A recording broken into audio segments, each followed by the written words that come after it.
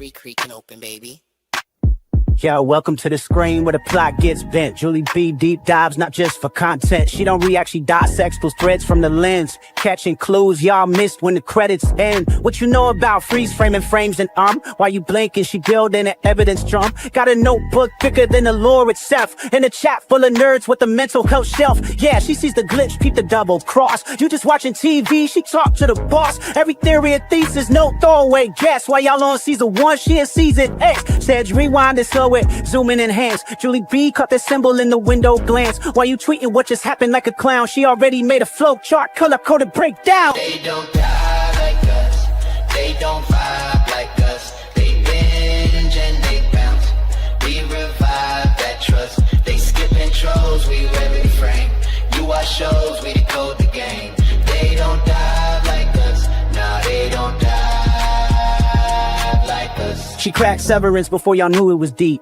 Predicted the Last of Us deaths in her sleep. When the camera pans, she ain't blinking once. Catch a ghost in the glass, call it theory punch. Watch parties lit like apocalypse nights. Call-ins while they bringing alien rights. Hey Julie, I think the trees are spies. Well, I have a spreadsheet that confirms that, guys. Zoom in, boom in, she moving through clues. Spinning Discord in the courtrooms, Lord of views. Got mods with receipts. Time stands with heat. Every rewatch turns into a Reddit elite. You stuck on the surface, we beneath with maps. Cross-referencing lore with the rector's caps. If your fave show got secrets, don't be dumb. Julie got the chalkboard out in Frum's where it's from. They don't dive like us, they don't vibe like us. They skim the edge, we inside that crust. They zone out, we zone in the pain. You say plot twist, we say nope, chain. They don't dive like us, nah, they don't dive like us. What's that? That ain't a blooper, that's a plot thread. You thought it was a shadow? She thought it was a coded message from season 3. And she's probably right. Step this way if your mind's unbent. Step that way if your theories pay rent. Say Julie B, deep dive queen. Now zoom, scroll, theorize, pull. Ain't no rabbit hole safe once she got the cloud.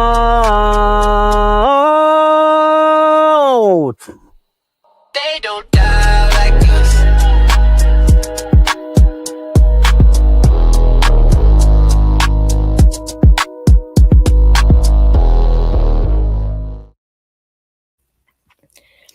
Hey guys, it is Julie B and Scarlet, and Karl will be joining us in a little bit. And we're going to be diving into some from season 4 theories tonight. Your theme song kept repeating to me over and over again, and I don't know if that was on your end, but it was on mine. I don't think so. No, it must have been on your end. I only played it once. It just kept starting over and over again, and I'm like, this is no way it's doing this, really. No, no. It was just like smiley, like over and over and over. Yeah, that's weird.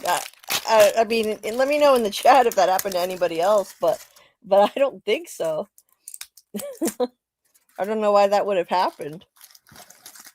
Yeah, I don't either. That's weird.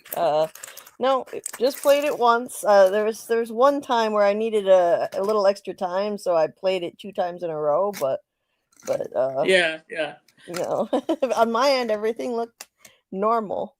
Everything looked good. Yeah, I even logged out and back in again, and then it just started over. And I'm like, no, what's happening? You're stuck in a smiley time loop. Yeah, but I am. Which isn't bad. I mean, I like Smiley. He's one of my favorite characters, so. I don't think you want to be stuck in a time loop with him, though. That's not where you want to be. Believe me. Don't pull a Kevin. Think that he's going to be the exception. You can hang out with him. It's not going to end well. I was just talking in Discord about like monster shipping because I said that Smiley and the young librarian made a cute couple. Right, monster shipping. Yep. Well, let's say hi to the awesome chat. Hey, JT Moore, welcome. Hey, Anon. I may not make the live show as I'm falling asleep already. I will be in the rewatch club if I don't make the live stream. Glad you're feeling well enough to make the live stream, Julie. Well, thank you very much for the kind words, as always. Hey, Amy at Pixievine TV. Welcome. Hey, Samuel. Trace brought the tea, as always. Hey, with Alice. Shadow Skulk. Recon. And Lori here, Real Cinema Therapy. Hey, Julie and Frumley, I may not be able to watch the live. Falling asleep. Have a great night. Well, thanks for popping in, Lori. And we've got, is this Chimera? I guess that's supposed to be read as Chimera. Hey there. Somebody, I think Chimera said it's actually Ryan. Or yeah, Ryan. Okay, so you've got a new handle there. This is Ryan. I forgot I was on my other account. Well, it looks like Julie gets another sub. Well, thanks. Thanks. I'm up to like 2060 something now, so firmly in the 2000 sub camp. Thankfully, I'm not gonna have to do another 2000K celebration when the 2K celebration when when the thing dips below 2K again. I was worried that could happen the way that totals fluctuate, but it's safe now. We're in the safe zone. Hey, Recon. Did I already say hi to Recon? I think I did. Well, hey again. Hey there, Bill Chill. And let's see. Doc is here. Nice to see Doc, as always. And Miss Joan. Hello, all. Michael here. Okay. Nice to see you. And we've got your real first name. Nice to see you, Michael. And thank you for the kind words. Hope you are feeling better. I'm not gonna lie, I'm feeling pretty bad, but if I wait until I'm feeling well, you'll never get any live streams. So I just have to. Sometimes I have to just do it anyway. There are nights where I just can't. I can't do it. I can't make it work. It's just not happening.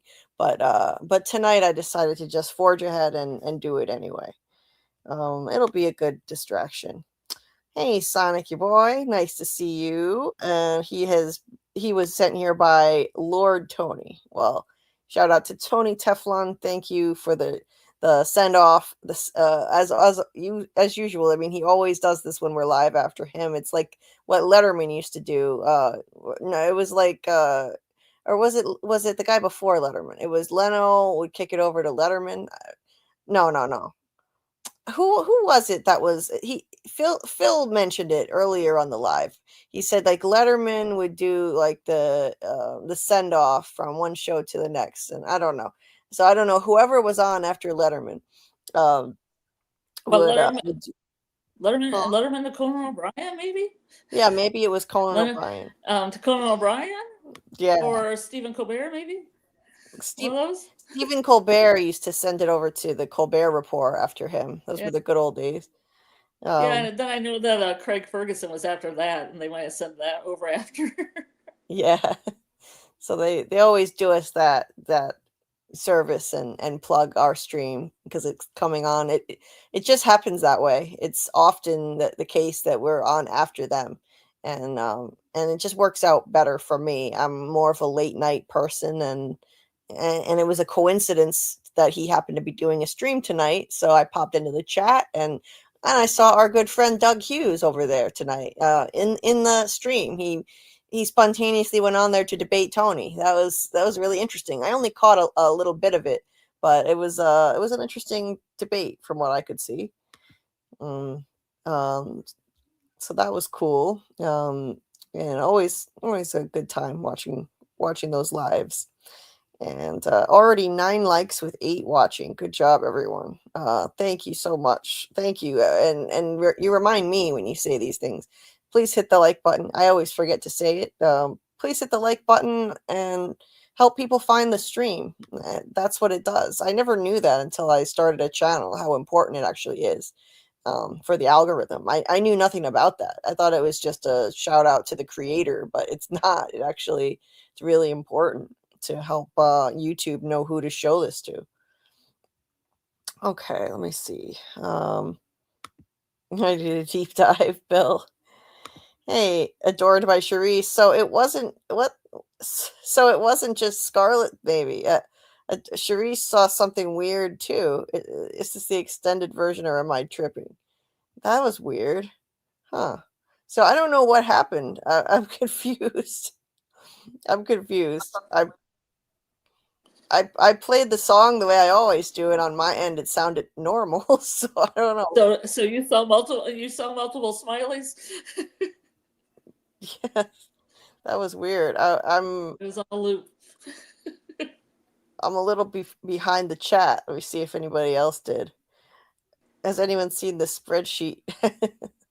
No, we don't actually have spreadsheets like the song says. I have one. Are you kidding? You have a spreadsheet.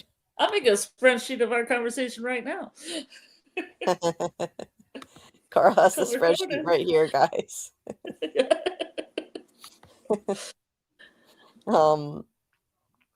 Sonic, yeah, KP sounded like he had a lot left in him. Expect him to call team.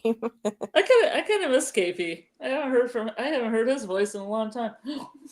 Yeah, KP was a chatterbox tonight. He had a lot. He had a lot just to say. Tonight. Yeah, even more than usual. Like the pace that he was talking at was like intense. I couldn't keep up. Yeah, he wasn't on. Like Phil and Tony don't have video, so I couldn't tell if he had a shirt on or not, or is this wearing a robe. Okay. Yeah. Yeah, I remember that. I remember. Yeah, or a pillow, just wearing a pillow, It was never a dull moment. Yeah. This is Doug's favorite part. Says Daryl says it didn't happen to him. Okay. No sound glitches for Bill either. Good to know. Feel another 7-hour one tonight. I'm trying not to. I'm not gonna. Yeah. I'm not gonna go out on a limb and say it's not gonna happen, but I'm pretty sure it's not gonna happen tonight. We're gonna keep it like a normal length, maybe 3 or 4 hours. That's the plan. That's not even normal. It's maybe a little higher than average, but we're gonna have that 7.5 to about 3.5. Yeah. I'm gonna try to control myself tonight, not get completely carried away. It's the chat. It's all the chat's fault. They have so many interesting ideas, and I get sucked into reading the whole chat, and then that's how it happens.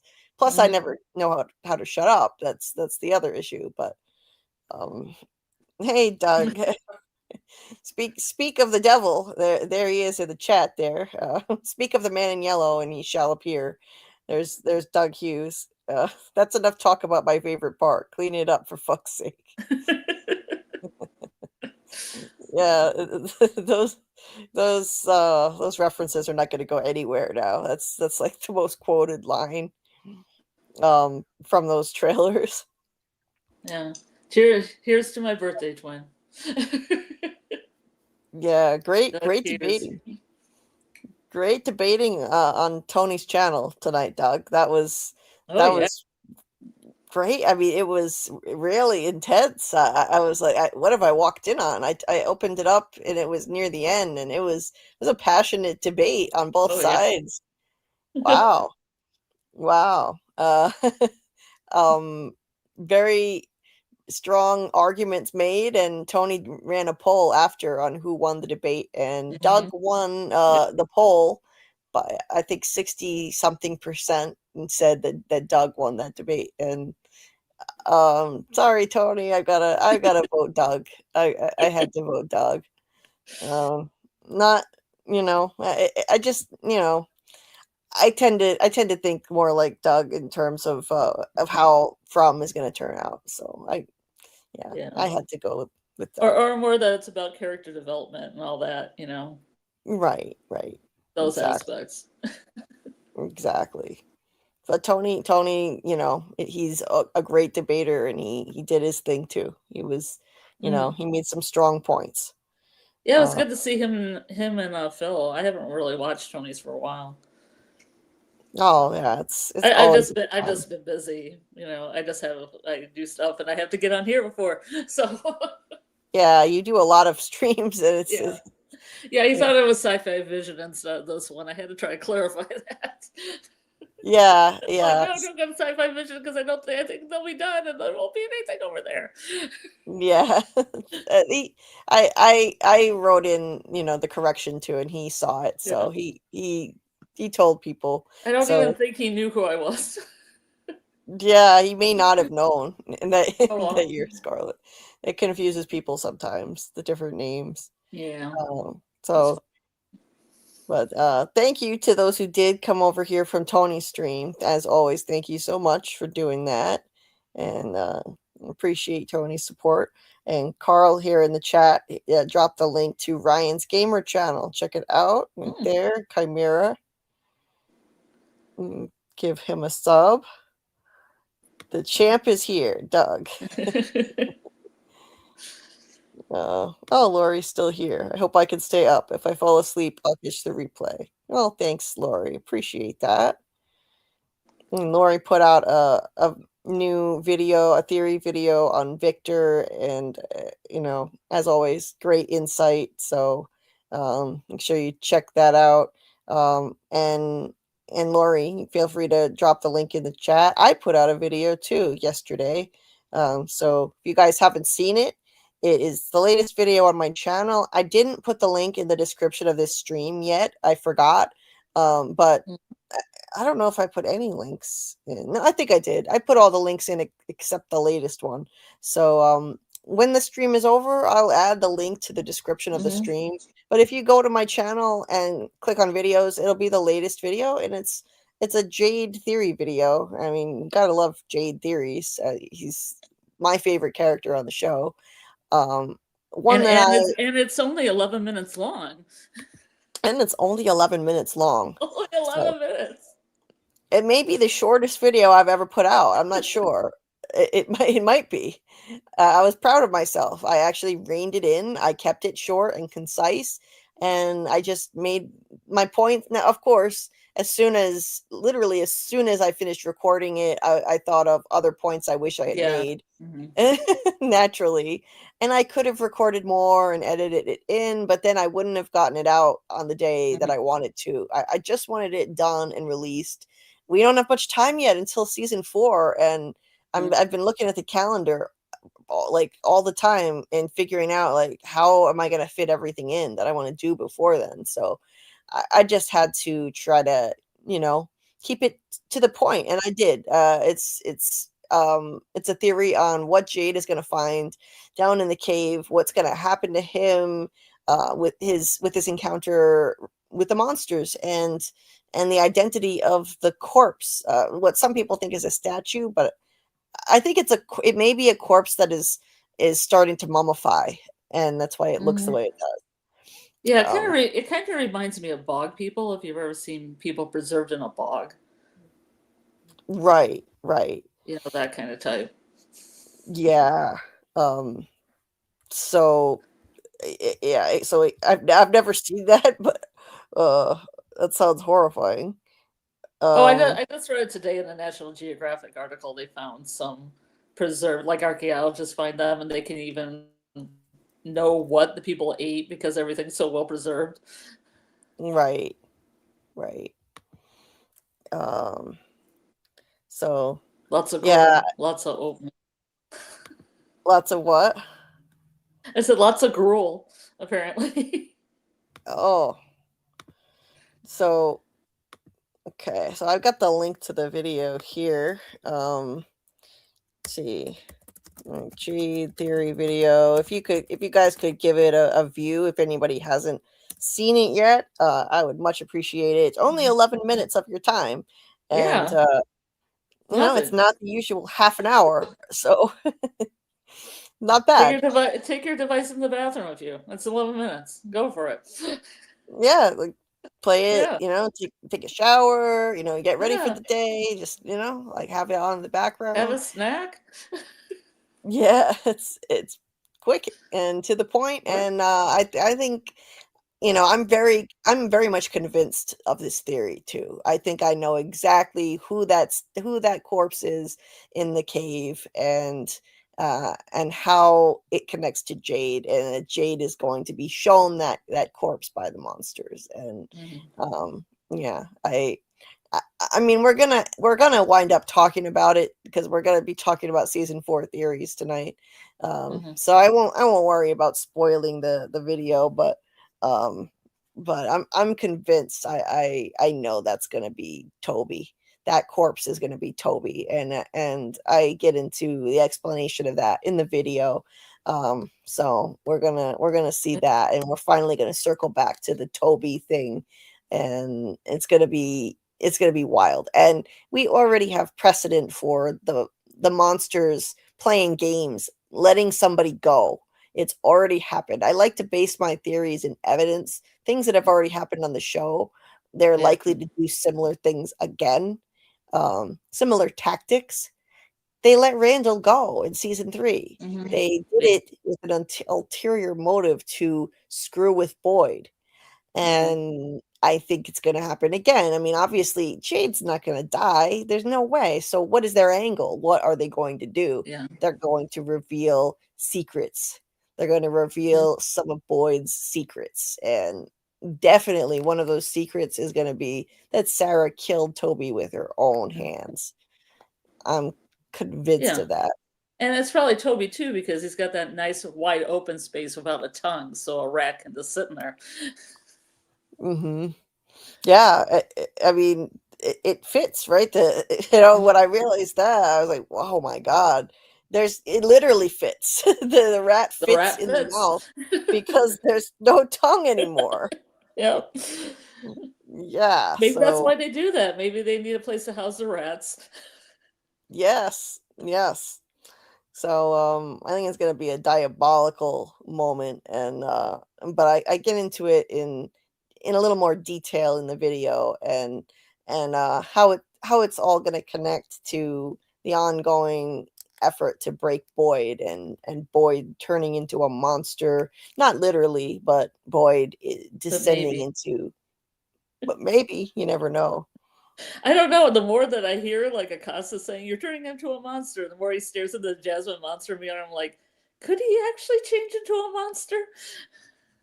Yeah, maybe. And then I think maybe the man in yellow was the old leader, and he was the old Mr. Fish and Loaves, and he turned into a monster, and now Boyd's gonna do the same thing. Maybe. Hey, Doug. Doug, were you trying to get my attention for a reason? Let me see if I missed any messages in the chat that you wanted me to read here. Hey, sorry, I'm a little behind the chat. I will catch up with the chat right now. Let me go through here and highlight anything I haven't seen. I see Tony also in the chat. Hey, Tony. No. Hey, it's gonna be round 2 of the debate right here. Yep. I'm called the Can Man, Mexican American, Jamaican, Canadian. Any man can get it. Pause. What in the world? The Can Man, huh? Okay then. I guess it's gonna be after dark tonight. Let's see. Hey, Percy Garcia is here. Percy came over from Tony's chat. Nice to see you. It's been a while. Doesn't the painting of the man in yellow have a mole? I don't think so, but it has a scar on its cheek. Let's say define mole. Yeah, define mole. Like you mean like Donna's there, like hanging on his face? Yeah, maybe. Sorry, people. I don't believe Donna's a mole. I don't think she's a mole either. Thank you, Sonic, for the congrats. Yeah, it's I was stuck for a while, so I was really happy to see my subscriber count finally go up again after being kind of plateauing for a bit. Let's see. What else have I been missing here in the chat? Doug said, I used to have a mole, but I had it removed. Okay.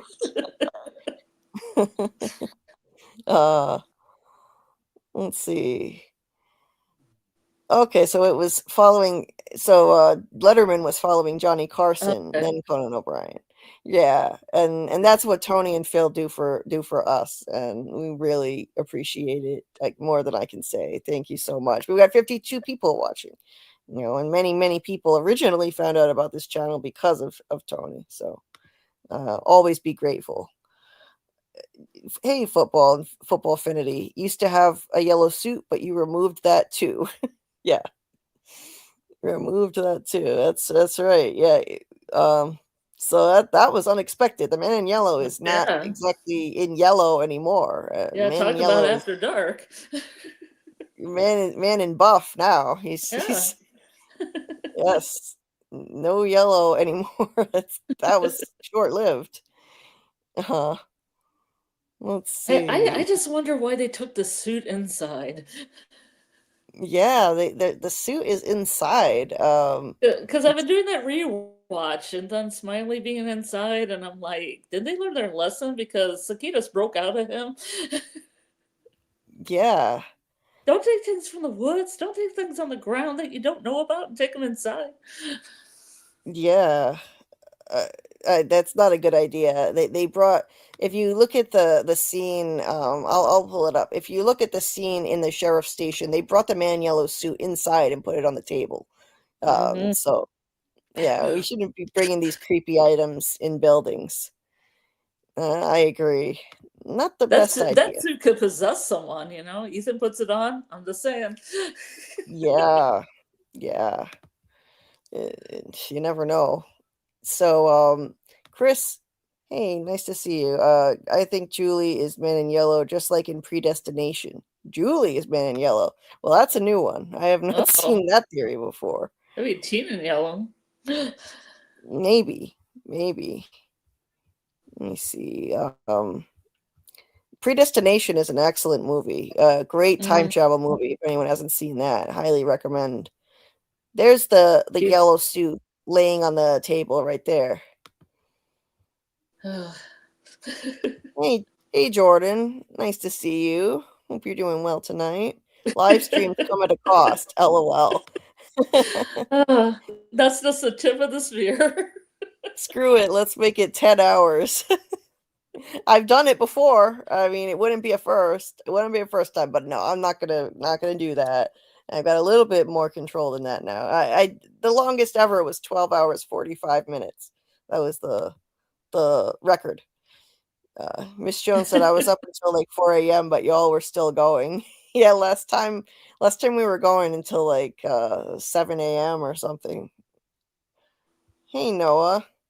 Oh, thank you so much. Julie B, I've been showing my girlfriend your live streams. Thank you. Truly appreciate the support. Thank you. Hey, Rayval.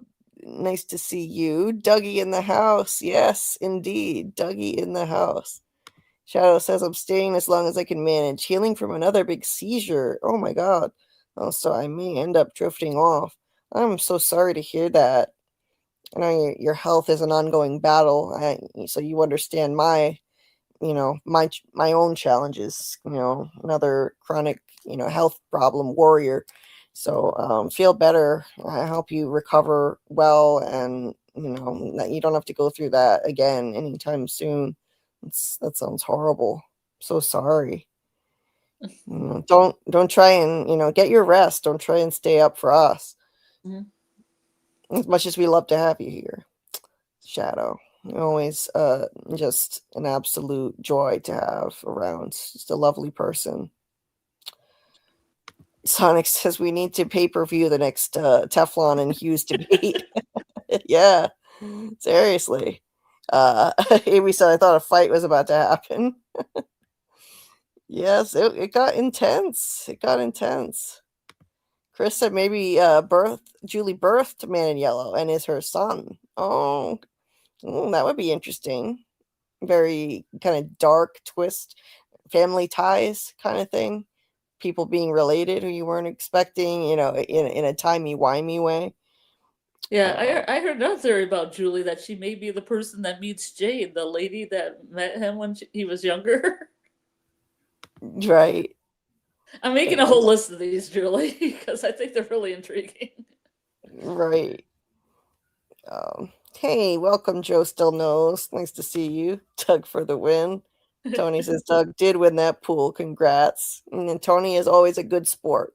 He always shows good sportsmanship. I've had my own respectful, impromptu little debates with him, and always respectful and it's all in good fun. Even if it sounds like it's getting heated, it's all in good fun and good vibes all the way around. No hard feelings. Chris thinks Tony won. We will find out that lizard people are behind this. Oh, okay. Illuminati. Yeah. Karl says the debate was neck and neck with Doug ripping out at the end. Neck and neck. Nice one. Sonic says, Tony, I think you can run for president with those debate skills, bro. Yeah, he's good. He is good. Seriously. They're both great debaters, so it was a compelling watch. You guys should check out the replay if you missed it. I'm gonna check out the replay later on when I have the time for sure. Hey Brandon. Hello everyone, made it just in time. Always nice to see you, Brandon. Thanks so much for joining us. And Lori did drop the link to her Victor deep dive, so check out Lori's theory video when you have a chance. And I'll throw the link to my Jade theory video in the description of this live stream, so you guys can see my Jade theory when you have a moment. It would be greatly appreciated. I'm fighting an uphill battle, as Lori and I both as small creators. It's very hard to get the algorithm to recognize us and get those views. So every single view, like, and comment are really helpful. And also hyping is a new superpower thing that you guys have if you want to support your favorite creators, if you want to support content you enjoy. You get 3 hypes per week. It doesn't cost you anything, and you can do this 3 times on a single video or on other videos. It doesn't matter. You can give them all to one video or live stream replay if you'd like. I didn't know you could do that 3 times for one video. Yes, you can. That's you cool. can. Yep. So that's, FYI, if there's ever a video that you're so excited about, you want to help the person as much as possible, you can hype the same video 3 times. As long as you haven't hyped anything else that week, you only get 3 hypes per week. So, and small creators get a bonus. So people like me and Lori at Real Cinema Therapy, people like us, we get bonus points because we're small creators. YouTube gives us extra. So it really helps. Every single hype, for people like us, for people like me, it really has a huge impact. You can multiply your impact a lot if you hype small creators content. So you can do that with live stream replays, and you can do that with videos. And whenever I have a video out, like if I released a new video any given week, I always would request hypes for that versus the live stream. Just because the videos are what really stick around, and the live stream replays, they're going to just get lost in a big heap. And I appreciate the hypes. If we have nothing else going on, the hypes, yes, please hype the live stream replays, please do. But if I happen to have a new video, it would be greatly appreciated if you do hype the video, if it's got to be one or the other. Anyway, so that's how the hype thing works. I'm starting to figure it out. It was mysterious at first, but I'm starting to figure it out. Jordan, yes, the JulieB family is passionate. Yes, we are the crazies, the fromaholics over here. Absolutely. Hit that like. Thank you, Miss Joan. Thank you. Hit that like button, please.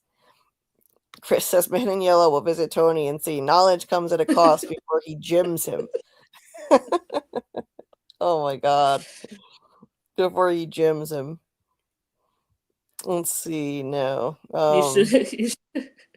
You shouldn't have been talking about aliens, Tony. Yeah.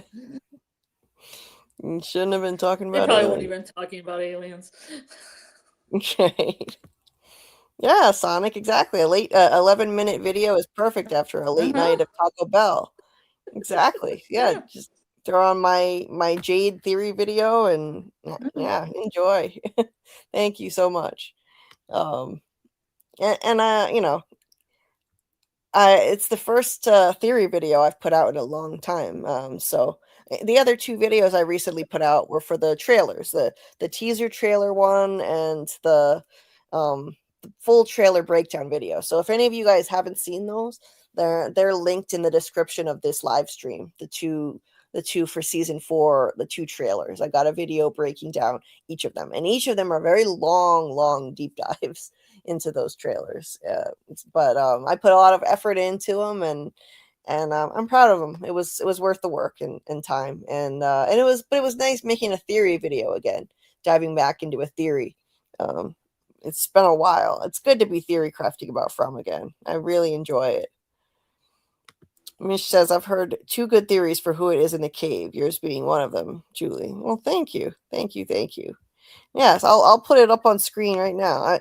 I won't do a play-by-play of what the video says, because then you won't watch the video. But I'll just, obviously this is something that we can discuss tonight, because it's one of the hot topics being in the trailer after all. And you can consider it a preview. A preview of my theory video. Yeah. Now take a look at this and go back and look at what Toby looked like, and tell me if you don't think that looks like it could be Toby. That looks like Toby to me. And look at his chin with blood all over it. Sarah stabbed Toby through the chin and up through the tongue. That's the first thing she stabbed. I think that is a dead giveaway, no pun intended. Concrete proof. Yes, it's concrete proof. Yeah, we have concrete proof. We have concrete proof now.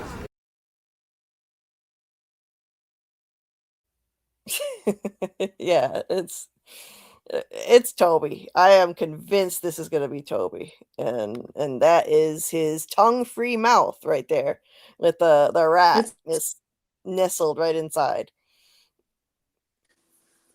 Got plenty of room in there for a rat with no tongue. Hey there, Laderick. If it's daylight, shouldn't they all be asleep? Shouldn't who be asleep? Well, you're talking about the monsters in the cave. The monsters? Sometimes they wake up. Even if it's daytime, sometimes they wake up. When Victor went down there in season 3 in the daytime, one of the monsters talked to him, and she was in her fake human form saying, if you keep coming down here, one of these days we might make you stay. So sometimes they monster. The swing coat monster. Yes. Seth Rogers.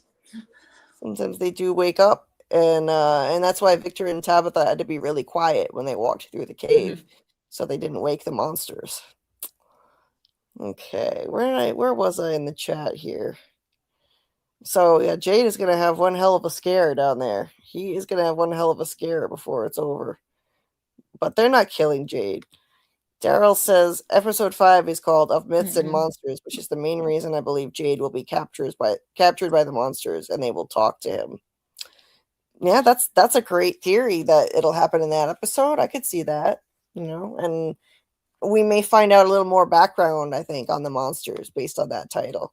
We may find out something more about them. About maybe Julie also story walks in that episode to a past cycle, and we find out a little bit more about how all this works. Maybe it's that older colonial lady. Mm-hmm. The one that was in the call sheet. Yep. Nope, not going there. I think maybe Doug is saying, nope, he's done debating for the night. Yeah. I think that's it. Enough debating for one night. Yep, he's good. Yeah, he said, I'm exhausted. Understandable. It was a great debate, and you guys should do it again. It's very entertaining. Shadow says, I still think it's a possibility Fromville is in between realms on Yggdrasil. What's Yggdrasil? Do you know? It's the world tree in Norse mythology. It has all the 9 realms, like so early, like Let me think. Where do all the waters die? Valhalla's there. Mm-hmm. God, what are those ones called? Well, there's 9 realms anyway, and there's a squirrel that runs in between all the different realms. Mm-hmm. The messenger. I do believe it's like that because there's even that picture that Victor draws, that the snow globe thing that looks like it. It looks like the world tree, and it looks like the 9 realms, and so Mm-hmm. there's that. Okay. But I mean, it goes with the Odin mythology too, with losing the eye for knowledge and being hung upside down for knowledge and all that. I can see it. Right. Sorry, I can't Per- remember the 9 realms right now. I used to Percy know says, them. I'm telling you all, Man in Yellow is the mole.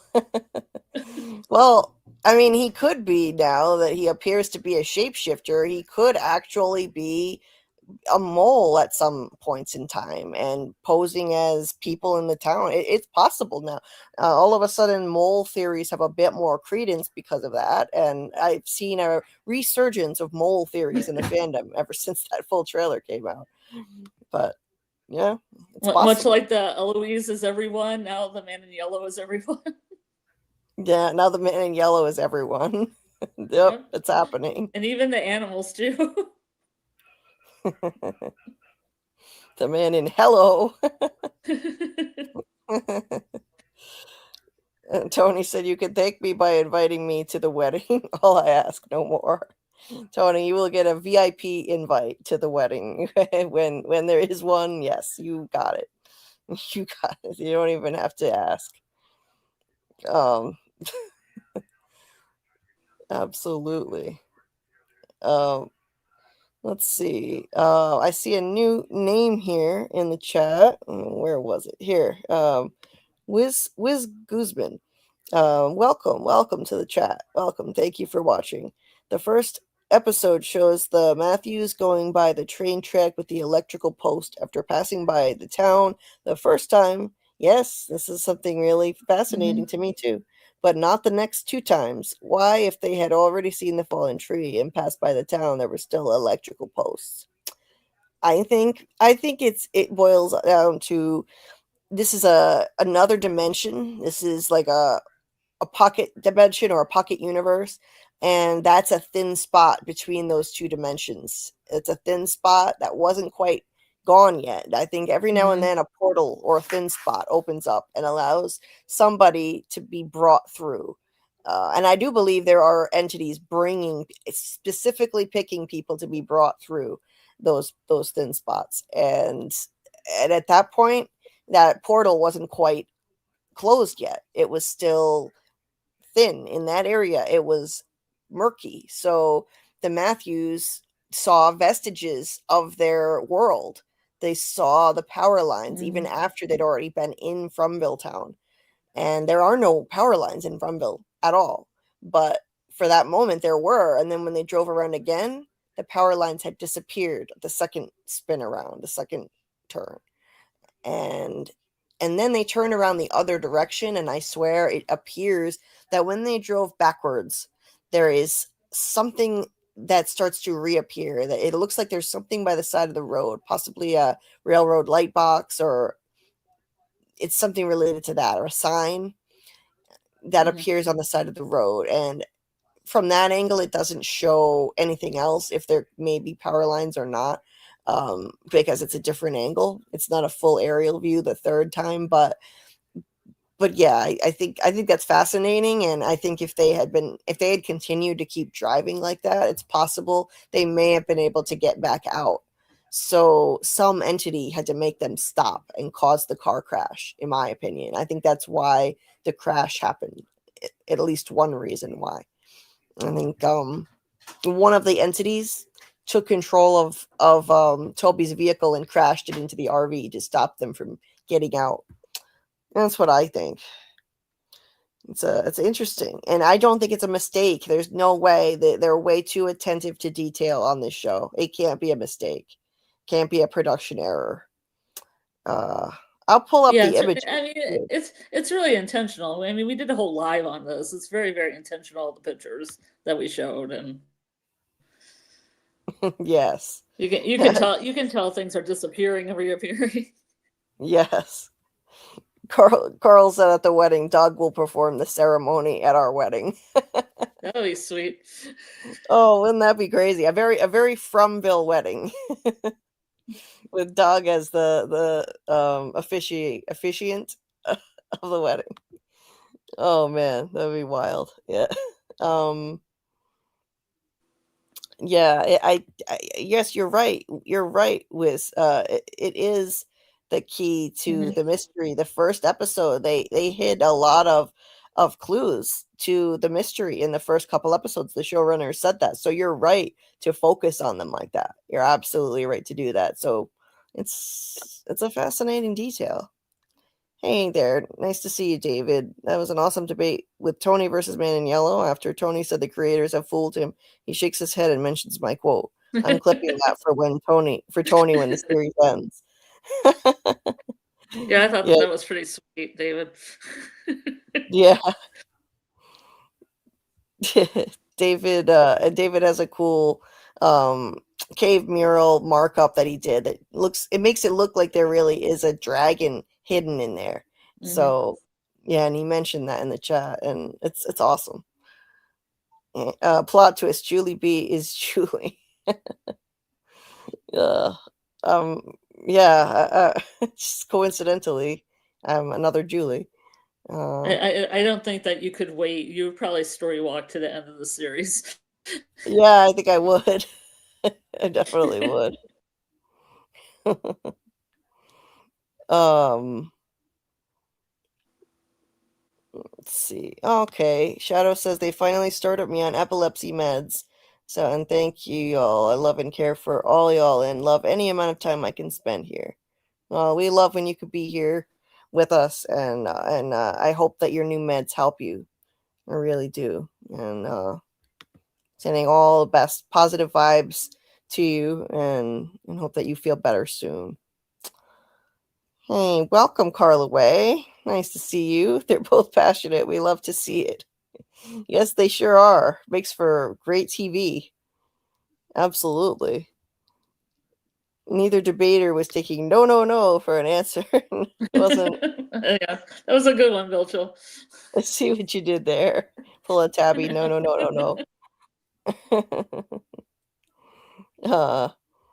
Jordan said, Dougie, just saw your comment about DMs. I bet you get some thirsty messages. Gotta hydrate the fans. Yes. Oh, thank you so much, Miss Joan. Thank you for hyping my Jade theory video. Much appreciated. It really goes a long way. Every hype for small creators sends 2.5k hype points. That's a big bump. Every single hype counts for a lot. So thank you so much. If you really want to multiply your impact, it's, likes, hitting the thumbs up is very important, but the hype is like the most powerful tool YouTube has ever given people to help influence the algorithm and boost videos. Let's see now. Well, so let me try and catch up with the chat here. Okay. Just kind of scrolling through here. So Lori says that she's not in the hype program. Not all channels are enrolled. I read it's in beta testing and hasn't had a national rollout yet. Really? I didn't know that. I thought everybody had the hype button. Yeah, I don't know. I know people that don't have a whole lot of subscriptions and have it, so I don't know what they're basing it on. Wow, that's weird. I'm sorry to hear that, Lori. That sucks. Hey, Beehive Girl. Thank you for popping in. And I know this is late at night, so nice to see you. Thanks for popping in for whatever time you can join us. Always great to see you. Yes, Wiz says the first episode is the key. I'm telling you, it doesn't make sense. The electrical post, the first pass after seeing the fallen tree and passing by the town already. Right, exactly. Yeah, it's very peculiar. I'm telling you.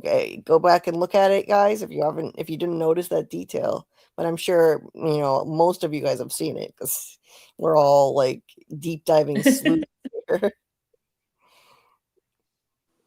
Let me see. Hey, Tam Keen. I have terrible memory recall when it comes to Toby. I can't remember that man's face despite seeing a picture of him recently. Well, I put side by side pictures in the theory video, so Yeah. you can see what he looks like. I'll pull it up now too. I'll pull up a picture of Toby and show you guys. And his mouth is even open when he's killed, just like that. Yeah. It's open in the same position. I'm telling you. I make like this for it. I was gonna say just to bring the point home, it's also in the same position. It is.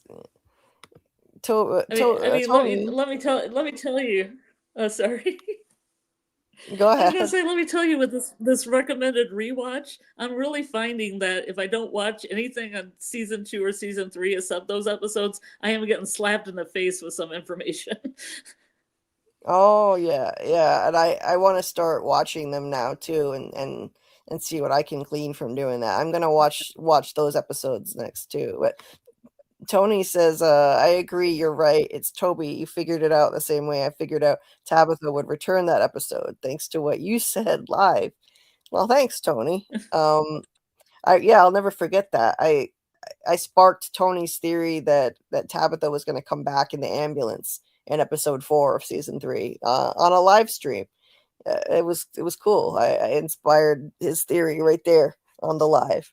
And he was right. She came back in the ambulance exactly when he said. So it's always fun, And what's another thing that's cool about this theory was sparked on a live stream too. I got this theory last week on last week's From Season 4 Theory Live when we were talking about all of this. My friend Justin White mentioned that the showrunners have said in an interview that they haven't forgotten about Toby. Don't worry. They said that a while back. And then that just made it click for me that it's got to be Toby. So yeah, sometimes just you'll be right in the middle of a live stream and somebody says something that just makes a theory crystallize in your head. No, I came up with the tongue. I came up with the tongue thing. Yeah. Yeah. That was hollow and big enough for a rat. Look, it's big enough for a rat in this photo, everyone. Yeah, here's rat Toby. Size. That's when she first stabbed him, and sorry for the graphic imagery, but yeah, sorry. But you choose to watch this show and come to these lives. Yeah, but I enlarged it. I realized that screwdriver is all the way through. Oh. Yeah. The facial expression is obviously different because this one is just a blank face with his eyebrows in a neutral position. But here, his eyebrows are raised. You can see his brow is furrowed, in shock. Yeah, you can't see his teeth really well. You can't see his teeth in this one. Yeah, you can't see his teeth in this shot, and his eyes are looking up. But I mean, look at that. I mean, they both have their mouths open, and there are similar facial features. If you just look at him in a normal way before he's stabbed, a rusty face before that. Yeah, they have really. That 8's right by his head too. I like counting 8s in this show. There's an 8. Yeah. So, yeah, you can see that there's a very strong resemblance. Obviously the eyes are different, but the eyes they're milky and glazed over the way that this place does to a lot of its victims. They white the eyes out for some reason. But so what do you think the monsters are doing with them? Just keeping them down there, making them part of the tea party, setting them up by Jasper? I think. Yeah, they're doing this to screw with Jade to distract him from his quest to find answers. He's getting too close to the answers after he had that revelation that he was reincarnated. So, now they're doing this to get in his way, as they throw an obstacle in the way. And if Boyd knew about this, we don't know for sure, but if Boyd knew about this and didn't tell anyone, that'll make it even worse for the information to come out. But even if Boyd didn't know, this is bad for this to come out, what Sarah did. They need her. She's a vital resource with her unique gift to be able to hear the voices. They need her. So sowing dissent with Sarah is really bad timing right now. Oh, by the way, Doug's leaving. Everyone say goodbye to Doug. Good night. Oh, okay. Let me see. I'll scroll down to the bottom here. I see. Let's see. Where's... Oh, I was just gonna say that. I was gonna say same thing Doug said in the chat. The Murdoch Mysteries watch party. Yeah. Doug says, "Well, it's past my bedtime, kiddies. See you all soon." And I've been talking to Doug about setting up a Murdoch Mysteries watch party in Discord. And so now it looks like we are going to finally be able to do it. He recently appeared on Murdoch Mysteries, which is a Canadian series, and most of us, can't access it because we're not in Canada, but Doug has a copy of it, and so he's kind enough to share it in a watch party format, so we can convene in Discord and watch it together in there. I can access the first 14 seasons of it, but it's on season 19. That's an amazing amount of seasons. Yeah. Yes, it is. It's got a lot. It's been around a long time. So yes, I will talk to Doug about when we're gonna set up the watch party and let everybody know. I'll tag everybody in Discord. If you're not in my Discord, you can find the link to it in the description of this video. And we're gonna have lots of fun doing watch parties. For season 4, we're gonna be streaming every episode of From when it drops. As always, I will do that, and Doug will hopefully be able to join us. Doug has said he'd like to join us for those, and so that will be a blast. And in the meantime, I try to do rewatch parties when I can. I'm not always able to do it for every episode of From, but sometimes we do rewatch parties for From in there, and we will definitely do a Murdoch Mysteries watch party for Doug's episode. I've heard it is an explosive appearance that he made, so definitely a good time. And have a great night, Doug. Thanks for being here, and sleep well. And let me see anybody who I missed in the chat. I'll just shout you out. Hey there, Joyce. Nice to see you. And Kelly, always nice to see you too. Let's see, did I miss anybody? I saw another name too.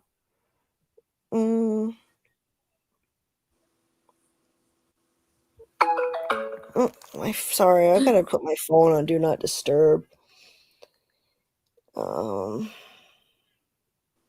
There, now no more noises. Dearly bedeviled, we are gathered here today. Yep. That's how the wedding ceremony will start. Dearly bedeviled. Doug at the ceremony. I do. Doug, are you sure? Doug, are you sure? I can tell you the reasons why not to. You may kiss the bride. This is my favorite part. Yes. Oh man, can you imagine? Oh, and Carla could sing us down the aisle. Could sing me down the aisle. That would be amazing. Yes, what a very Fromville wedding that would be then, with Carla Way too. She's gonna sing Que Sera Sera. Yes. Hey, I never know how to say this. Blazian, welcome. Nice to see you. What was going on with Tabby and Henry right before the accident that brought them to Fromville? She found the bracelet, said it was all still part of the game. What's your take about that part? Well, they were on their way to the original bottle tree that Miranda created in Camden, Maine, and it seemed like some entity in Fromville didn't want them to make it there and caused the accident. it's just too suspicious that they got in an accident on their way to that bottle tree. So what would that bottle tree have done? I mean, would it have brought her where she needed to be to actually save the children, quote unquote? I mean, that's a real mystery. I don't know, but I definitely think that they were stopped for a reason. The timing of that was way too sus to be a coincidence. I think I got everybody in the chat. I think that person is Blazing One. Blazing One? I think they're blazing. Oh, okay. Maybe it's Blazing One. That's how I say it. Okay. Sonic said I forgot to shout out Jim's hair. Yeah, I missed Jim's hair. And Ray Val, I don't think I said hi to you. Hey Ray Val Joe. Man in Yellow needs rest. Hey PR Ragland, welcome. No, you didn't miss us. This is not the end, or this is just the beginning. We're just getting started. Just finished greeting the chat. So yes, Miss Joan, you can watch with us. Anybody who would like to watch. Now, if the watch party winds up being too big, we'll have to have more than one. I think since nobody's boosted my Discord server in a while, we might have a max of 15 people who can be in at any given time in a watch party. But if we wind up getting too many people, then I'll just do another one. I'll do another one so that other people can watch too.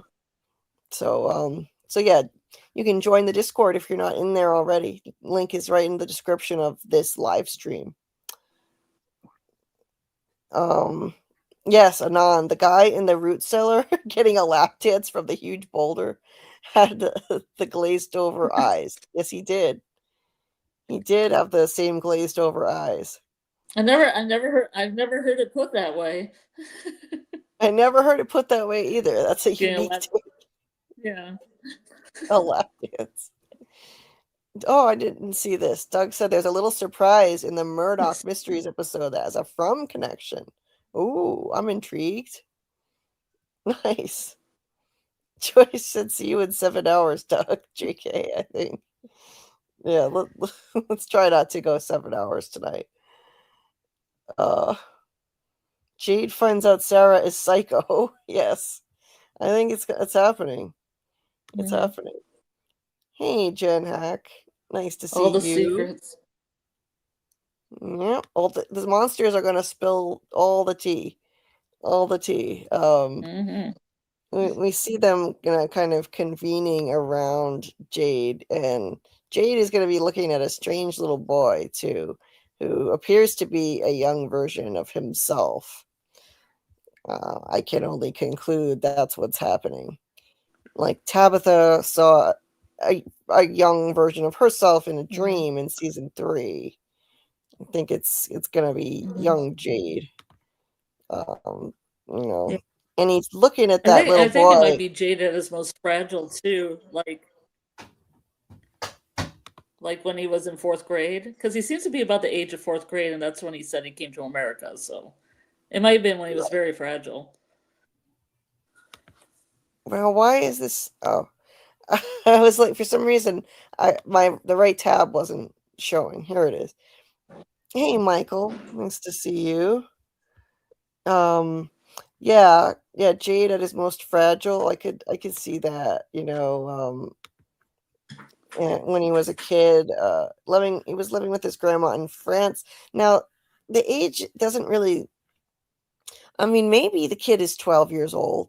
But he looks so little. He could just be a kid who hasn't hit his growth spurt yet, though. Because Jade moved from France when he was 12 years old, because his grandma died. He moved to the U.S., and that's where he met Toby. I think that was in the first because I think maybe the age difference. He might be a couple of years back in school because of maybe he only knew French. And he had to adapt, and I think maybe Toby protected him. Because I think he said something about like how he was alone and stuff, and I think Toby might have been in that position. Right. Yeah. So Toby was there for him when he moved to the U.S. and he didn't have much family. He had to go. I believe he said he had to go live with his uncle after his grandma died. So he moved to the U.S. to live with his uncle. He didn't have parents, and he met his friend Toby. He said that he had been his best friend since the 4th grade, and this kid does look about the size of a 4th grader to me. Now, but the thing of it is, that's the discrepancy, though. 4th graders are not 12 years old unless you've stayed back a few times, and Jade is a genius. So, you know, if he has a language barrier, he might not. maybe because Jade said that he was best friends with Toby since the 4th grade. Yeah. But yeah. he also said he moved to the U.S. when he was 12 from France. Yeah. So that doesn't add up. He should be in 6th grade if he's 12 years old. So I don't know. Yeah, I mean, I guess a language barrier could be a problem. But well, I mean, we have kids in my school with a language barrier, and they're usually a year or 2 behind, even if they're smart. But I mean, I'm assuming he probably grew up speaking both French and English. A lot of people in France speak both. We don't know where he was born. He may have been sent to France to live with his grandma after whatever happened to his parents. We don't know. And and you know, he has no French accent today, although he could have lost it over time. That happens. So it would be interesting if it's like you think, and you were saying that it could be he's being shown a vision of himself at the age when he met his friend Toby. Just to drive it home, just to be the most manipulative because the monsters manipulate.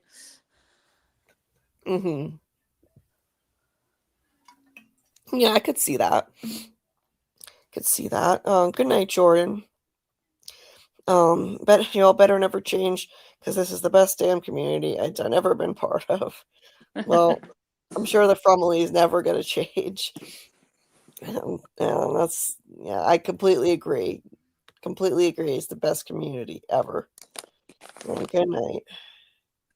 And good night to Jordan. So, David says the reality. Sorry, I don't know why my voice is hoarse like this. The reality is Jade and Tabitha grew up in From, and the fantasy curse is their reincarnated lives while they are trapped as monsters in the tunnels. I'm not sure what you mean, David. So you're saying their reincarnated lives are just a fantasy. Interesting. Yeah, I've never heard that take before. It's interesting. Well, they're trapped as monsters in the tunnels. Yeah, they might be the baddies. Yeah, maybe. I don't know. I think they escaped becoming monsters because they didn't sacrifice their kids, which is what we were told essentially. But man, maybe there's going to be another twist coming. You never know. Thanks, Joyce. And there will be so much more to the Tabitha/Jade history. Oh, absolutely, Jen. I mean, it goes back multiple lifetimes. So there's a lot more for us to learn. Yeah, I keep okay. It's the rewatch thing, Julie. It's the recommended rewatch stuff, but now and other things I've done, other things on my own. But I keep seeing they have a daughter, but the daughter's always with a boy, and I was like, is that boy also their son? They don't really say that, but then Miranda had 2 kids, and Tabby she had 3, but then she had 2. And I'm thinking, is there a son? Because in Miranda's paintings, there's always 2 of them, the 2 Angui kids. When Tabby sees them, it's the daughter, but with a boy. Right. What does it mean? Yeah, Tabitha always sees 2 Ankui kids, a boy and a girl. Well, she saw them once, and then Miranda saw them as well because Miranda painted a boy and a girl who looked just like the 2 kids that Tabitha saw. So that is odd, who's the boy that Tabitha sees? Why does she see a boy holding hands with the girl who turns out to be her daughter? Because that little girl she saw that little girl she saw in the vision of the two Ankui kids, we later see that same little girl approach her when she had her revelation about being reincarnated in the season 3 finale, and it appears to be the same Ankui girl.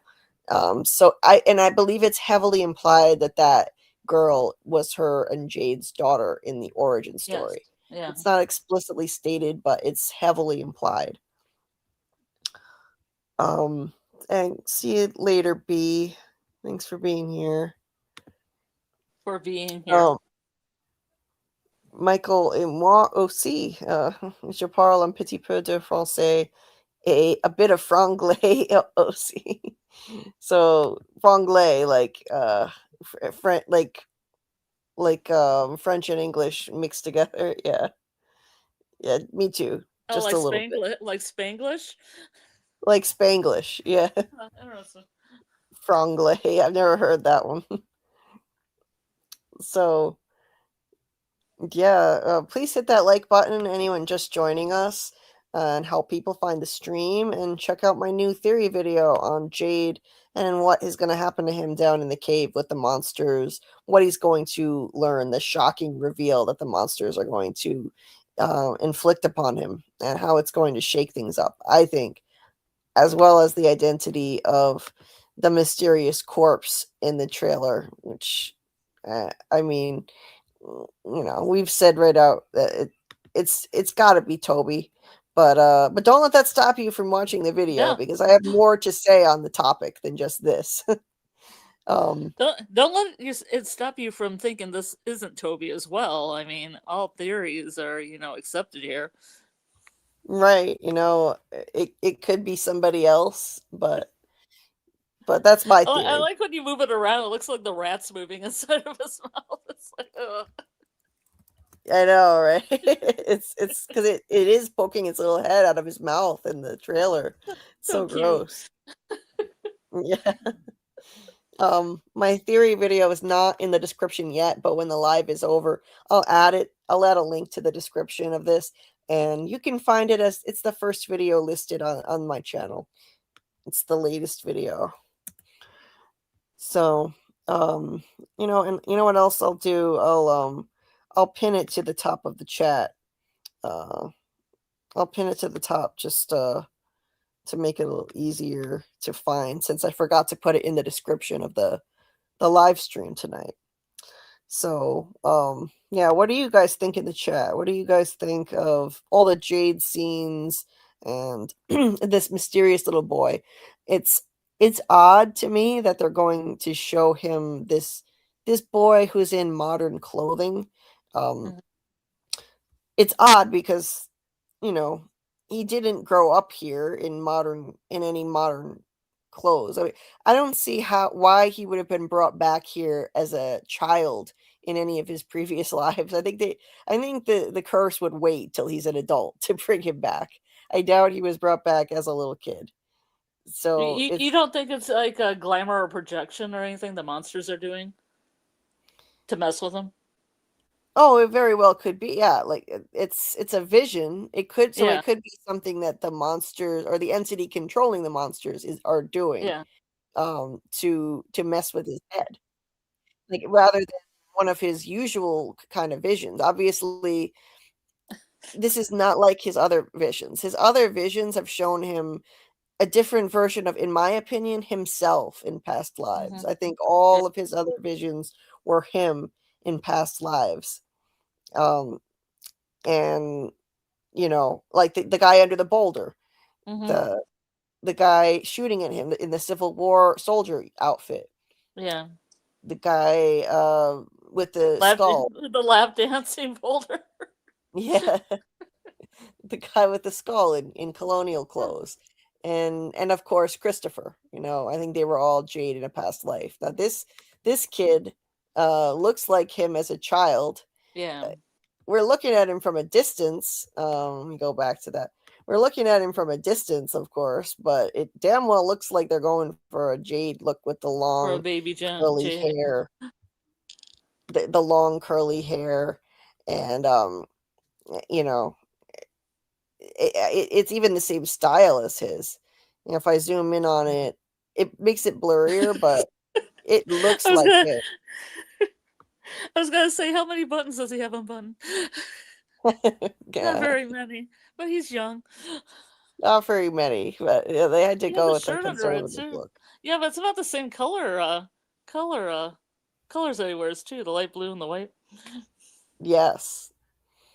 Well, thanks, Joyce. And, I guess we'll know if hype, he starts speaking French. We'll know. right. And hype if you can. Yes, please do if you can. Yeah, well, if he starts speaking French, yeah, maybe we'll know for sure that it's supposed to be him. I think this may be a distraction to, Yeah. so the monsters can sneak up behind him more effectively. Mm-hmm.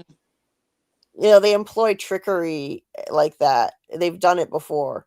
In season 3, they let the livestock out to draw Boyd and Tian Shen out of the house, and they do more sophisticated manipulation tactics than they've done in the past.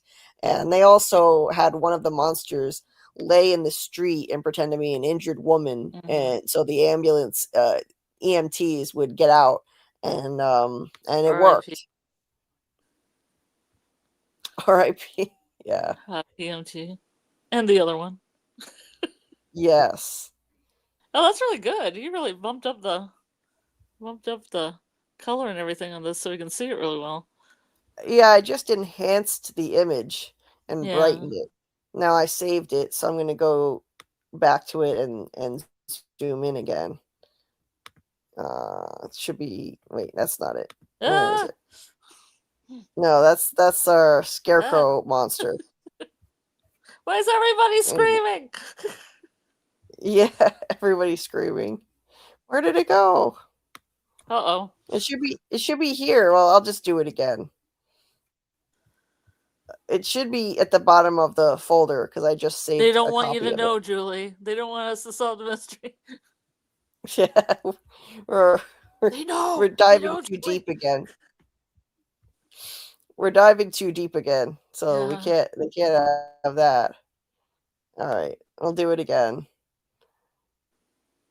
So what I do is, this is what I do with all of these images when I want to get a better look, because From is lit really dark and murky sometimes. So you have to kind of do this to be able to see it better. I make it pop, I brighten it, I do whatever I can to be able to get a better view. Now, see, what happens when you zoom in is it's automatically going to get blurry. There's no avoiding that. But I can make it pop a little more. I'm going to get rid of that. I thought that effect made it worse, but it actually doesn't. The HDR effect. But yeah, see, that's the best I can do. But you take away the pop effect, and it gets worse. But it looks like him. It really looks like Jade. And if I zoom back out a bit, it helps. Like, even from a distance, it looks like him. It looks like him. So I think they're using trickery again. They're using trickery to distract him and manipulate his emotions. Yeah, and also I want to know who else Jade it would be. haunting, possible. I mean, who else would it be? Amy says it could be Sarah's brother. She said, could it be? Yes, it could be. Sarah's brother also looks like that. Well, if you're talking about the corpse, the corpse also bears a resemblance to Sarah's brother Nathan. But what would be the use in showing Nathan's corpse versus Toby is what I would ask. Plus, Nathan has a tongue. Right. Nathan has a tongue. So, I think. Yeah. Really looks like young Jade. The caves are lit. Yeah. From is lit. Yes. And Carl has joined us now. Let's see it. Bill thinks that rodent mouth is Brian. Brian Kelly. Yeah, I've heard that theory, and it could be because Brian Kelly's body was never located. In season 2, it was Boyd's.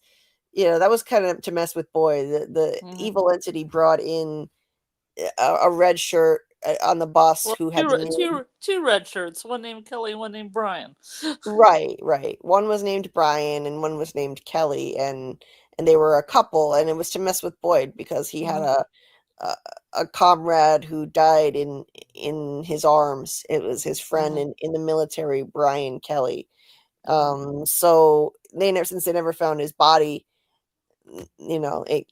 it was suggested that it could be him. Some of the fandom have said that, so that's another possibility. But I would say to that too. I mean, I don't see the use in bringing it up again. It was good just once as a mindfuck for Boyd, but frankly, I wasn't really that impressed by that the first time around. The whole Brian Kelly thing didn't really get me that excited. Oh, except for that whole scene when Kelly has a rebar through her head. Yeah. That was gnarly. But the Brian Kelly, their names are Brian and Kelly. It just didn't really thrill me that much, and I think bringing that back wouldn't be useful going forward to the story like this would. Yeah, they're not very unique names either. There were two people with completely weird names that are hardly there. It would be a little different than Brian Kelly. My cat has an opinion. She has lots of opinions. Yeah, that's one thing I noticed in the rewatch too, is that they're talking about an acid trip. I've been making all these LSD acid trip like notes. Right. They come in, they're like, "This is like an acid trip." I'm like, writing notes in my notebook. Oh, interesting. Yeah, I didn't notice it before. Joyce, Brian Kelly, that whole thing felt like a stretch. I too know a person named Brian Kelly. Me too. I really didn't think that was that exciting or interesting, that storyline, and so I wouldn't be impressed with them bringing that back at all, and I don't really see the usefulness to the plot going forward. So I think it's more useful, and it just makes more sense to bring the Toby thing back around. And it was a lot more of a gut punch, what happened with Toby, and more mysterious, and they could do more with it if it's him, I think. But let's we've been on this image for a while, so let's go let's go to something else. And the way that I look at the sequencing of it, I think it's gonna probably, they show this all out of order, but they show that in this this sequence that it looks like it's part of Boyd's nightmare, but all of these images are not going to be part of Boyd's nightmare. They do that to confuse us in the trailer. That would be one hell of a nightmare. Yes, it would. Then they have Jade looking around in the cave with a lantern and seeing the little boy. That's another section. So I think that probably happens first, before the other stuff, and then while he is distracted, because there's a shot of him looking shocked, like this could be him still looking at the boy. He's standing there looking and holding the lantern, and he's wearing the same clothes. This was later in the trailer, but I think it's the same scene. And then you have him looking at that, and then it looks like while he's looking at something, the monsters come up behind him. So he's probably looking at the little boy. Then the monsters sneak up on him, and he's taken off guard. They're right on top of him by the time he turns around, and he jumps, like you see him startled like that. And they looks like they grab him. Ugh. They're getting more. They're getting more handsy than they used to be. It used to be that if a monster was that close to you, you were dead. There was just no question about it. You were dead. I was just gonna echo him from the first season. No, Jade, not Jade, no. Right. He's not gonna die. No, he's totally gonna die. Yeah, he's not gonna die. Come on. He's not gonna die. Nobody should be concerned for his safety. He's way too important to the plot, so he's not going anywhere. After that reincarnation reveal, there's way too much more to do with Jade and Tabitha. So the two of them have plot armor until the final season now, I'm sure of it. But Yeah. they're grabbing him, and they grabbed Boyd and tied him up in season 3 and made him watch as they tortured and murdered Tan Chen, and they grabbed Randall and sliced into his face and let him go. So they're changing tactics. They're getting more manipulative and touchy-feely with people, not necessarily to kill them, but to make trouble, to stir things up, to torture certain people and make trouble for others, you know. So that's a change up in tactics. It's, you know, it makes them a little bit less scary, to be honest, because, you know, watching this, I should be terrified that something's going to happen to Jade, but he has way too much plot armor for that to happen. And I'm glad. I don't want anything happening to Jade, but I do kind of wish that they wouldn't keep having people get this close to the monsters and survive. I hope this doesn't happen too often. First Boyd, then Randall, now Jade. It'll make them less scary, you know. If Well, they keep there's also people that point out that Sarah walked home at night too by herself after she left the door open. Mm-hmm. So they also left her alone as well. Right. So, yeah, that's true. And Victor, they always loved Victor's fear. I guess it was very tasty. Yes. They also, you know, they let Victor go. That's another one they let go in season 3. So they let Boyd go.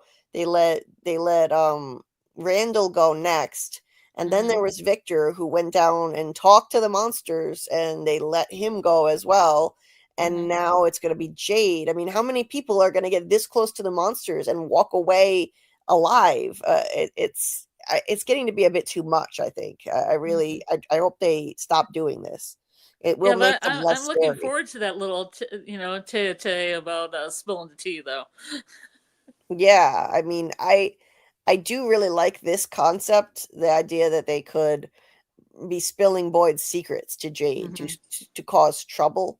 But I hope they stop making people get this close to the monsters and letting them go, because it takes away the stakes of the monsters. It really it's making them less scary, to be honest. You know, what happened to, you know, the stakes in season 1 where Father Khatri, you know, he was outside for just a few moments too long, and a monster slit his throat. Yeah. And that was a huge character.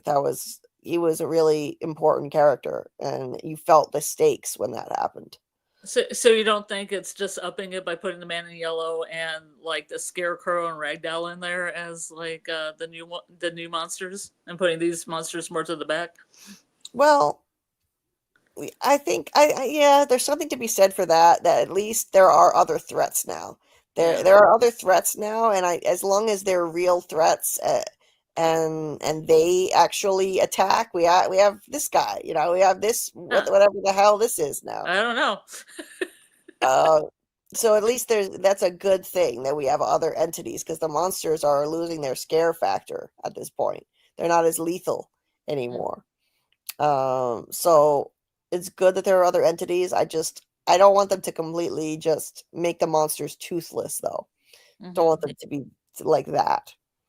But we've got this thing, and I think it's more likely now to be a Scarecrow monster rather than a Ragdoll monster. Karl and I have been calling them Ragdoll monsters, and they do, to me, you know, one of them really looks more like a Ragdoll. Yeah. I'll go over to her. Not that nightmare fuel. Oh yeah, you're gonna take a look at her. That's why I say the one just breaks into the cabin, so they are pretty threatening. They are. They're terrifying.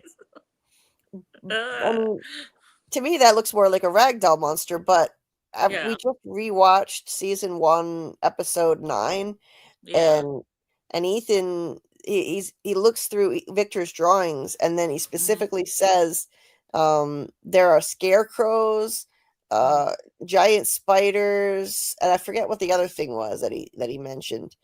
And he said this is definitely a quest. Yeah. So since he specifically shouted out scarecrows in the drawings, I think there's probably a scarecrow monster, and that's what it's going to be called. We even noticed there was a picture that looked like it had a sewn up mouth, like one of the monsters in this trailer. So could be a scarecrow monster, and I think it's going to be a real threat, not just a dream. And I think they're likely to attack in people's nightmares, but actually be able to kill for real. They'd be able to kill you in your dreams, I think. Yeah, they gotta protect their crops. I think they're the crop protectors. Yeah. Oh, Get a little bit could too be. much food. I think those crops were bait now, so that so that people could unearth these things. I think those crops were always super sus. They never should have been out there. What lettuce that's growing by that head of completely clean lettuce that was by the lake that Tammy had? Right. Yeah. Yeah, no problem here. Let's just eat this super sus nightmare lettuce That from the nightmare cauliflower looks forest. so clean too. Look at that cauliflower. Look how clean that is. Yeah, let's just have our nightmare lettuce from the nightmare forest, and no problem. And there's nobody out there to plant this stuff. This doesn't just grow out there in the woods. It's definitely sus, and I think it was always too good to be true. And I wondered, like others in the fandom in season 3, we wondered if is this just luring them out there, and there's going to be some threat out there. The vegetables are a bait of some kind, and now I think they're a bait to unleash this. They're going to be harvesting more vegetables, and they'll unearth these things, and I think that will unleash this new threat. I think they'll be able to attack in people's dreams, and kill people that way, like the Freddy Krueger kind of deal. Like we've already had killer dreams in season 2. I think this will be another kind of killer dream. And since Jade took apart the totems, there won't be any protection out there in Cannibal Village. So, he Yeah, I he think shouldn't have. I think that Kenny had it right when he was just like, burn them all, burn it. Yeah, When I look at shouldn't this have picture, I'm like, burn it. Get that Shouldn't have potato messed vodka, it. burn it. And he shouldn't have messed with these guys. I'll totally burn them. Just burn them right Really now, bad set them on idea. fire. There's nothing else strong enough to pry that trap open. You really want to start pulling apart the ancient tower of holy scary shit? I'm sure whoever built it won't mind. Oh, Jesus. Fuck.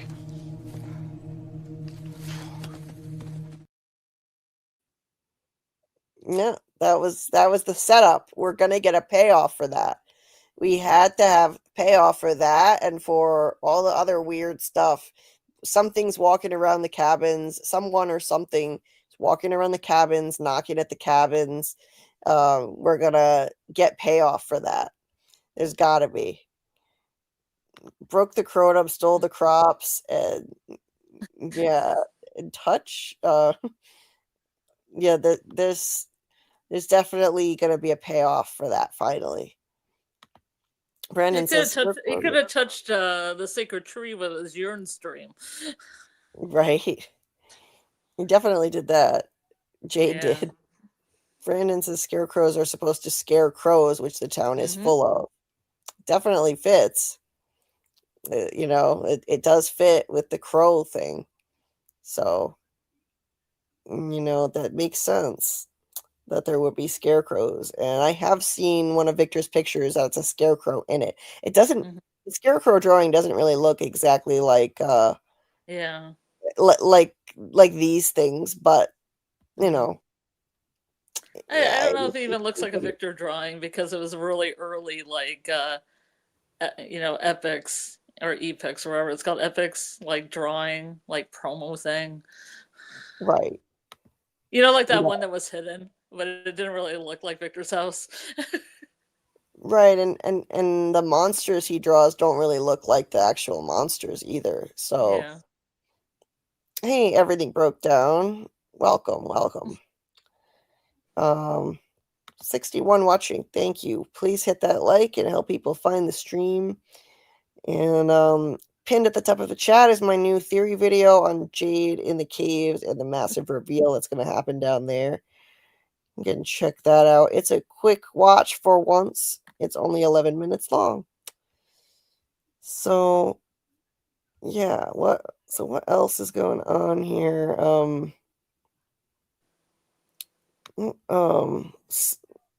They touched inappropriately in Colony House. Yes, they did, Carl. Did a lot of that. Touch the doll / collie crows. Collie crows. I like that.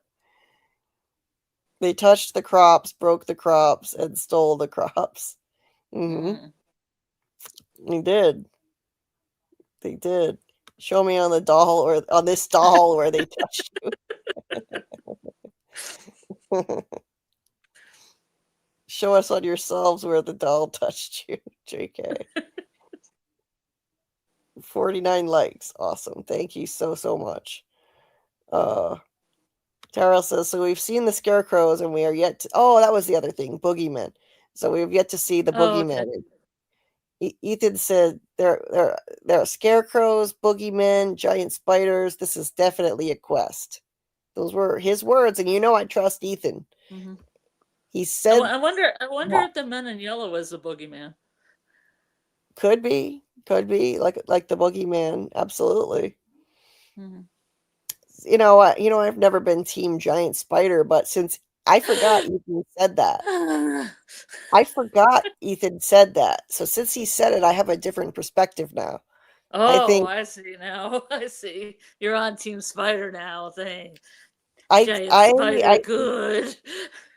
I think that at some point, I don't know if it may not have been in this timeline, it may have been in another, but there had to have been a giant spider since Ethan mentioned it, and it was in Victor's drawings. And Victor drew a spider.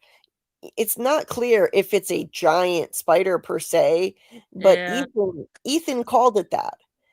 So since Ethan called it that, I trust what Ethan says. He's our guide to how this place works. And if he said it, then I think there's probably an entity that appears or manifested as a giant spider at least once. And it may have been responsible for all of those spider webs around Boyd and Sarah in the woods in season 1. Daryl brings up a point that it could be the black hooded figures in the opening credits. I also thought that.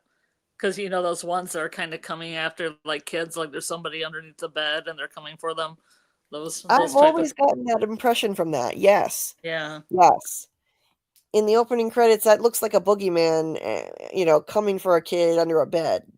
Mm-hmm. So maybe there's also a boogeyman entity. I was talking in the last live about how maybe it's like a choose your own adventure out in the woods. Depending on where you go in the woods, you could unlock all different kinds of evil entities that are all kind of connected, different manifestations of the higher evil entity that's controlling the whole place, the ancient evil entity. It can manifest in all different ways depending on where you go. And so, Boyd and Sarah wound up in the giant spider territory, and now at Cannibal Village it's going to be the giant scarecrow monsters, and you never know what you could get. So in different timelines there may have been different threats unlocked depending on where people went. It sounds like Dungeons and Dragons, Julie. Yeah, it could have been something like that, and it could explain all the variety of things in Victor's drawings.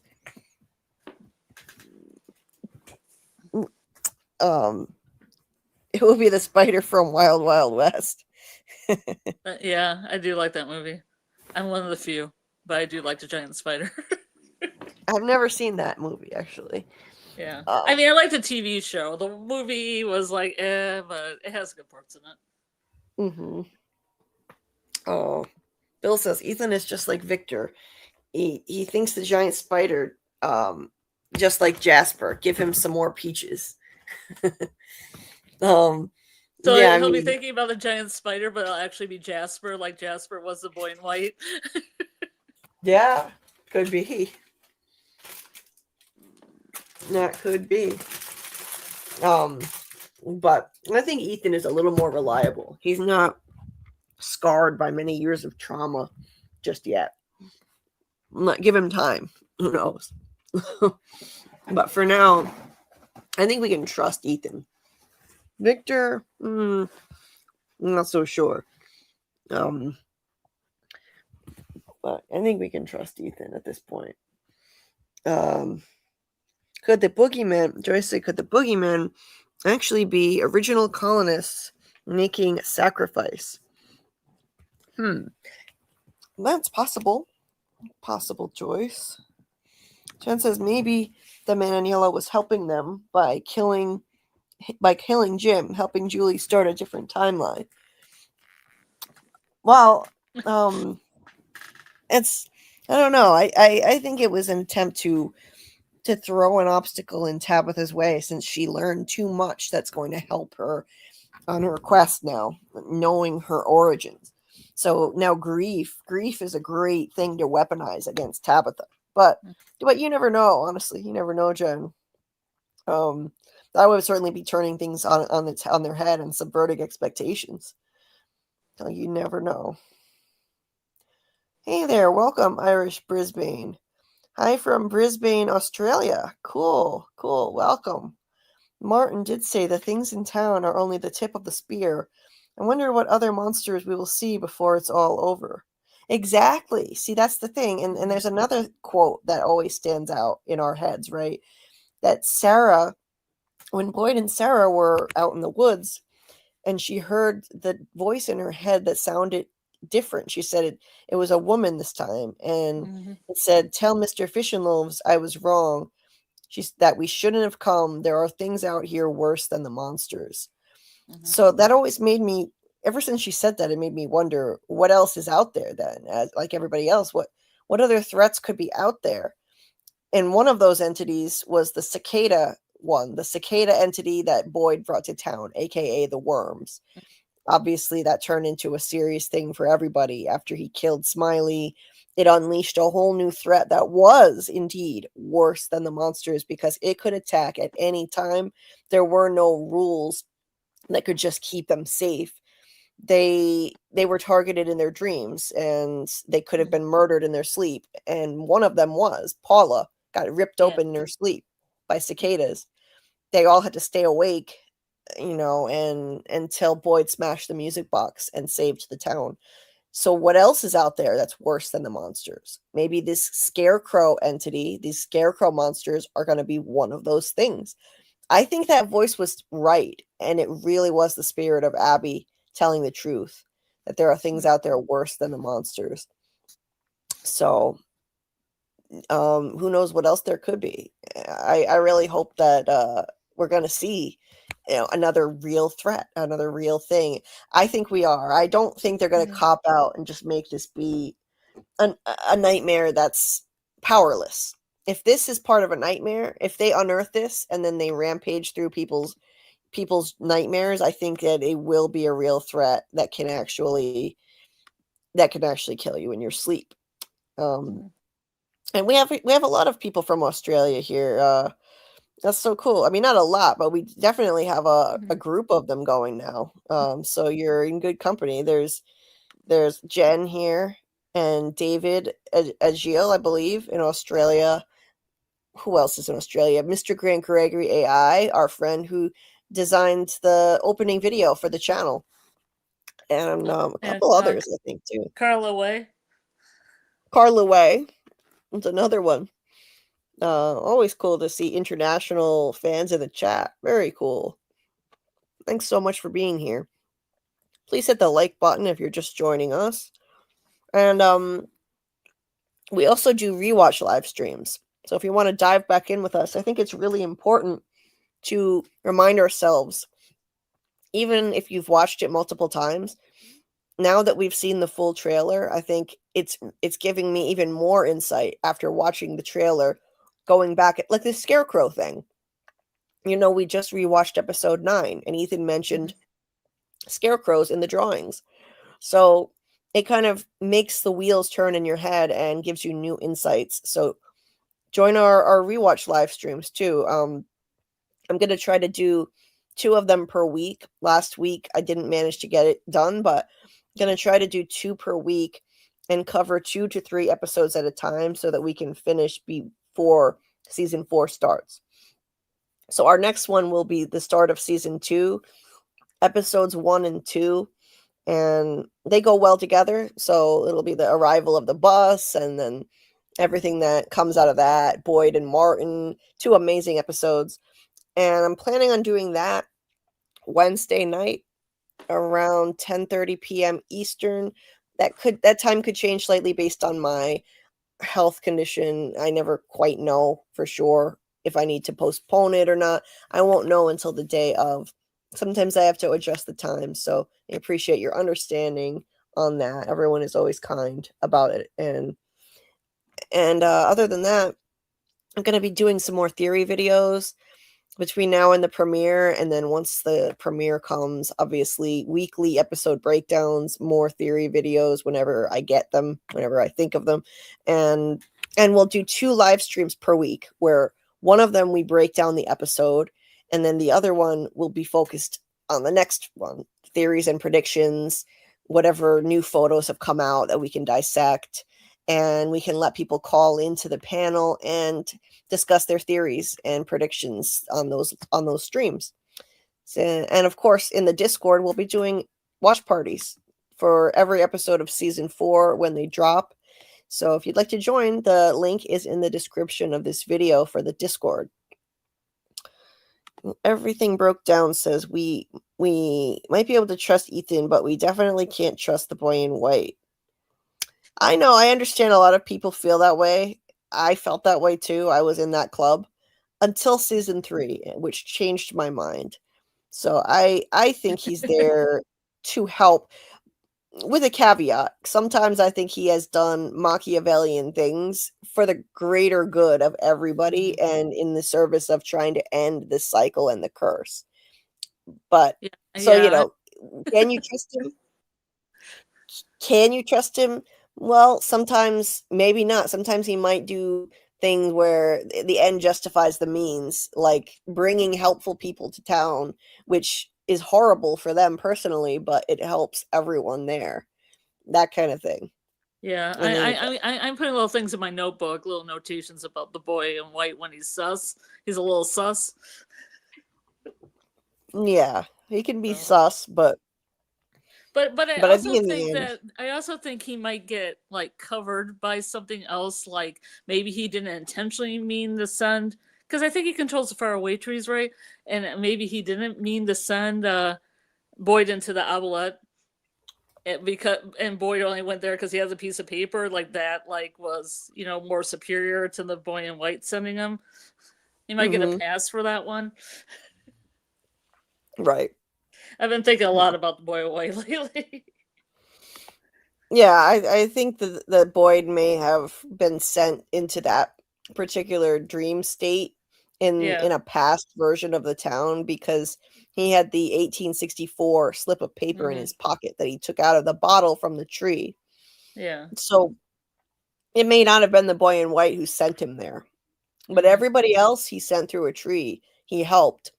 He sent Sarah to the safety of town in the basement of the church. He sent Julie to the root cellar. He sent Victor to a safe spot in the cave to wait for Tabitha and usher her out to safety. And those are all helpful things. Yeah, but what do you think about Dale though? What about Dale? Do you think that the boy in white sent Dale to the pool? Or did Dale just send himself to the pool? I think I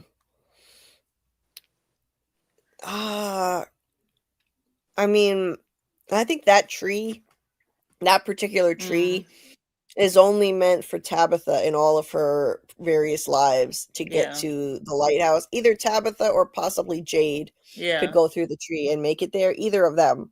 But nobody else. And so it may not have been the boy in white who did it. either that or it was a cautionary tale, like to others not to try that. Yeah, that one is a tough one. It's a tough call, and it's things like that make it hard to defend the boy in white sometimes if he is the one controlling the trees. Yeah. It's possible that he doesn't control all of them. Victor said that tree is special. That particular one, it's different than the other faraway trees. It only goes to the lighthouse. And maybe the boy in white doesn't control the destination of that one, or he had to make an example out of Dale, like to the others, not to try that for some reason. You know, maybe he had enough of Dale's shit for like everybody else. No.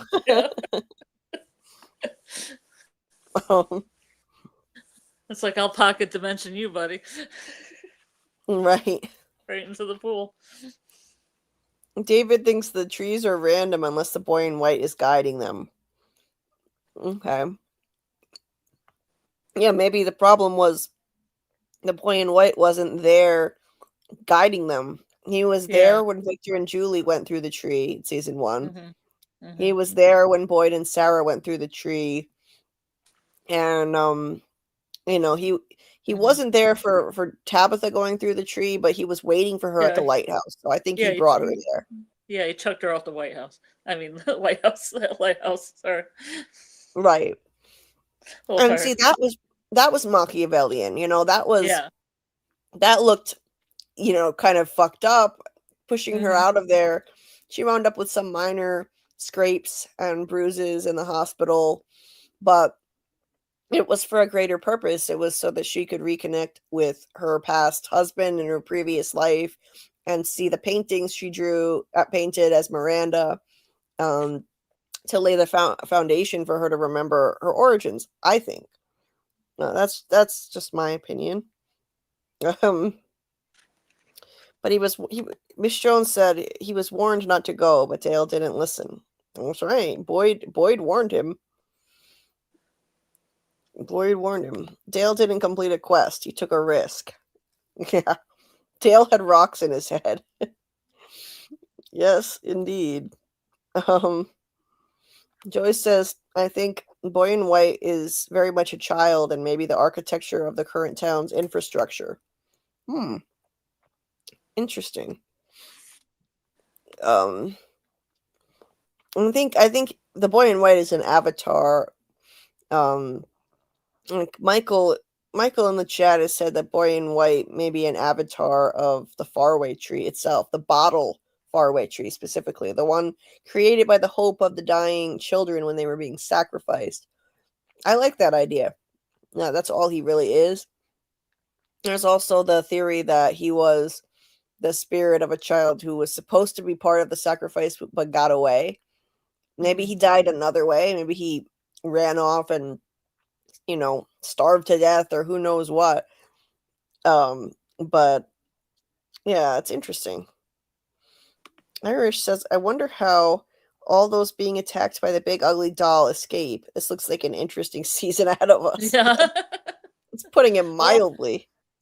Well, that Scarecrow Ragdoll takes out whatever red shirt was sitting there. Ellis looks like he's scared to death, and then poor Ethan's there, so who knows? The look on Ellis's face. You weren't expecting that, were you? Oh, yeah. Oh, yeah. No.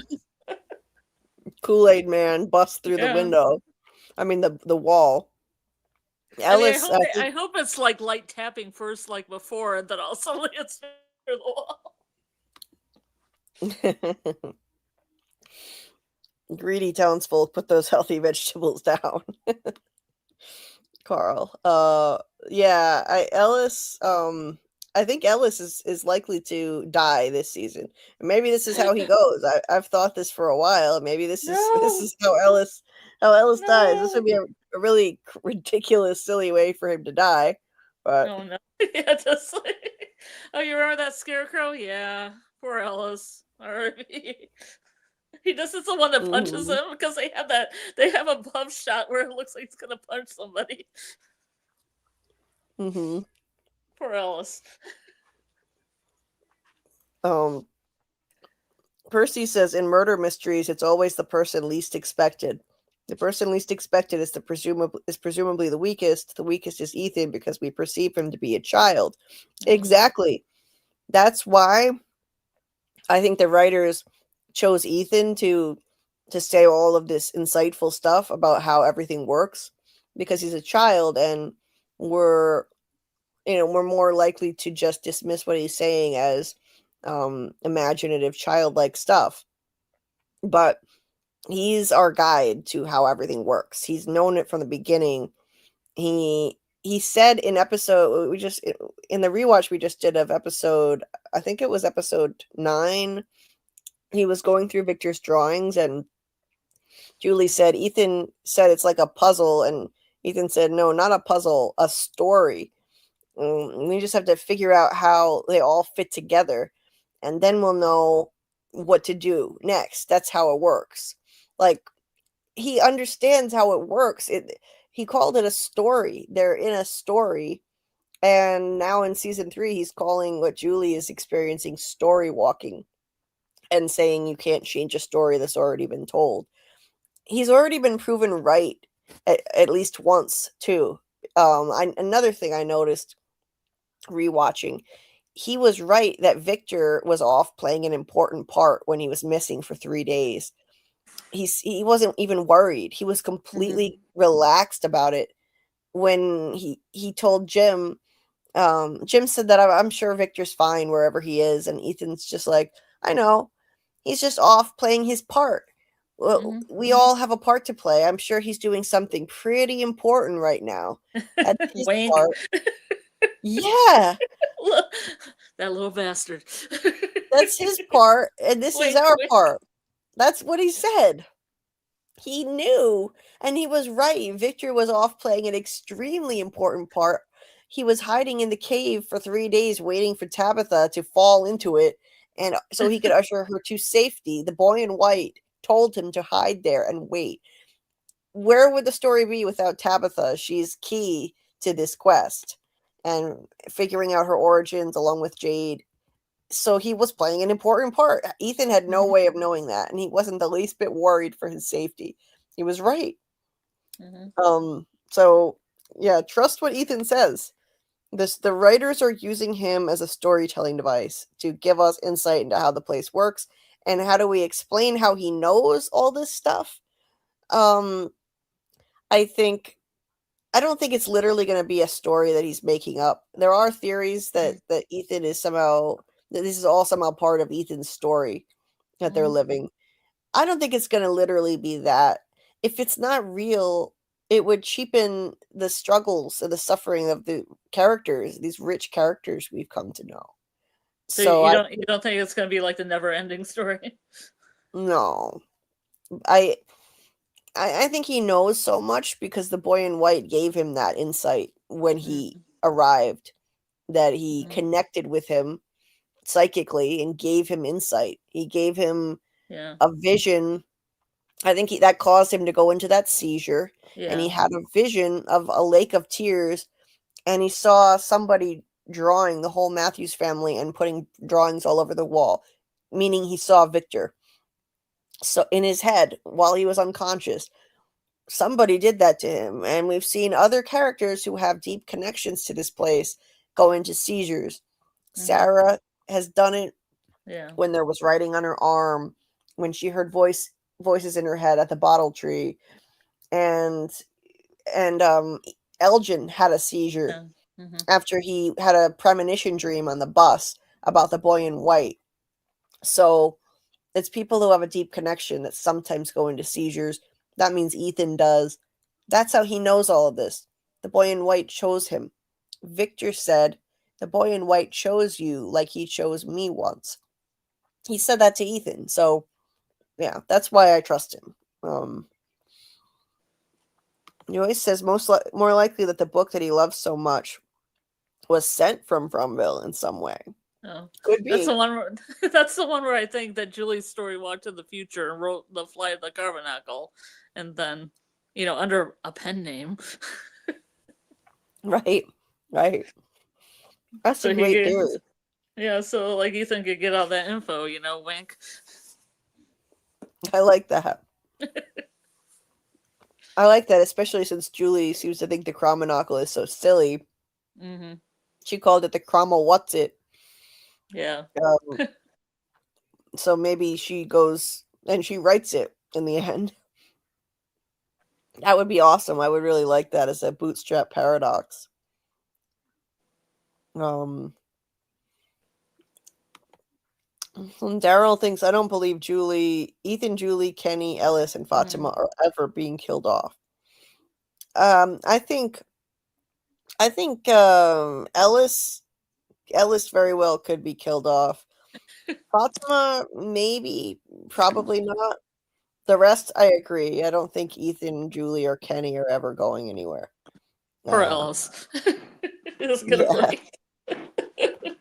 Yeah. Who's the weakest link in this group? Ellis. Yeah. Bye. See you, Ellis. He doesn't take after his dad. He really doesn't. He's a lover, not a fighter. Yeah. He doesn't have the strength of a Boyd at all. Scarecrow gonna get distracted by Ellis's big booty. He is looking right at it. That's great, Daryl. Yes, I hope this isn't a dream sequence, Joyce. I get that. I won't mind it if it's a dream sequence as long as it's a killer dream that can actually hurt people. Yeah. Mm-hmm. And Miss Jones hopes it is a dream sequence.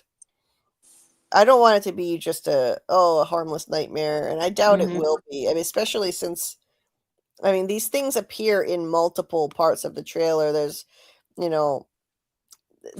this scene where it busts through and then it advances toward the camera and there's a POV shot of it punching someone. Yeah, Ellis. Yeah. Bam. It's punching someone. It could be him, that looks very much like a nightmare. Like I've said before, when they use POV shots, it's usually a nightmare. They've done it 3 different times before using POV shots of something attacking, a monster attacking in nightmares. But it's possible that it could be outside a nightmare. There was one monster attack that had a POV shot when the monster killed Tom. This one is also a POV shot. She's lunging at the camera. It's terrifying. And those are both happening at night. Real. That's got to be real, right? That's got to be real. Right. That's happening at night, and then they also appear in this part of the trailer in the daytime where they're being unearthed from the ground. All of that can't just be these are just dreams and they have no impact. There's no way. They can't be. They gotta burn them. They gotta burn them. Burn them. Yeah. Burn them. Before nighttime, burn them. Yeah. If they don't, they're crazy. If they unearth these things and they don't burn them. It's Leon. It's Leon. Why? Burn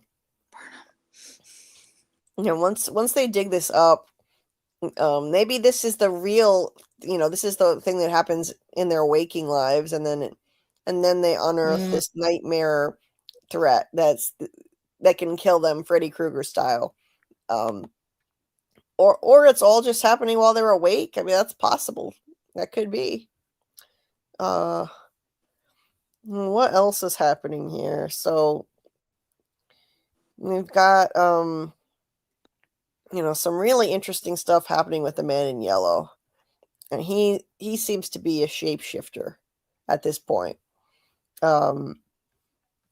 Which I really didn't see coming. I mean, the man in the yellow suit has been so iconic, and now he's already discarding it. Getting it off, yeah.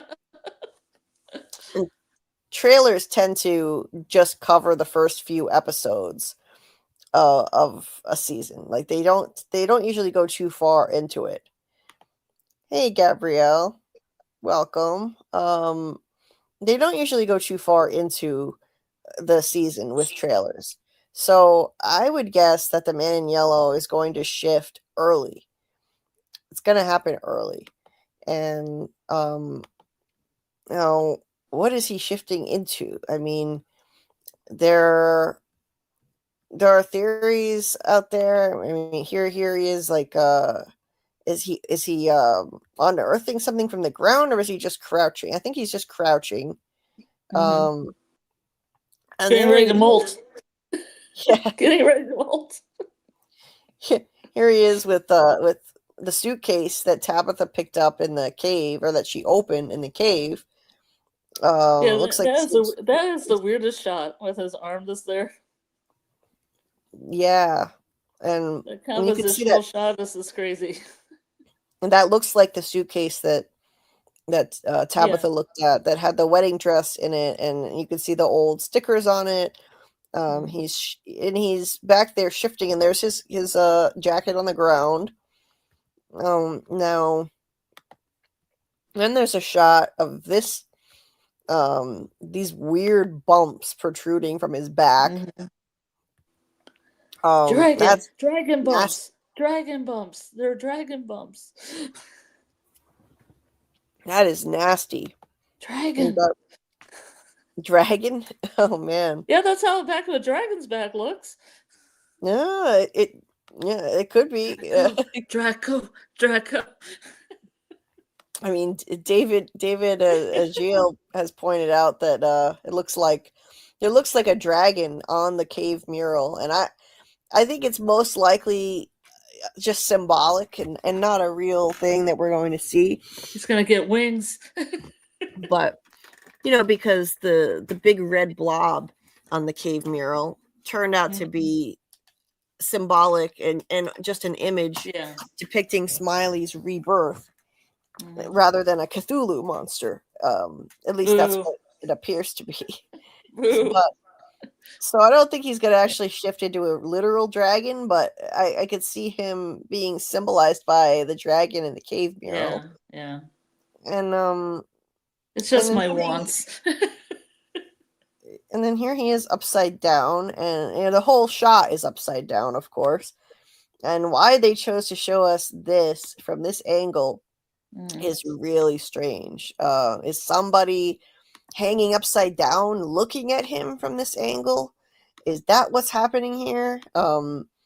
Is it, I mean, Jim's already dead, so if he hangs part of Jim's body upside down, he can't see him anyway, so why are we looking at him through the angle of this, with the earth at the top? And it's bizarre, and these big bumps protruding under those bumps. What are those bumps all about? What in God's name are all those bumps? Unless they're eyeballs, like on his chest, and his head's just gonna fall off, and then there's gonna be giant spider eyes underneath there. That spider mouth where his head used to be. If they did that, then they're just straight up shamelessly plagiarizing Stephen King. They I've can't. never seen It. Is that what happens in It? They can't. Yeah, It is an ancient evil entity that is an alien shapeshifter, and at the end it basically shapeshifts into a giant spider, and it feeds on people's fear. And I mean, that sounds exactly like this. It already sounds too much like it, I think. Because I think we're dealing with an ancient evil entity that feeds on people's fear and suffering, and if they turn it into a giant spider, I mean, it would be fine with me if that's an entity that exists in this place that can be unleashed, but not if the main thing is a giant spider. Yeah, that would be way too much like It. So I could tolerate, just one entity there, like the cicada entity, the scarecrow monsters, a giant spider. Sure. Unless we hang out in the background. Yeah. Absolutely. That would be okay. But then there are the theories that he's going to shapeshift into Jim, and I understand the, you know, the thinking behind that. Obviously, we have a shocking scene with Jim in the trailer, and you know, Ethan is running into his arms, and there he is looking He's very too clean. unreal. He's sus. He's sus. He's too clean. His hair's too straight. Yeah, there he is looking very unreal, and I think angelic. It looks like it very well could be a ghost Jim scene where he's look at his dead eyes, Julie. Look at his dead eyes. yeah. His eyes look angelic to me. Very peaceful. Looks peaceful. The devil in disguise. I think this trailer is trying to lead us to believe that the man in yellow is shifting into him. Well, this could just as easily be Ethan seeing Jim and Jim saying, "Ethan, don't be afraid. I'll always be with you," and then flies away on his angel wings. Yeah. It could be just a vision Ethan has that makes him feel comfortable that his dad's in a better place, hopefully, but probably not. Yeah, I think that it's not likely that he's going to shapeshift into Jim. I think that the trailer is trying to lead us in that direction. And they know that we're sleuths in the fandom. They know that we rewatch and we look for clues. And I think one of the reasons they have this shot right here with the man in yellow upside down with his arms in that position is so that we'll remember. I'm trying to find the actual picture in the background. Oh, here it is. So that we'll remember Jim hanging upside down in Tabitha's dream. At the end of Tabitha's season 1 premonition dream, there was Jim hanging upside down, and his arms were in a similar position, and he's screaming like the man in yellow is screaming. So it seems like it's leading us in that direction to think, okay, this is supposed to be a clue. He's going to shapeshift into Jim. Look, he's in the same position. The only difference is Jim is literally hanging upside down, and the man in yellow has the whole shot upside down, where the ground is up at the top. But yeah, I understand the theory, and it could be maybe it's going to happen briefly. He could do it briefly, and then move on to other things, because I think there's just too much evidence that the people hold on, let me shift back to this tab. I think there's a preponderance of evidence that they're aware that Jim is dead. Because there's the funeral with the 2 graves, and at the 2 graves, Kenny and Sophia are standing by one, which you've got to presume is her father, the pastor, who's going to arrive in town with her and crash the car. And at the other grave, it's a little hard to see, but standing at the other grave, Tabitha and the 2 kids are there. Let me see if I can zoom in. Yeah, but if I wonder if it's a couple episodes in, maybe the man in yellow might toy around with it for a while, and then they find the body. Yeah, they might. If they do that, then it would be a brief thing where he could. I mean, just to be more creepy, just to take it to a whole new level of, like, making them suffer by having Jim there first and then them finding the body, and they think he's alive, but he's not. Right. It does look though like he's absent, and then he's dead, because like you have Tabitha looking through the woods like she's searching for him. Yeah. Where she last saw him was the woods, and she left him there, and now she's looking for him, looking concerned. And then there's the scene at night where they're wondering where their dad is. And they're like, Julie says, Dad has, where's Dad? And you can see that it's getting dark. So they're concerned. So he's absent. Yeah. There's that. And then, he's not in any of these other scenes, obviously. And And then, you've got the two graves, and Tabitha is standing here with Julie and Ethan. And I think, so here's the shot I was thinking of. This is them standing next to the other grave. So Kenny and Sophia standing next to one, and Julie, Ethan, and Tabitha next to the other. So that's got to be Jim's grave, based on the placement of where they're standing. So this stuff likely happens within the first few episodes. I would bet the funeral is probably it could be episode 2, or it could be as early as episode 1. They picked up the pace of events a bit in season 3. Yeah. It used to be that every episode was just one day or one night. Yeah. But in season 3, there was an episode that the premiere had so much packed into it. I was shocked. I wasn't expecting that at all. They had a day, a night, another day starting. So they moved way quicker. So this could even be in episode 1. But I'd say more likely to be episode 2. And then I'm so obsessed with this guy that has all the hair. I'm sorry. This red shirt. Yeah. Obsessed. So that's probably the pastor and Jim's funeral. Then we have what was the other thing? So Tabitha wailing at the entrance to the barn, and Boyd is holding on to her while she's screaming. That's and also Julie. That shot of Julie. I was gonna say that shot of Julie.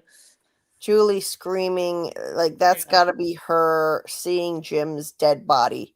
That's got to be her seeing Jim's mutilated dead body. Probably dismembered. I'm trying to find the Tabitha one here.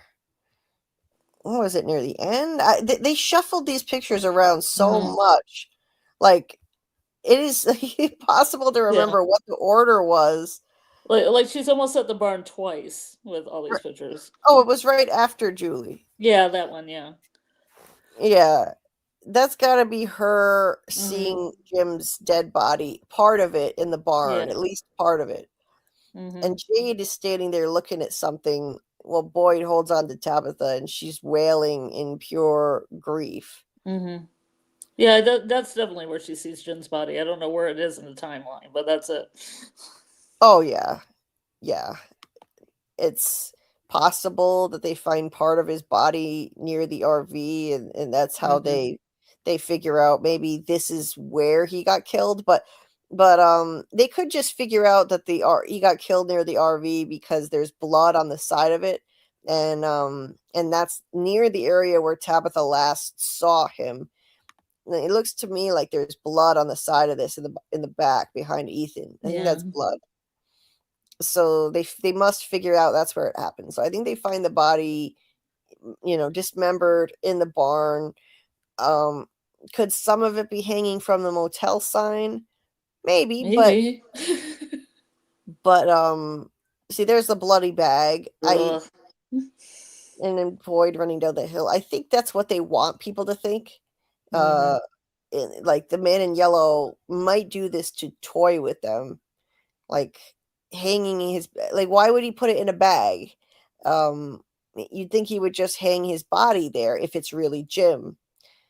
This could be him toying with them, they know that he's missing, and they're terrified that he could be dead. They hear that there's a bloody bag hanging from the motel sign. Tabitha and Ethan run out of the house, and Ethan runs toward the sign. Boyd has to grab him. That could just be part of the cruelty of it, the trick. And in reality, I'll pull up the image that looks like there's a dead dog in it. In reality, it could just be a decoy. And that may be why he kills one of the boy in white's dogs, just to be cruel. Because the dogs, I do think, belong to the boy in white. And I think he's making it cruel too, because they have to go up and get that bag to see what's in it too, because they know it's gruesome. So somebody has to Right. go get that bag and open it. Right. This is the image that was released on collider.com, and they're all standing near the pool and the motel sign looking shocked. Below them in the bottom right corner when you zoom in is where's the fur? Right here is the fur. It looks like one of the boy in white's dogs, the brown and black.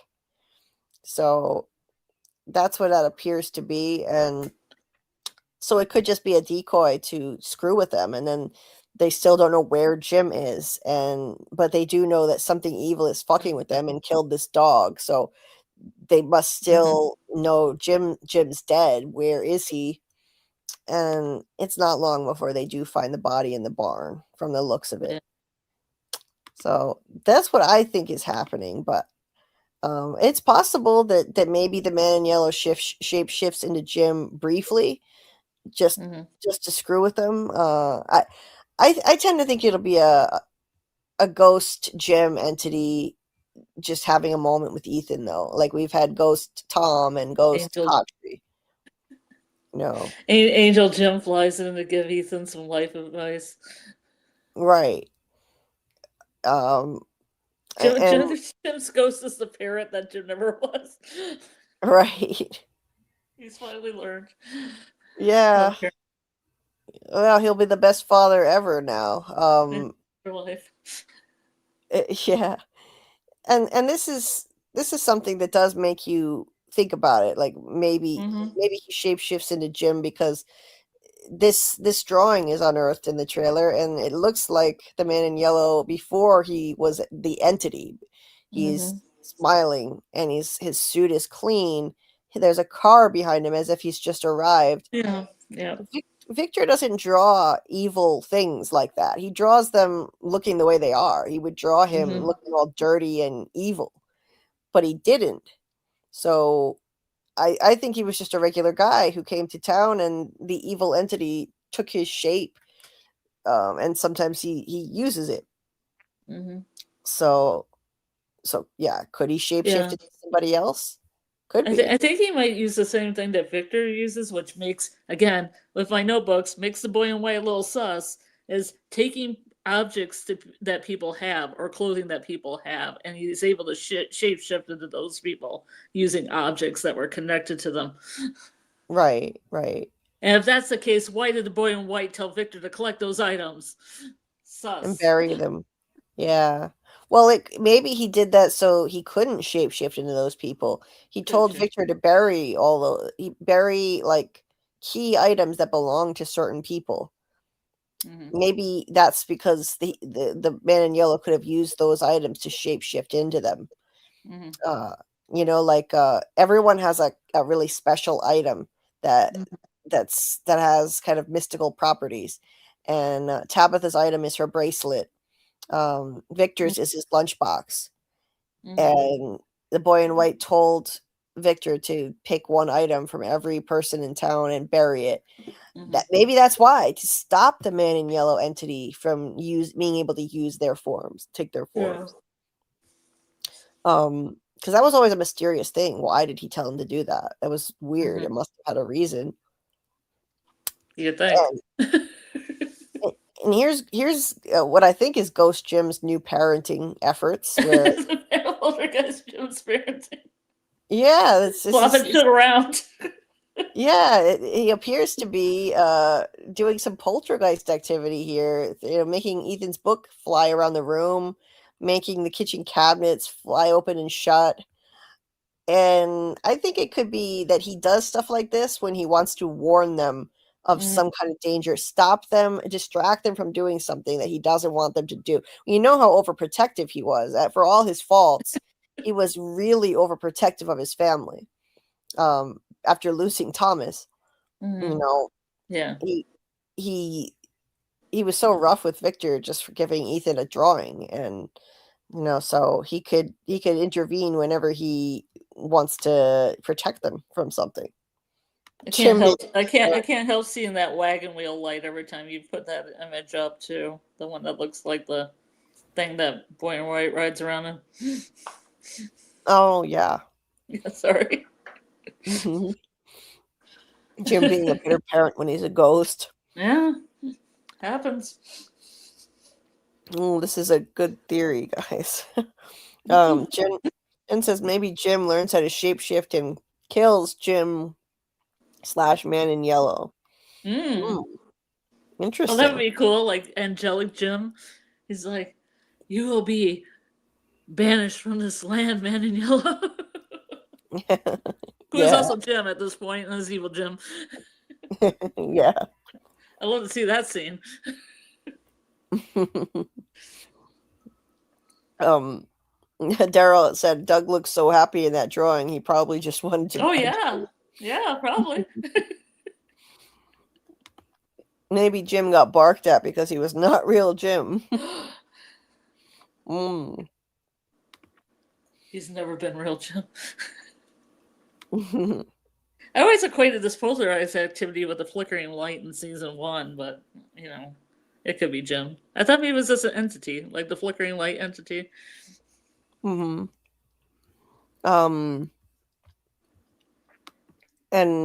Michael says, "Are we sure it's one of the dogs and not Alma the goat? If it was to mess with Ethan, what color was the goat?" The goat. Oh, The don't goat let it be was the goat. Don't let it be Alma. No. That would be fitting if he wants to symbolize killing their hope. You know, Alma means hope, right? But Alma was white and black. I'll pull up an image of Alma. Yeah, she has a little different coat going on. Yeah, I have an image. Let me see if I can find it real quick. The goat walked by Ethan's window, so I know what episode I can find that in. Almost sus. Yeah. The monsters definitely sent that What's trying to kill Ethan? Yeah. Oh, where is it? Where is Alma? I know I had a picture of the goat walking by the window, and Ethan looks out and then he runs outside. Yes. One of the many times he runs outside. Yeah. And yet he lives every single time. And yet, yeah, he always lives. I'll just get it from the episode. I don't know why it's missing from my folder. But I'll pull it up. And a little bit of Ghostbusters. Terrell says Eloise is alive. Ellis ain't dying, and Julie made the phone call. I believe with two of those three things. Take it to the bank. Yeah. She also met up with Jade when he was young to give him a soda. Oh, she's the lady in the airport too. Yeah, she's the lady in the airport. Nice to Jade in France. She gets around. Suddenly Julie is responsible for everything. Yeah, exactly. Julie did everything now that she's a story walker. She obviously caused the car crash. Yeah, she caused the car crash too. Yeah. Yep. Miss Jones says, "Well, the kitchen is yellow. Yikes! It is very yellow. Yes, it's very, very yellow. There's a lot of yellow in the show." Did he spill over that food? I mean, they don't have a lot of food. Why is Ghost Jim spilling over that food? Yeah, there's a whole pot of food spilling on the floor. Jerk, man. Wasteful, Jim. You're taking food away from your kids. Yeah. I guess Ghost Jim is still not being that great of a parent, even in this stage.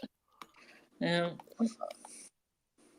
Let's see. Where's the episode? So it was season 3, episode 1. Yeah. I think for some reason this whole folder is out of order. It's like backwards. I don't know how that happened. But okay, so Ethan looks outside. Well, first there's Granny Monster. Oh, I found it. I found Alma the goat. It's kind of dark. Yeah. But because it's you're gonna have to work your magic on that. yeah, it's kind of dark, but Alma is white and black. Yeah. I'll take a screenshot of it and just lighten it up. I've seen shots of her in the daytime, but I don't remember which episodes she was in. Mm-hmm. She's in on it. So, okay, I'll share this one instead. I just lightened it up. Yeah. That's white and black. You can see. Oh, not that close. See your beard. Yeah, so she's white and black. I think so that it definitely wouldn't be her fur that's near the motel sign. So, okay, let's go back to the trailer. Stunt goat. Yeah. Imagine what Ghost Jim does when he sees Jade and Tabby doing the nasty. Oh no. It's gotta be a peeping Tom on them. But only Jade can see him, and he just gives Jade this talk like he's trying to make the moves on Tabby. Yeah. God. Jen says, everything is in the air for me. I love being here with all of you to discuss the possibilities. Me too. It's like Tabby and Jade are together, then Jim shows up, and then Henry's sitting in the corner. Oh, awkward. So awkward. Yeah, I love how there's so much that's still possible. There's so many things that are still up in the air, even after all of the answers we got, the reveals of season 3. There's still so much that's possible. Victor's red marker. Percy says Victor's red marker, Ethan finds, has the arms in the same position, and there's a drawing with a person's arms in the same position as the man in yellow. Mm-hmm. So the one where Jim is upside down? Yeah, no, this red marker, the one that looks like a cartoon character? Yeah. In the diner? Yeah, it's that one. And the arms are in what position? I thought they were bent. I thought they were... Are they up in the air? I don't remember. I just rewatched a episode that had that in it. I thought they were bent at the waist, like almost in a diamond, but I mean the hands could be up. Right. Yeah. So I'm not sure. Like you'd have to tell me what episode that was in. I'm curious to see it. That's interesting. I know it was in 2, 6, 8, or 10 season 2 because I just did a rewatch of the recommended episodes. Yeah, this season is gonna be so fun, Gabrielle. Yeah, it's tough right now because with the rewatch that we're doing in sequential order, I don't know how I'm gonna squeeze in the time to also watch the episodes in the order that MGM said to watch, the 10 episodes that they said to watch, but I'll fit it in somewhere and just see what it is they're trying to tell us, what clues they're trying to send us. I was just doing it with myself because I had the time and I just wanted to see what the difference would be. Yeah. And I feel there was one. Yeah. Interesting. Annie. Hey. What's Scarlet? I said it gave me some new eyes on some situations like Cicada Monster, Randall, like I told you about, LSD, stuff like that. Right. Yeah, let's discuss that a little bit. I mean, I want to try and look at it myself too. Yeah. But Annie says, well, morning deep divers, LOL, get some sleep, you lot, JK, have fun today. Today's my daughter's 5th birthday, so we'll rewatch when she's at school. Oh, happy birthday to your daughter. Hope you enjoy it. Let's see. I'll take that from everyone to not clog up her chat with birthday greetings.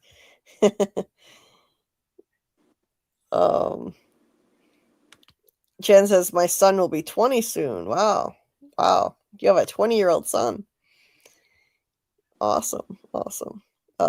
Jen says, if Jim is going to be my husband during reincarnation, I am out. But he's got those dreamy blue eyes, though. Amy says, Jim. Amy says, yeah, he's a handsome guy. Amy he's says, handsome. Amy says Jim's gonna see Jade pound it in out. Is that what it says? Pound in it out. Yeah. Oh my God, Amy. God. Yeah, I mean, Henry's just gonna be in the corner watching the whole time, so that's fine. Yeah. Ghost Jim gonna cock block Jade, Michael. Oh man. That was too weird. Yeah, Tabby with 3 husbands. She gets around. Daryl says maybe Man in Yellow is turning into Alma. That goat is the snitch. No, I thought that maybe the Man in Yellow turned into Alma originally, put himself in the woods, then he's been milked all the time, and he's just been waiting. Right. For the perfect time. Joyce says, I'm bored with the idea of Ghost Jim. I hope it's not, but what else would it be? Already. It hasn't even started yet. Season 4 hasn't even started.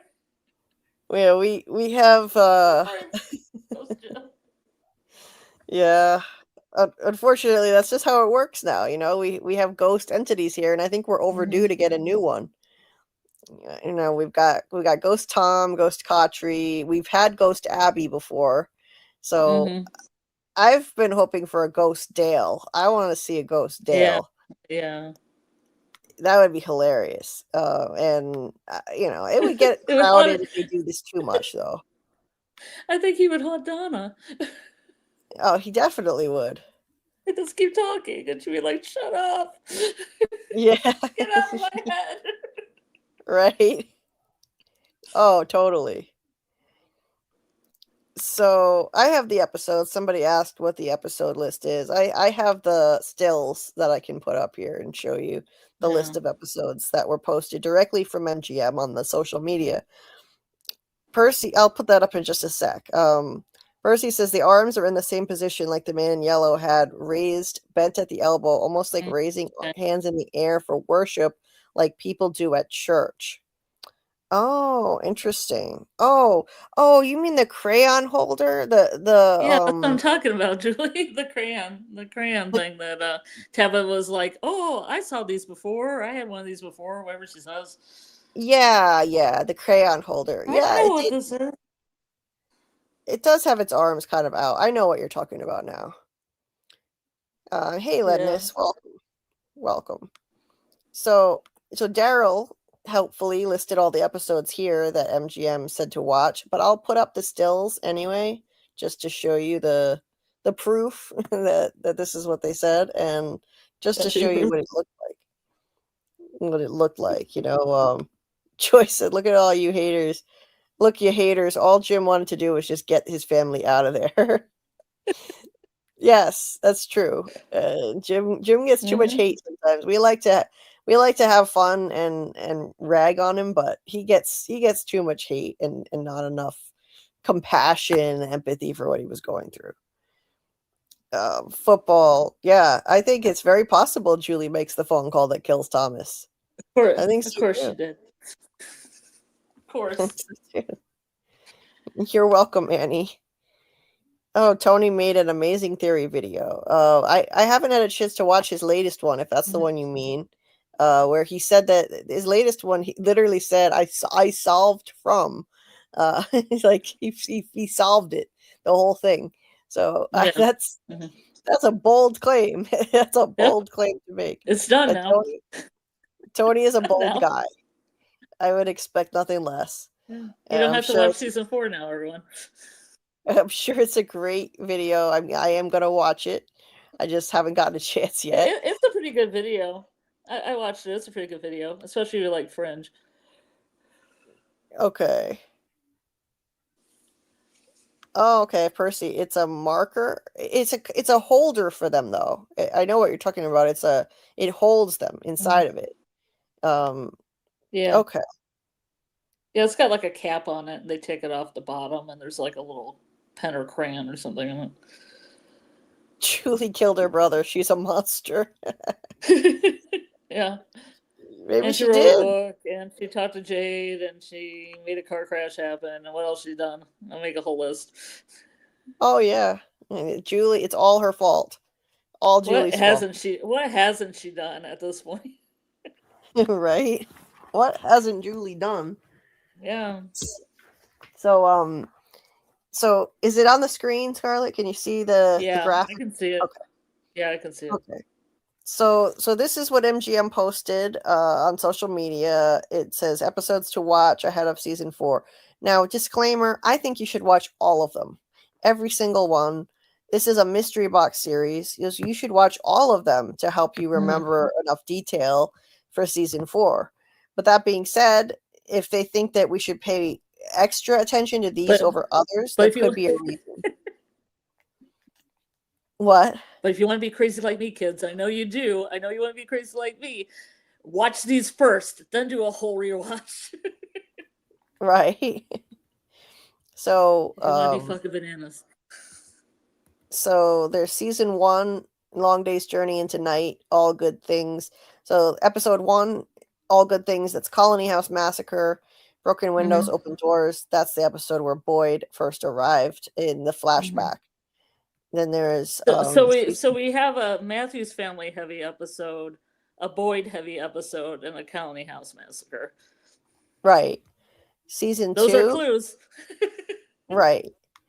Season 2, The Kindness of Strangers, episode 2, that's the aftermath of the bus arrival. That's the night, the horrifying night after they had arrived. Or is it the night or the day? I can't remember now.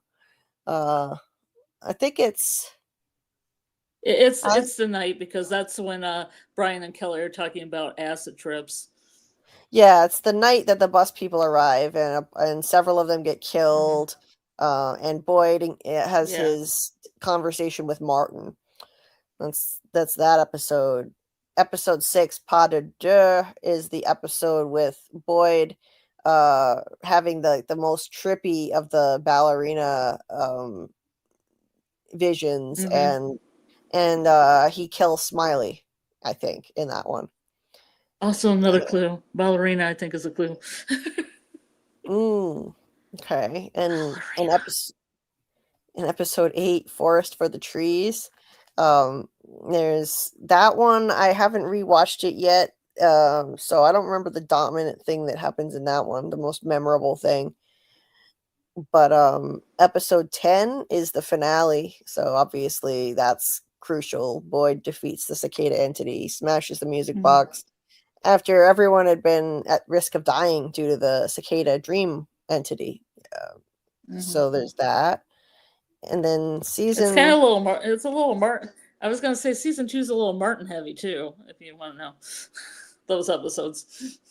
Yeah, it's Martin heavy. And then season 3, episode 2, When We Go.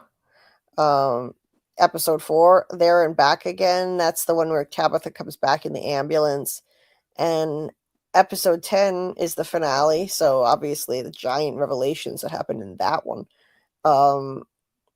Episode 4, Randall makes some interesting comments in that one. That's the one where he tells Boyd that there are fates worse than death. I've been saying all along that I think Randall is going to meet a grim fate in season 4 because of the dread that he had after season 2's events. The dread that he had after he got out of the cicada coma, and he was so afraid of going back to the ruins. And so I just think that's got to pay off. I think he's likely to become the next Martin. So he'll get chained up. He'll go back into the ruins with Julie on a story walking thing, and he'll be able to story walk like her. and I think he'll get chained up and be like Martin, not become Martin, but be Yeah. like Martin in that I Yeah. think he'll get chained up like him.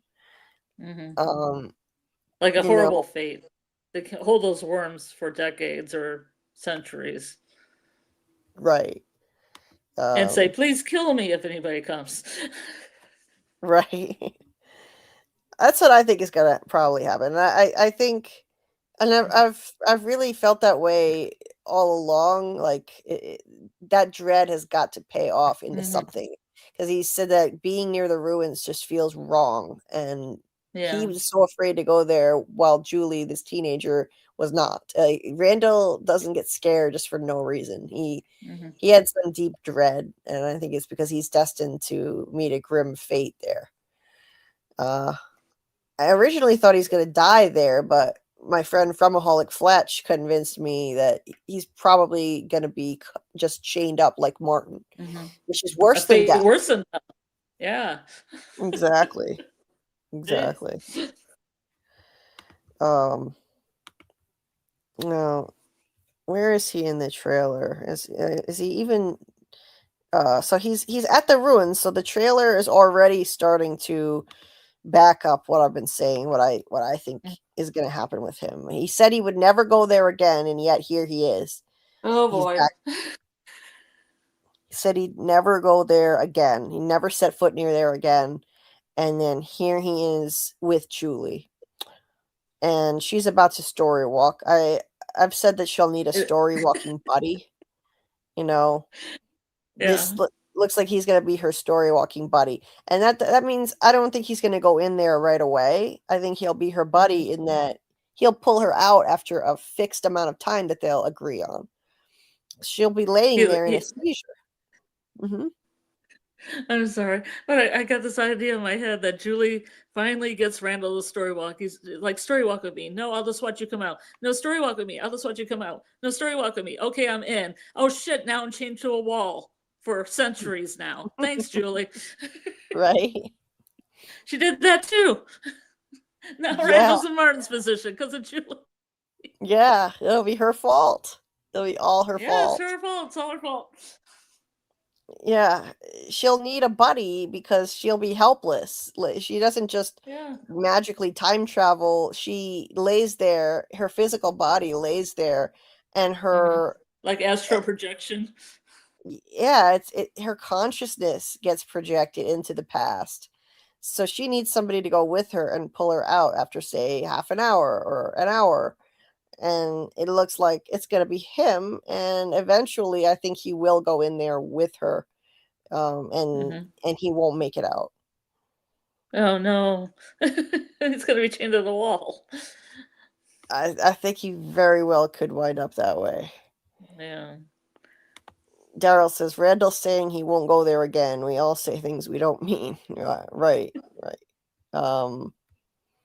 Yeah, he had this visceral dread of this place. Just being near there felt so wrong.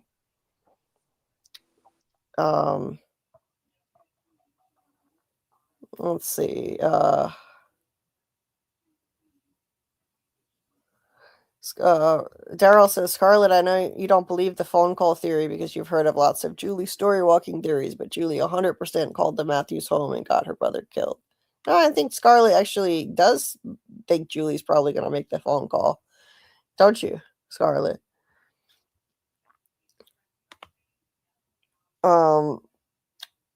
Football says, I don't think Randall can story walk simply because as soon as you step inside the ruins, you automatically story walk, and clearly he doesn't if he pulls her out of it. Well, that's a good point. However, it could be like he reaches in and grabs her, but he doesn't step foot in there. Like, he could be laying there, he could be sitting there waiting and then just yank her out without having to even step inside. Maybe there's a certain procedure to it, and you have to actually walk in and step into it a certain way to do it. But yeah, good point. I mean, it could pose a problem with that theory. And when did I ever say I didn't believe the phone call theory? Yeah, I don't know. I don't know, but I I've been think I've been really pro phone call theory because it's just horribly tragic, like the show likes to portray. Yeah. That Julie, the one that had to be the adult and take care of Ethan when she was 15, was the one that caused the tragedy in the first place. It's just, oh, it's the chef's kiss of horrible, morbid writing.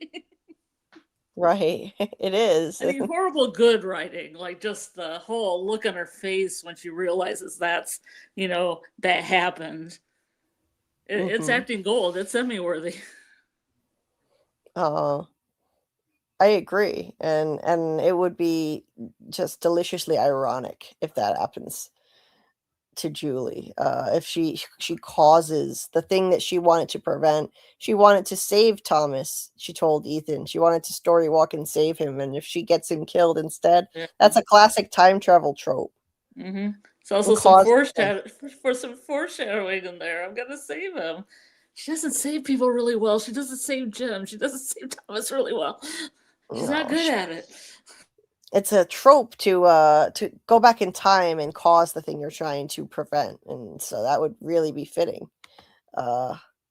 And Jed had said, I still think that Mari will get people killed. Yeah, I wouldn't be surprised. She could. Marielle has had some issues. Marielle is just an idiot. She has no skills, true, not even as a hairdresser. Yes, absolutely. Absolutely. Percy said, remember Julie was smoking weed before she went into the ruins, possibly meaning the weed was a catalyst to cross over when she entered the ruins. Could be. Could be. Oh, Joy said, you mean it's a gateway drug. Nice. Nice one. Like it. It's a gateway drug, literally. Randall talking, Percy says, Randall talking, there's a spy, while he's spying, basically whoever smelt it dealt it. Randall knows more than we think. Right. Yeah, he did kind of sneak around. David says Randall is important to watch in season 3. Randall might become the next leader as well. I think Randall's definitely going to have an important role to play. I don't know about the next leader personally, but definitely he'll have an important role, I think, for sure. And I think Marielle is going to have more of a storyline.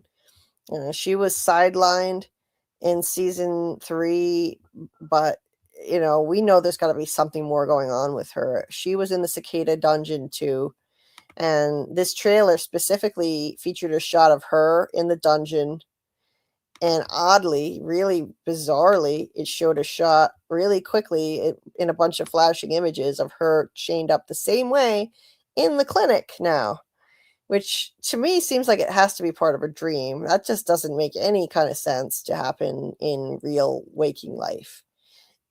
I think that's probably part of a dream sequence. And they're overdue to explain to us how the cicada coma affected her.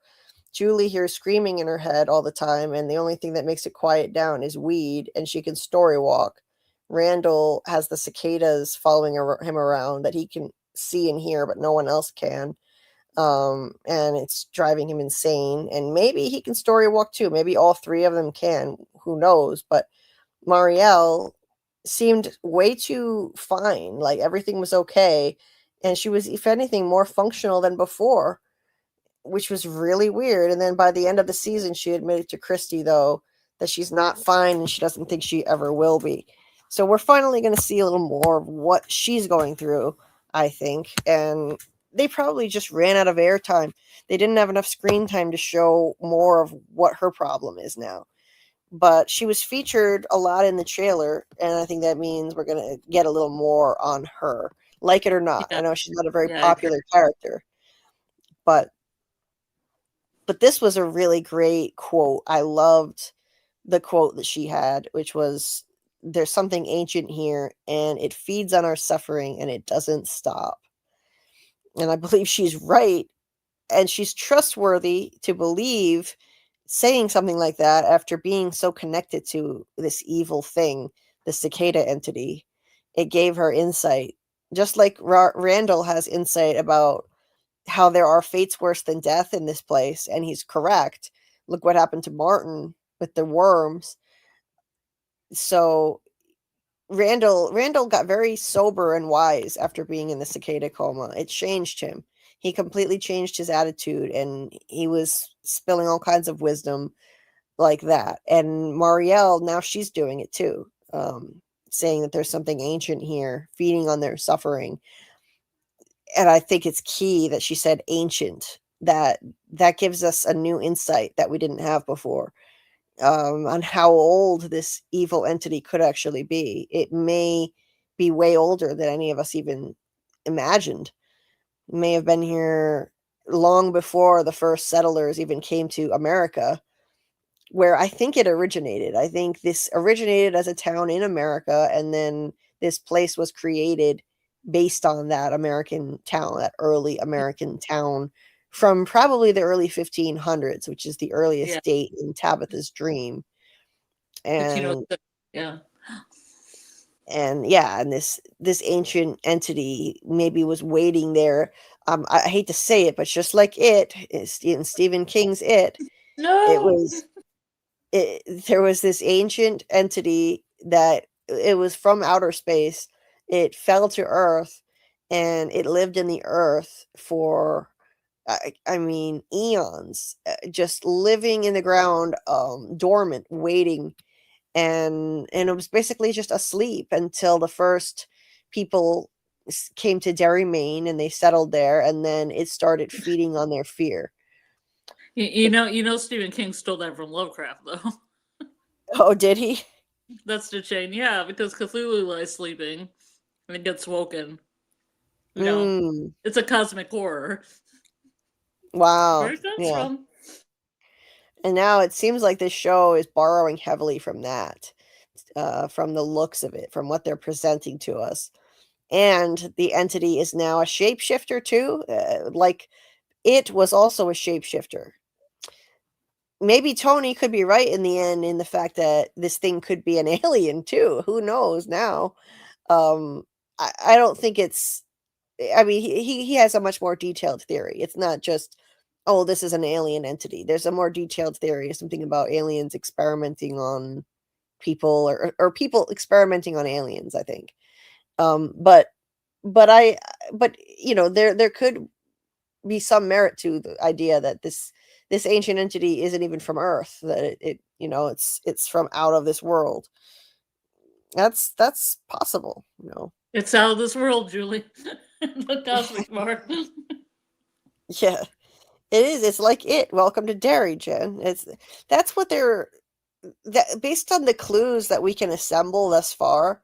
That's what it seems like, just based on what they've shown us. What are the clues? Marielle just said ancient entity. It's ancient. Okay, well that's like it. We have a timeline that probably started in the colonial period based on Tabitha's dream with the 1506 date in it, and Jade's vision of the colonial man. Miranda also painted a colonial woman, so everything probably started around then, and yet the entity is ancient according to Marielle. I trust what she says because she was in that cicada coma. Now she has wisdom about this place. And then, you know, it feeds on their suffering. Well, we can see proof of that. This definitely seems to feed on their suffering. And that's what it did, you know, so it's very, very similar. And I don't think it's a reach to say it's a lot like that. Terrell says, so Tony says it's fridge, and Julie says it's it. And Scarlet says it's Lovecraft. Julie, you want to debate Doug about this? Yeah, maybe Doug and I will debate this one next. Joyce says, Doug says, hands down, this is not a sci-fi production. Well, it is kind of, if you think about it, that concept of it is not really very sci-fi either. It's got a lot of magic to it as well. And this could very well be I think it's going to be an amalgamation of genres. So you'll have sci-fi and fantasy and you can have both in the same thing. It doesn't have to be either or. It doesn't have to be you know, a binary. Oh, it's either sci-fi or it's fantasy. Why can't it be both? Yeah, but I think Tony was pushing that was more hard sci-fi, like it could be explained rationally instead of having supernatural elements. Right. Yeah. I don't think it. I think we can definitively rule that out at this point based on season You 3. think? Unless You it's know, all they're all hooked. They're all taking LSD and hooked into a lab, which I don't want. yeah, me neither. I don't want it. I don't think so. I don't think they're going to just negate all of the mystical answers we got in season 3. And that's what they would have to do to make this a hard sci-fi production. If they were going to do that, then everything we learned is just bullshit. There's some entity that promised a bunch of people they would live forever if they sacrificed their children. And then they did it, and it turned them into immortal, shape-shifting monsters. And it uses them to eviscerate people and feed on their suffering and pain, drawing people in from all parts of the world. And that part could be sci-fi. But what we learned in season 3, all of those things about how the monsters were created, and Tabitha and Jade being reincarnated over and over because they failed to save their child and stop the sacrifice, that's not sci-fi. That's mystical stuff. Reincarnation, that's mystical. That's mythology. Yeah. That's a mythos. But there's a lot of sci-fi that has spiritualism in it, like Raised by Wolves had that. There's a lot of stuff that has that. That's exactly why I'm saying that it doesn't have to be a binary. It can be both. Yeah. It can have both like sci-fi and mystical fantasy elements. Yeah, Caprica. It's the only Battlestar Galactica thing I saw was Caprica, but I assume it goes all the way through Battlestar Galactica. I'm not sure. But it has spirituality in that too. Right. Yeah, so it could easily be a mix. I think it's going to lean much more into the mystical fantasy realm and not the sci-fi in terms of how to find a way out and how this is all going to be answered in the end. Because like building a radio didn't work, technology hasn't worked. Instead, what has given them progress? What has helped them? Jade had to figure out a puzzle. Tell me if this sounds like sci-fi. Jade had to figure out, along with Jim, that the numbers in the bottle trees were code for music notes. And when Jade put them all together and played this particular song, it caused him and Tabitha to have revelations. By playing a song, they had revelations that they had been reincarnated over and over again as all of the sacrificed children appeared. Mystical visions of these children who were sacrificed appeared, and they realized the truth of their reincarnation. That doesn't sound like sci-fi to me at all. That's mystical. That's fantasy, and it's creating a whole mythos. This show, there's this godlike ancient entity that is feeding on their suffering and pain, that promised immortality to people, but then made them monsters that shapeshift when they sacrificed their kids. That's all of that stuff. That's the realm of fantasy, and the only sci-fi I can really see in it would be how they get there. The place where they are is probably a pocket universe or a pocket dimension, and they get there through portals from all over the US. That could be sci-fi, like wormholes that bring them to this place. But other than that, yeah, it's tough to find the sci-fi in here. And I know it's billed as sci-fi, but the marketing department, they kind of slap a genre on, but it's not always the writers and creators of the show who are behind that decision. And if you look at IMDb, there are multiple genres listed under from. And it's like, where did they even get them from? There's a whole bunch. I'll have to look it up and remind myself of what they are. I know it's listed as sci-fi horror, I think, on Amazon, but, you know, there's also, the horror genre. That's obviously part of it too. But that's I don't know. That's my take. Joyce says a bit of everything, yes, except sci-fi. Jen, stars and religion and deities go together. Michael, seems like mythological, supernatural. I agree. Yes, Daryl, reincarnation. How can this be sci-fi? Sarah can feed on my suffering. Oh my god. You and your Sarah affinity there. Let's see. Jen, it ain't sci-fi, lol. Oh, Amy, I think people in the town end up becoming their mirror selves. Nice, Amy. Interesting. Doug says Joyce says Doug has already completed his scenes in season 4. Dude would know. Yeah, true. But he can't tell us anything about what he knows, so. Yeah, and plus, if there's a lot of scenes he hasn't been in, he may have not known. Because remember, he said he was kind of away from the rest of the people when he was filming. Right. So he might not know. I mean, seriously, he might not know.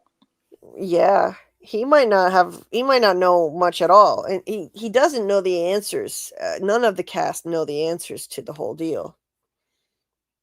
Joyce says, I've only ever watched the seasons in a bingey fashion. This will be my first time watching it week by week.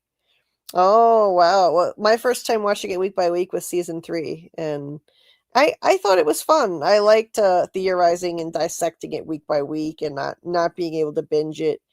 You'll like it, Joyce. You know, it leads to a lot of really fun conversations, and we wouldn't be able to meet up every week and talk about it for 10 weeks if we could just binge the whole thing.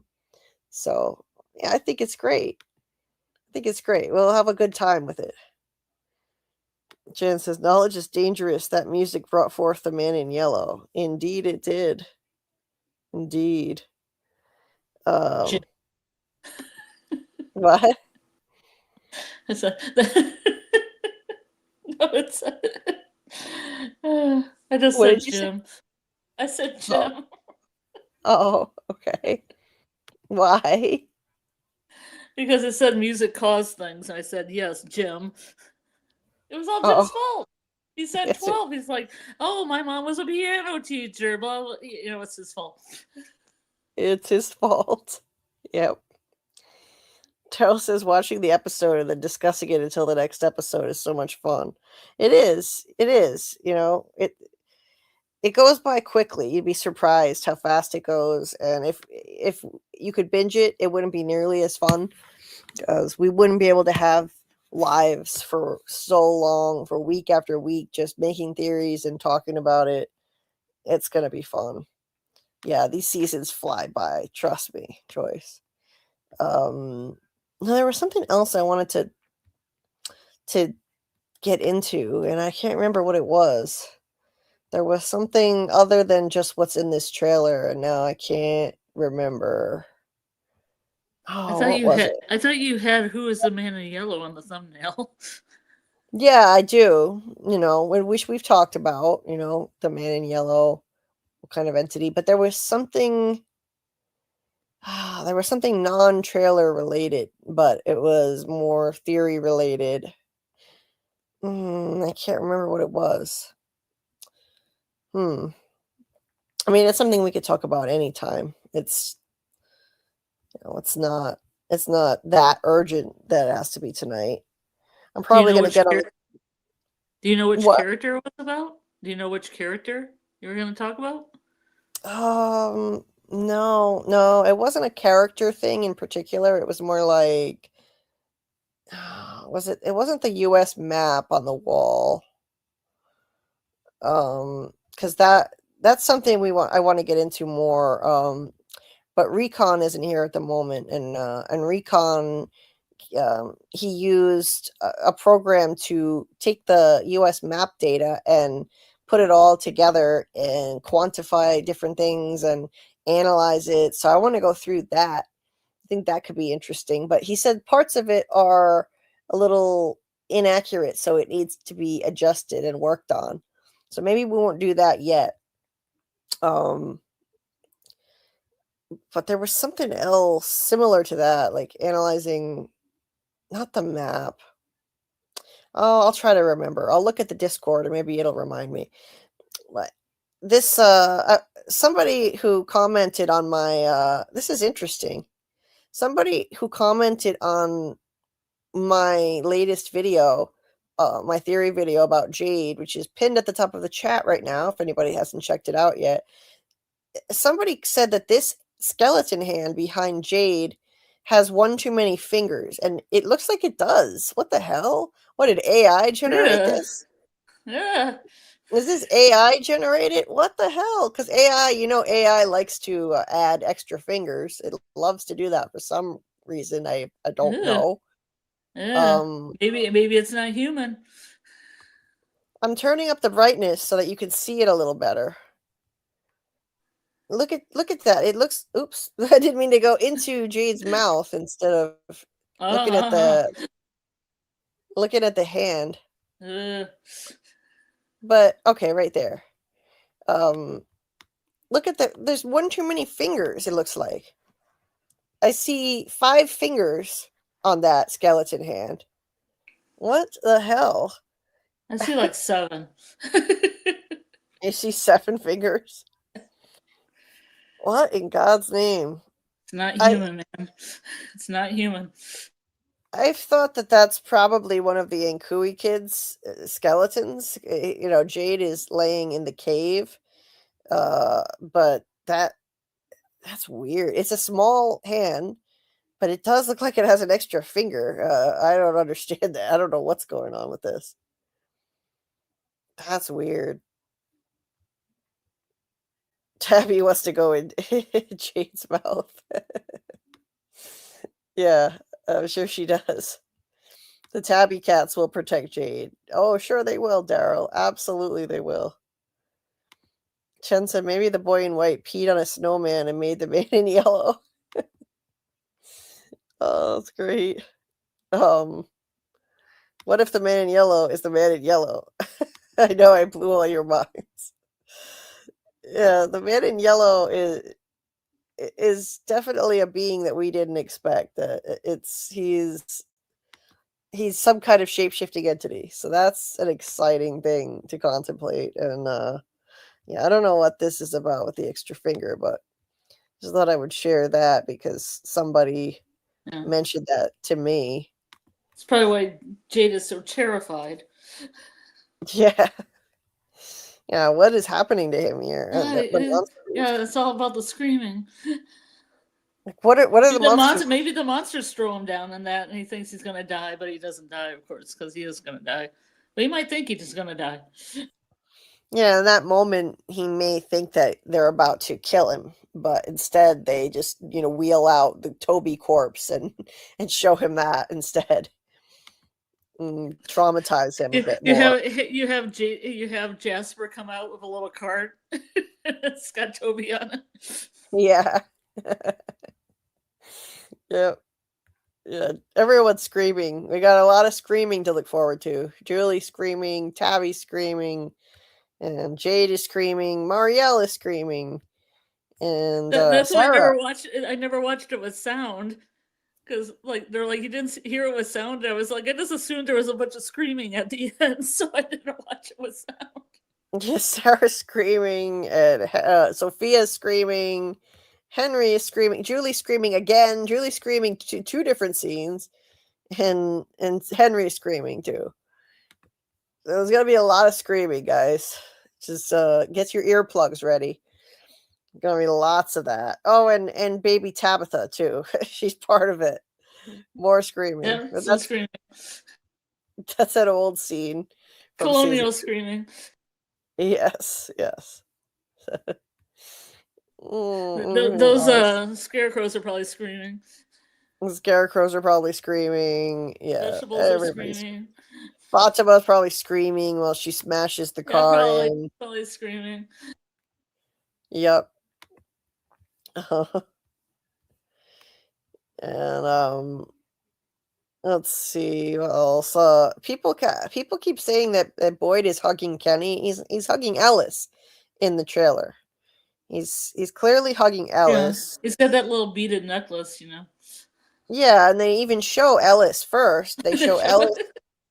You see his face. They show Ellis hugging Boyd, and they show Boyd. It's Ellis. He's not hugging a bunch of people. No. And Boyd is he's crying, his face is all twisted up with emotion, and Ellis appears to be the one comforting Boyd. So Boyd is definitely breaking down. Boyd is breaking down and turning into a monster figuratively. Now it's Boyd's turn to look in the monster mirror, like I call it. It's the ongoing theme. And we keep seeing that come up again and again. The monster mirror. I found the Elgin picture where Elgin's looking in the mirror. So there's it started with Jasmine Monster. She's looking in the mirror at what she's become in season 1. She's looking in the mirror like, look what I've become. She's a literal monster. She used to be human, and she seems to have a tiny vestige of sadness and humanity in there in that one moment, just looking at this with the blood on her stained from murdering somebody. And then Fatima in season 3, when she had the smiley pod in her. Oh, that's the scene where she loses a tooth, right? She spits out blood and she has that tooth. Yeah, that's why she has blood on her lip there. That scene was so gnarly. Yeah, then later this thing forces her to kill Tilly. So she's looking at what she's become or becoming in this shot, and then Elgin also looks in the same mirror at what he's become as he's helping the kimono lady kidnap Fatima and forcing her to drink blood. And now it's going to be Boyd's turn in season 4. I really love what they're doing with this, the theme that they're putting forward, where they're literally reflecting on what they've become, literally and figuratively reflecting in the mirror. It's so interesting to me. So that, and let me get back to this again. And I think, like we went over before, I think this ring is really fascinating. I think it's likely that it's going to come out of a dream. And Boyd is looking at it like, what the fuck? How did this thing come out of the dream I had? Where Abby reaches up through the ground and grabs him. That ring, I think, will come off. And he's going to be looking at it like, what the fuck? He's looking at it with that expression. Like, what the fuck is this?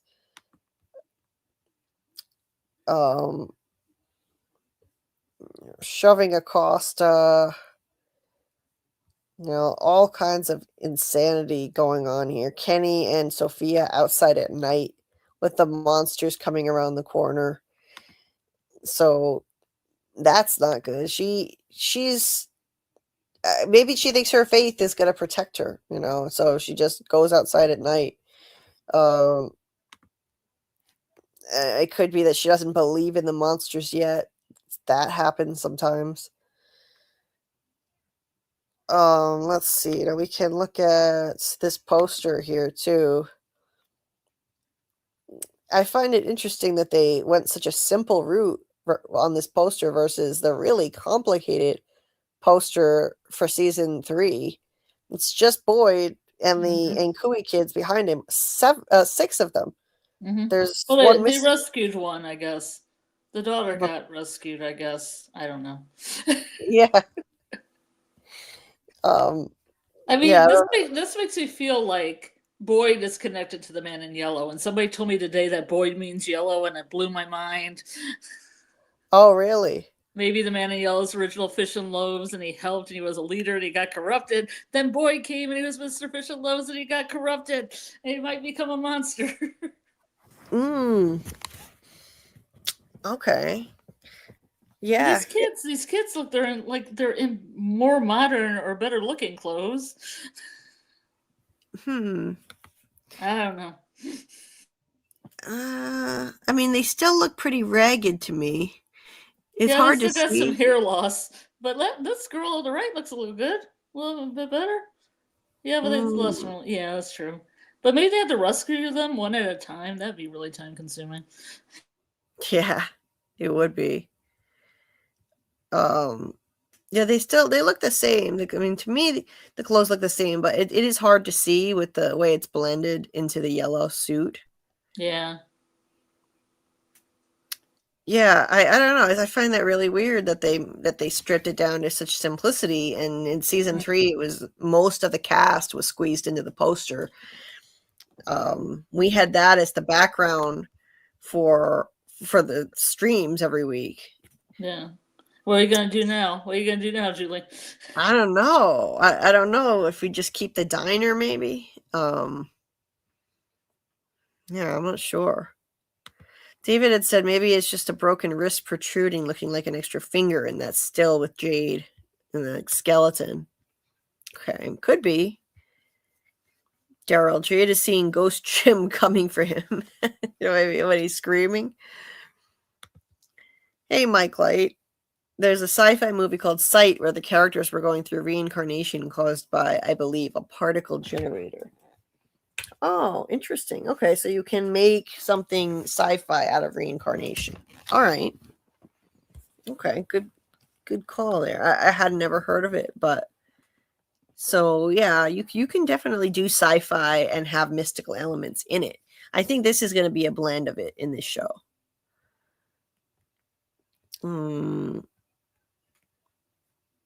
What is this math that you're doing in the chat, Amy? What is that? Daryl said the message is we all have a monster inside of us. I think so. I think that's the message behind the mirror shots and how this place unleashes their inner monster.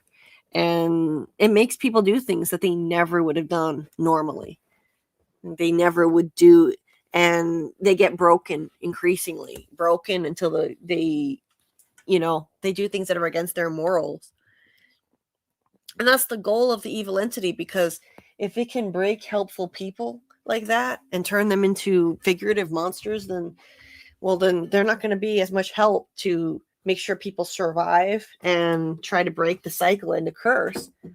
Naturally, they're going to get targeted more, like Boyd, Sarah, and Elgin, helpful people like that, people who want to help. Now, I'm going to get on the treadmill for about an hour, and then we'll close down the live when I'm done. So it won't be 7 hours tonight. I'm gonna keep it more manageable, and if people still want to chat about series, then we'll keep going for an hour. Pixie was adding up the words of the letters of again with numbers. Oh, because it says again, but it has numbers attached to again, but I don't know exactly where those numbers are coming from. Okay. So please tell me in the chat so I know. Oh, I'm interested. I want to know what these numbers are coming from. I'm curious to know too. Let's see. Daryl doesn't think there's any meaning of there, just being 6 kids in the poster. I just wish they would have been a little more careful then about how they designed it. Like, put a little more thought into it. Like, obviously, everything is supposed to have meaning or significance to it, and there are always. If there aren't 7 kids, then they were appearing in smaller numbers only to Tabitha. So having just 6 of them here, I guess the only reason they did it was symmetry. It makes it symmetrical to have 3 on one side of Boyd and 3 on the other. That's the only thing I can come up with.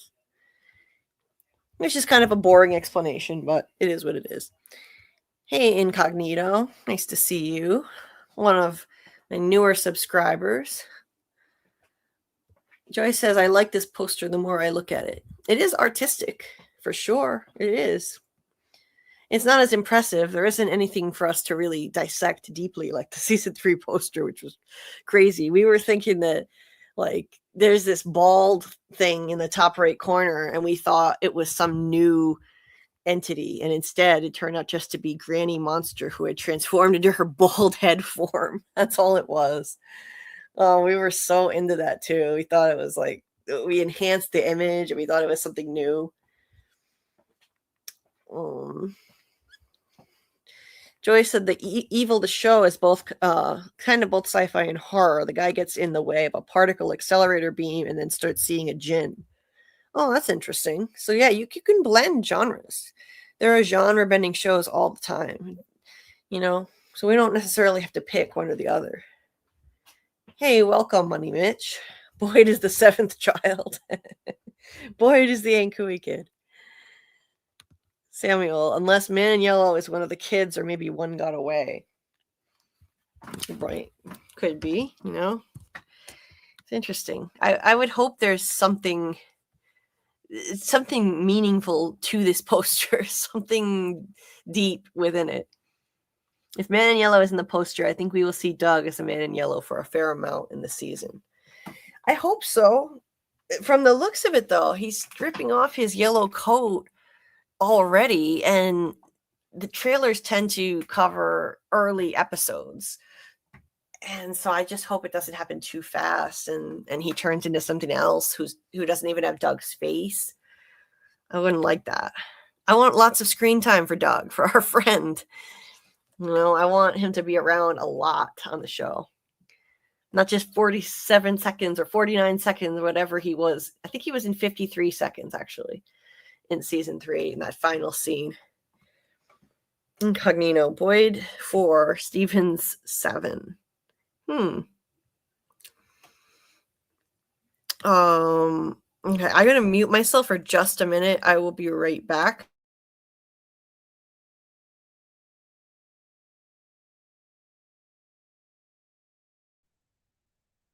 Then we came and get this to go. Now it's Scarlet Show. Oh yeah. Oh yeah. Everyone get up. Everyone dance to the goat sounds. Everyone dance to the goat sounds. Everybody dance to the techno goat. Everyone dance to the techno goat. Oh yeah. That's it. That's the stuff right there. Oh yeah.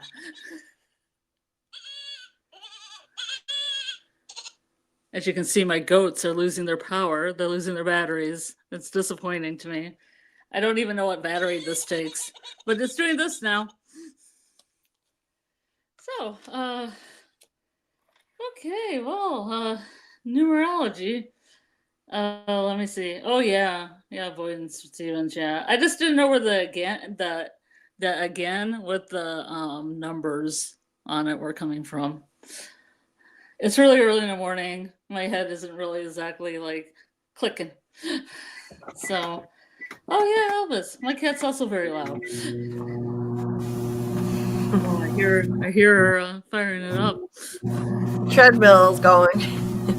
Yep. It's treadmill time. So, let's see. If Jade hurts by Sarah, we're gonna have problems. Well, I don't think Jade will be like that. Yeah, like Joyce says, I feel like Jade will be upset, but not murderous. I agree. He'll be upset, but I do think he'll get over it and realize that this place had tricked Sarah. You don't think he's ever going to turn into Christopher and then like try to kill Ethan or someone? I don't think so. Like, I think that's what this place wants to do. I think that in all of Jade's previous lives, he became psycho and snapped. Like Christopher must have snapped for Miranda to hide her kids from him. So I do think that this place is going to try to make Jade snap, but it's not going to work. No. Let's see. Go back to the teasers for a minute. Is there anything we can glean from that? Not really. I mean, it's pretty much like we didn't get much from the teaser. And you put it in context with the trailer, and I think that the teaser is really just them finding the bag hanging from the motel sign, and then later Jim's body. Like, now that we've seen the full trailer, what does this teaser mean? Boyd here is going to be spotting the bag hanging from the motel sign, I think. That's what that is. Mm-hmm. Sarah's looking down, so maybe this is where they've cut the bag down and they're looking at the dead dog. So the blue shirts. Yep. And then Randall, you know, this is probably where, like, they're calling Randall over to, you know, they're calling everyone in town over. Something happened, you know, or he hears a ruckus and Tabitha comes running out of the house. I think a lot of this is from the same episode, really. Jade, you know, looks shocked. Julie looks shocked. Everybody looks shocked. Tabitha looks haunted. So basically, most of this stuff is probably from the same episode. Victor is having a meltdown. Henry's comforting him. This may be after Victor digs up the picture of the man in yellow. He digs up the picture of the man in yellow and he freaks out, maybe. He remembers the man in yellow. Mm-hmm. It could be. Although Victor may just remember the man in yellow as just a man and not know what kind of an entity he actually became. So, you know, this could be unrelated to that. I wonder, I'm going to compare this to what they were wearing when he actually digs up the drawing. Yeah, Henry definitely has that plaid shirt on. Yeah. I think they were wearing the same clothes. Yeah. Henry's wearing the same. Okay, Victor's wearing a different shirt. He's got that button down on, but maybe he takes off his sweater, though. Henry's got the same shirt. Victor's wearing that shirt now. But then in this scene, Victor's wearing his sweater where they find the man in yellow's jacket. And now going back to the teaser, what was he wearing there? He was wearing the sweater with the same button down under it. So that's the button down shirt under the sweater. So when he's digging up the drawing, it appears that he's taken off the sweater as he's digging up the drawing. But I think this is going to be the same day. They're wearing the same stuff. I know they wear the same clothes a lot, but it's probably related. We know the people are going to be going out to the new village again for more vegetables. So Donna is going to be one of the people out there. There she is next to a totem, which means she's at risk of death by scarecrow attack. She's one of the people out there. Nobody better attack my Donna. No one attacks Donna. So there's Ellis. I worry for Donna. I worry for her. I don't really feel like she has complete plot armor, so I'm kind of worried. Oh, right. She doesn't have plot armor. No, she doesn't. So she could go. So there's Ellis, Tabitha, Ethan, and we know now from this that Donna will be at the village too, where the scarecrow monsters are, if they're real, which I think they are going to be a real threat. So she's at risk. You know, Donna could go this season. Donna could go. That would be a major death. That could totally happen. Let me see. Let me go over to the chat. Hey there, LV Moncure Blacksmith. Welcome. I saw you over in Tony's chat earlier. Nice to see you. If anyone takes out Sarah, it will be Boyd. And I don't think that'll happen at this point. Boyd has deep empathy for Sarah. We just rewatched the episode where Boyd and Sarah are trekking through the woods, and he hears Sarah's story about why she left the door open for the monsters to kill those people, that the voices in her head told her that everybody would die, including her brother, if she didn't do it. And he took off her handcuffs and said, so I've seen this place make good people do bad things. So he has empathy for her, and I think he was in his head comparing her to,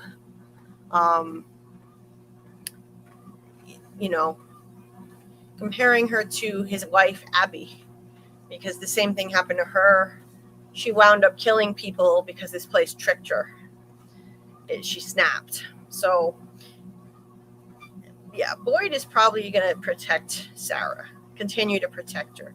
Hide your kids, hide your wife, hide everybody from Jade. Jade could go psycho. You never know. Good snap. Yeah. Good. Daryl says, I can see Jade trying to sacrifice Ethan. Yes. But he'll live because he's Man in Yellow Jr. now. I have an idea that it's Man in Yellow Jr. and not Man in Yellow. Now, what do you mean by Man in Yellow Jr.?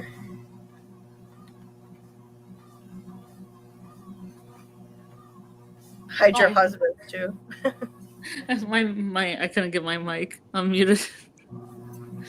Oh, it's just kind of like the theory, okay, but, this is theorizing if the Man in Yellow turned into Jim and they don't find Jim's body until, episode 4, and Jim's kind of masquerading, Jim, quote-unquote, is masquerading around, and Angelic Jim is actually the Man in Yellow and kidnaps Ethan, and then makes him a little Man in Yellow Jr. Okay. Not directly the Man in Yellow, but he takes off with Ethan. But this would have to be after that scene in the cabin, so I kind of thought the stuff in my head that maybe they don't find Jim for a couple days. They go to the cabin to see if he's there. They're searching the forest. They can't find him. Right. And then after Jim appears as a Man in Yellow and takes Ethan, then they find the body parts, which would be more of a shock to them because, the Man in Yellow's been masquerading around as one of their own for a couple days. But it would have to be at least episode 4, Right. Yeah, I could see that happening in the beginning. It's possible.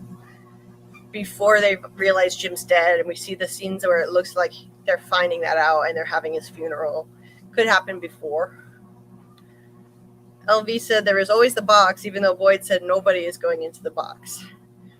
It's possible. They could potentially bring it back. Maybe they go dark. Boyd goes dark. But I think Boyd's just going to lose control of the town, they're going to vote him out, and most of the town will side with Acosta and Kenny, and they'll just take over. LV says, my other thought, Tabitha and Ethan find Sarah dead. Ooh, dark. I mean, it could be, it could be a fake out and it's somebody else dead. But Sarah, I think, is just so important. She's so unique in the show with her ability to hear the voices. I don't think they'll kill her off until at least the final season, and then she'll die in some heroic way to complete her redemption arc, in my opinion. Randall without a cause. Let's see. Victor having an anxiety attack from loss.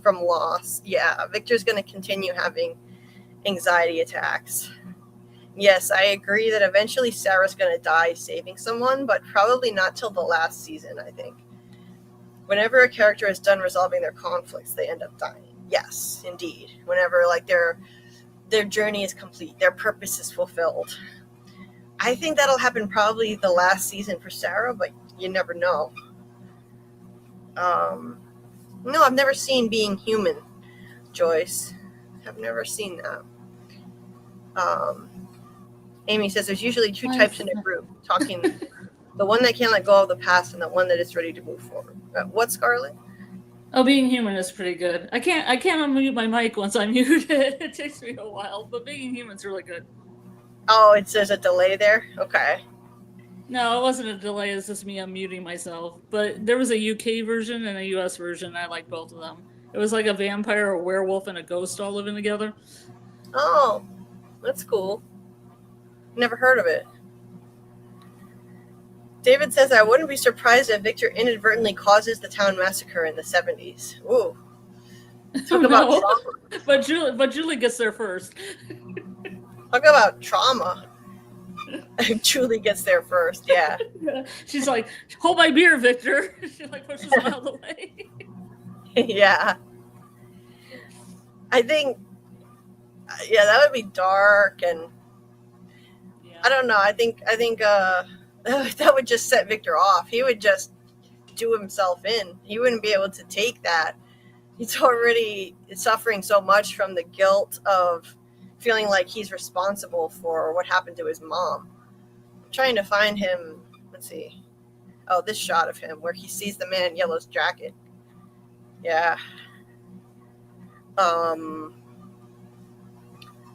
Samuel says Fatima and Sarah are most likely to be taken out by a lynch mob, in my opinion. Ooh. Dark. Yeah. Fatima, she murdered Tilly, and I think that truth is going to come to light, so it's going to be tough. I think there's going to be a certain group of people at Colony House that are separate from the town and kind of just banished in a way, like just persona non grata, and Fatima will be one of them. They'll separate town versus Colony House again. And like people, on Boyd's side will stay at Colony House, like Donna and Fatima. Yeah. That's what I think is likely to happen. Fatima looks terrible in this. She looks haunted. She's never going to be the same. This place, it's broken her down. She's another broken person now. That smiley pod forced her to kill Tilly. So, and plus, she probably still has some of that blood inside of her too, like part monster. Yeah. I mean, I hope she has those visions. I mean, I hope she could like visualize for us those the people sacrificing their children. Like, we'll get more of that. That would more be monster nice. vibe. Yeah, monster that would be tales. Great. What she told us was just pure exposition. It would be nice to see a flashback. Yeah, it's disappointing. Yeah, it was disappointing. She's like, I saw it. They sacrificed their children because it promised them they would live forever. Like, you saw it? How did you see it? Yeah. Can you show us? Yeah, I want to see. Show us what happened. Don't just tell. Haven't you ever heard of show, not tell? Joe, don't tell. It's, exposition is not a great thing. No room in the budget. LV says, do you think he does it to cover up for Fatima? Maybe. It's the only way I could pick up on it. I definitely think Boyd is going to cover for Fatima. It'll be like Elgin tells him the truth always comes out eventually, and Boyd says, I'll make sure it doesn't. And I think Boyd is going to do that for more than one secret. He'll try to cover up that Sarah took out Elgin's eye and that he tortured Elgin, by smashing his hand, and that Fatima murdered Tilly. He'll try to cover up all of it, and it'll come back to bite him. Victor never leaving this town. Joyce, I think that's true. Victor is never getting out. He's a part of Fromville now. I think that's true. LV, would Jim be manipulating Ethan like it isn't Jim, but the evil? It could be. Yeah, I think it's likelier to be Ghost Jim. He looks kind of angelic to me, but what's Scarlet? Yeah. Oh, it could be like Abby, like appears in a ghost form, but then, is mischievous. Yeah, could be. Yeah, I guess. Yeah. Joy says that there should be a strictly enforced buddy system in this town. Yeah, nobody should go anywhere alone. Yeah, they did, because Donna was talking about a buddy system. Oh, real? Yeah. Massacre, haven't find your buddy. That's not in play anymore. Yeah, they have it for emergencies when the monsters attack. They do have it for that. That's why I was upset that Kevin didn't have a buddy. I'm like, who's Kevin's buddy? We gotta be watching Kevin. Right? Where's his buddy? Yeah. Amy says, if anyone has any funny comedy ideas for my From cartoon channel, let me know. Cool, Amy. Amy has a new channel for From parodies. Drop the link, Amy, if you'd like. Drop the link to your channel for From parodies in the chat so people can subscribe to it. That's going to be awesome. I can't wait to see what you do with that. Great idea to do that now, too, with season 4. Great timing. I started a channel focusing completely on From right before From season 3. And it was the perfect possible timing when there was so much attention on it. It's such a hot show. Hey, Debbie, Ebby. Nice to see you. She said that she'd be here in a few hours if we're still streaming it. And I said, no, we probably won't be. Here we are. I'm going to be here for the next, let's see, a little under, like maybe 50 more minutes. We'll wrap it up after that. I'm doing my treadmill walk before we end. So apologies for the little bit of background noise on the treadmill. I do it to manage my pain condition so that I can keep streaming. But Julie B says a heroic death. Yes, I really do see a heroic death coming for Sarah. I love Sarah. Don't kill her. Yeah, a lot of people have been saying that. There's a lot of love for Sarah. Jen says, LOL. Yeah, I don't know. Somebody will. I don't think. What? I don't think so much. I don't think anybody's going to kill her. I think she's just going to sacrifice herself for the greater good. You know, like put herself in harm's way to save Boyd or get people out of the town or something. You know, she's going to stay behind. You know, like that person that stays behind when everybody goes because they got to, like, you know, delay the monsters or something. She's going to be that person. Yeah, that would be like a classic redemption arc ending. That would be textbook. So I think that's what's going to happen. Jed's for Fatima, there was a dead body and they sent people in pairs with the killer out there. WTF? Yeah, exactly. What the hell? Or another thing is when they're in a colony house, here comes Elgin down the stairs with a backpack, you know, walking down the stairs ready to go find Fatima, but nobody just follows him. Yeah. That would have been a much milder thing to do than just torture them. Like, they could have tried something less extreme first. Less extreme. But the show's full of extremes. Pull a gun on somebody, ask questions later. Yes. David, I reckon Victor witnessed the man in yellow become broken and repressed it, and Boyd is being broken just like the man in yellow was. I like that. That's a great theory. Great theory. I could see it. Maybe that's why. Too, Maybe that's why Boyd has got the man in yellow looming over him on the poster. That's interesting. Yeah, that's what I feel. Yeah, that's interesting. Maybe the man in yellow. We talked about roles in this show many times. Like, people are filling certain roles in the town. What if the man in yellow functioned as in Boyd's role in the 70s, and he was kind of the leader of the town, and he was a normal person. He was just a regular guy who got stuck there with everybody else, and he was nice, and Victor remembers the horrible thing that happened to him, and he has that panic attack because he remembers the original leader of the town getting broken and how everything fell apart, and it culminated in the total massacre of the town. Like, I could see that happening. Yeah, I could see it too. Yeah, I like that. And that would explain this poster. I mean, I want this poster to have a deep meaning, the poster for season 4. I don't want it to just be, let's just, throw the man in yellow on there and Boyd in front of it and the Ankui kids. Like, I need this to have a deeper meaning. So that would be perfect, I think, if we find out the man in yellow was the leader of the town in the 70s and he got broken. He was turned into a monster morally, and then once he was dead, the evil entity took on his form. and has been using him at, the shapeshifter entity. So, and now its goal is to do the same thing to Boyd, maybe. Incognito says Victor better beat his trauma and stop repressing his memories because he knows much more than he looks. Oh, yes, that's true. I think he will continue to remember more and more. That's what he's been doing. He's been doing that. So that, I think that'll keep happening. Victor will keep unearthing memories and having meltdowns, because that's what happens when you unearth trauma. You get triggered and you have meltdowns. It's very true to life, what's been happening with him.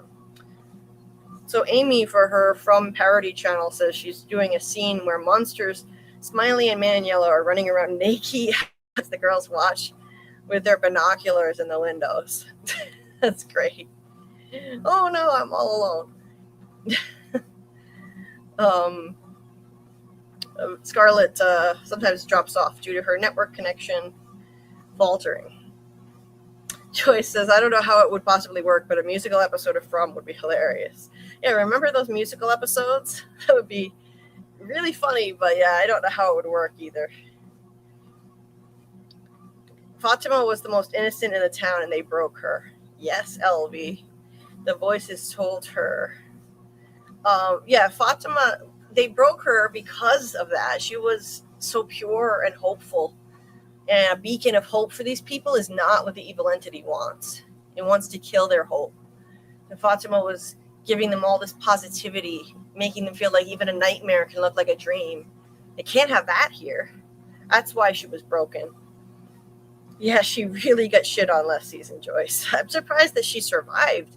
But I think they didn't kill her off just to show the effect of how this trauma she went through has broken her now. There are fates worse than death, like Randall said. Fatima is broken. This fucking place gave her hope about being a mother. She infertile and destroyed her mind. Yes, Incognito. It's really cruel what happened to her.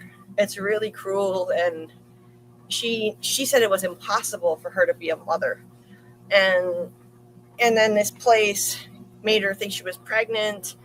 And it also took her hope away about life in general. She had a very optimistic, hopeful view of life. And it just broke her down. Michael says, it'd be funny if the monsters keep tripping around in the forest at night. Damn it, why can't we do our shtick in daytime? Can't see a damn thing out here. Yeah, it would be. Please allow Donna to shoot her gun again. Oh, I would love that. I love Donna. Yeah, Amy, let us know when you do post videos on the From channel you made, and we'll definitely check them out. And there's the link to it. Subscribe to Amy's From Parody channel. The only bad thing about the trailer is we didn't see more of Sarah. Yes, Sarah, we know how much you love her. We know. She will work with a screwdriver during the night. LV says, I'm trying to make myself go to bed within the next 30 minutes. I am used to my sister on the phone on the treadmill. Oh, yeah. Well, I don't know what time it is where you are, but it's 2:44 a.m. here. So I'm going to be, after I get off the treadmill in however much time, I'm not sure yet, maybe 45 minutes, I'll eat something and go to bed myself. Oh, good. Jen and Joyce sub to Amy. Awesome. Thanks for supporting our friend. The family will grieve, but we will carry on for at least another cycle if Sarah dies. Yeah. If Sarah dies, a part of me will die with her. Yes, indeed. Daryl, when season 1 was airing, I stood by Sarah while others wanted her dead. I am hers and she is mine. Sorry about that, guys. Something just came over me. Oh my goodness. Just declaring your love for her now. Michael says, could do a Colony House Scooby-Doo episode with townies and monsters doing the hallway and doors gag, where they're chasing each other around and going in and out of different doors. Oh, that would be funny for Amy to do for her channel. Incognito said, it's just maybe like Ethan said, you have to fulfill a task or quest in order to leave, and not give up hope, not give to hope because the town will use it against you. Yeah, I think what they need to do is hold on to their hope and don't lose it. Don't let the town take it away from you. That's what they really need to do. Frank lost hope that he'd ever have any more Christmases with his family outside of that place. That's what he said.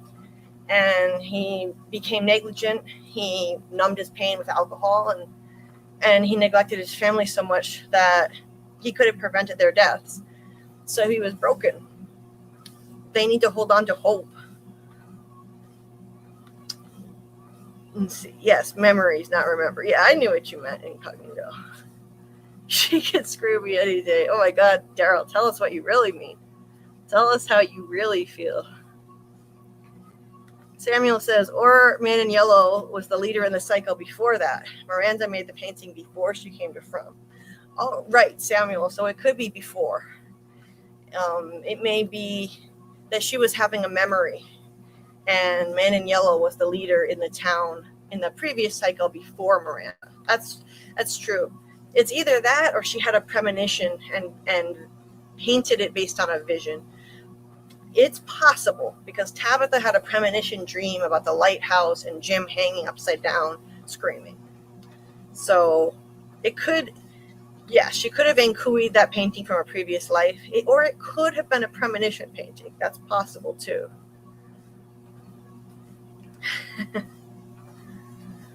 The monsters don't know what to do with the Aussies, and we kick Smiley in the nuts. Jed, I bet you Aussies are just way too tough for the monsters. Aussies have got to be tough to deal with the stuff that is in Australia, the deadly creatures. Aussies should not be in From, and Aussies should freak out the Man in Yellow monsters of the town. Yes, indeed. If they push too hard, something will push back. It's difficult to seek answers to escape without being affected because this place uses thoughts and dreams to break you. Yeah, exactly. That's true. That's exactly right. If you push too hard, something will push back. They said that line again in the trailer. Victor said, if we push too hard, something will push back. And who said that before? Sarah said that Nathan believed it, that if they try too hard to escape, if they push too hard, something will push back. LV says, Boyd, I think, has PTSD from the war. He wants to bring every man home. His suffering is feeding the town jet fuel. That's interesting. Yeah, he would be a prime feast of suffering for the evil entity, PTSD. Absolutely, it's a common thing from the military. And he said that he was sent to some of the worst hellholes in the world. Now, Daryl, it doesn't sound like Boyd to me, but I'll listen to I keep forgetting, but I will play the trailer again and listen to the voice. It just didn't sound like Boyd when I heard that statement. That statement that he made. Boyd sounds really hopeless in the trailer. He sounds like he's losing hope. He says that that basically they can't. There's nothing they can do to fight back against these things. None of us are going home. No, he said none of us are going anywhere, and he said we're losing. We're running out of time, and we don't even know the goddamn rules. So, all very hopeless language. Usually we hear Boyd giving hopeful, uplifting speeches, but he's not doing that in the trailer. He's sounding increasingly hopeless. He's violent. He's shoving Acosta against the ambulance. And I can't stand her, but I still don't think it's right to be shoving a woman. I don't care. I don't care how insufferable she is, and I don't care if she just did something stupid. He didn't need to shove her. And he narrowly misses getting hit by this car. He's going through it again. The pastor's car comes barreling through here, and Boyd dives out of the way just in time with somebody else. I'm not sure who that is. He has his arm around them and pushes them out of the way. it doesn't look like Kenny. Kenny doesn't dress in clothes that dark. So I'm not sure who that is.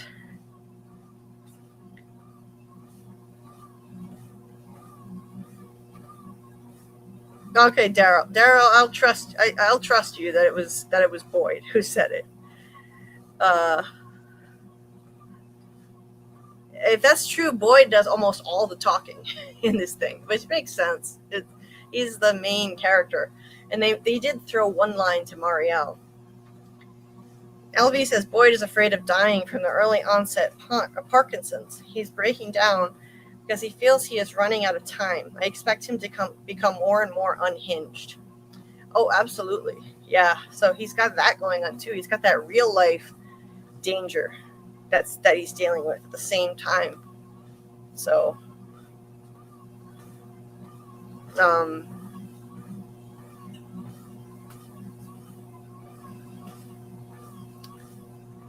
let's see. Yeah, Jen says, seriously, Foster's is the worst beer in Australia.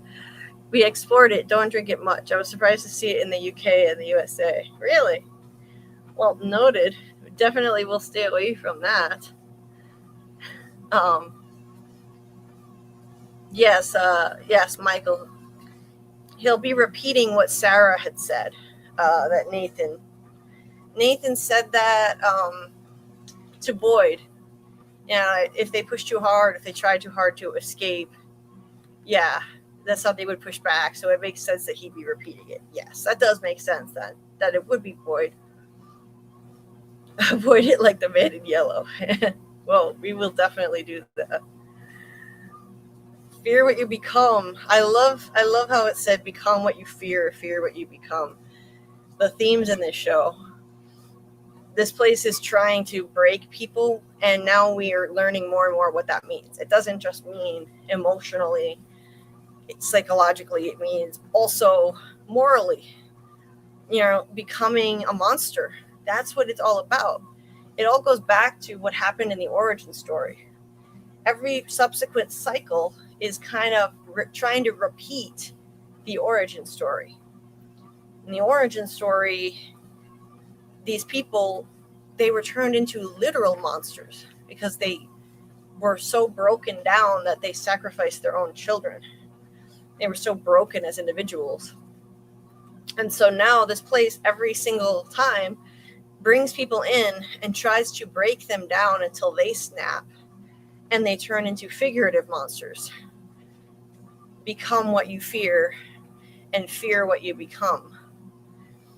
So it's not just about killing these people. It's about breaking them down, breaking down their character until they become figurative monsters. And once they're sufficiently broken down, I think at that point, the entity just wipes the board clean and starts over. And that's when a full massacre happens. And maybe that's when they decide child sacrifice might be an answer. If somebody becomes convinced enough that sacrificing a child may be the way to escape, that's when the whole board is wiped clean. And I think that's what Christopher did, that he was going to sacrifice Victor and Eloise. And it may have triggered the whole massacre of the town in some way. So it would make sense if it always winds up repeating the cycle in the end. It started with people sacrificing their children and turning into literal monsters. And in every cycle, the evil entity could be trying to break people down until they become figurative monsters. And maybe someone even attempts child sacrifice. And then it just ends, and they start the thing over again. They've drained everyone completely of as much suffering as it can, and then starts over again with new people. Oh, Scarlet is back. Did your network go down again? No, I actually tried to do something else on my iPad that knocked me out. Oh, okay. Oh, well. No, it wasn't like the thing on Saturday, which was really super fun. Oh, yeah.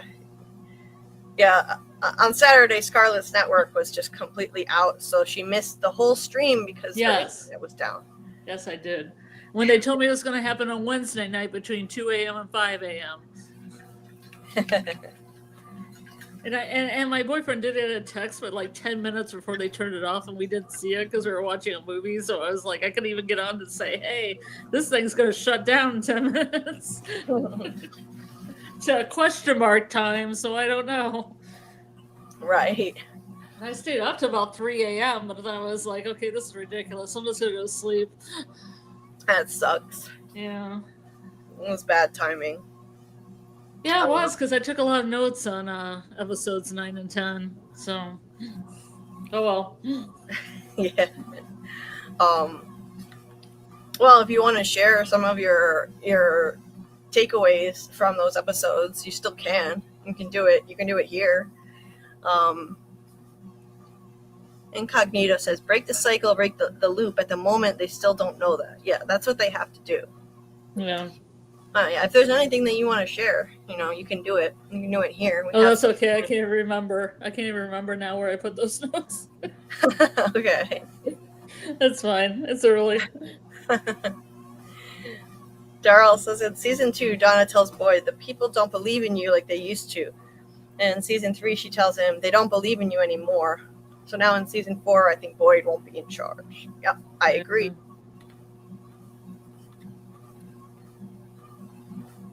And it breaks. Daryl says it wasn't the same without Scarlet. Yeah. Oh, Yeah. Touch.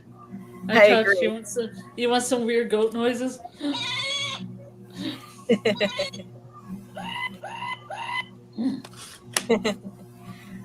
Debbie says do it, Scarlet.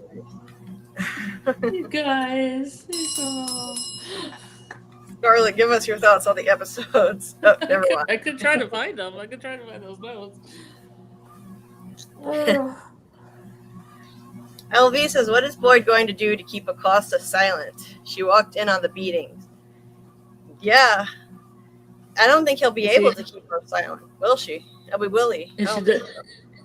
Is Danny just going to disappear? Quote unquote disappear. Is he going to make her disappear?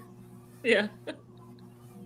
Or do that gangster thing where like he throws her body in the grave and then covers it up a little bit dirt before Jim's body or somebody's dad's body's in there. Right. She tells him in the trailer, you think you're some kind of hero? You're a monster. Yeah, so she's going to be spilling the tea. She's going to be telling everybody. And then right after she says, you're a monster, cue the monster mirror shot. Yeah. It was so perfect. Monster mirror shot, Boyd looking at what he's become, reflecting on what he's become. Reflecting. Literally. Brilliant. I love how the show uses symbolism and metaphors. And then Fatima here, somebody earlier mentioned, like, what is she doing, like, playing with poo or something? And I was like, I meant to feel like that. Her fecophilia face. I will make some great arts. I thought she had rotten vegetables and she was making art. It looks like more rotten vegetables, doesn't it? Yeah. Well, all habits die hard. Maybe she's making them into art now. Art therapy. I did find some notes, but they're only for the recommended episodes of season 2 and 3. Oh. Yeah. Which we haven't gotten to yet. Yeah. I'll keep looking, though.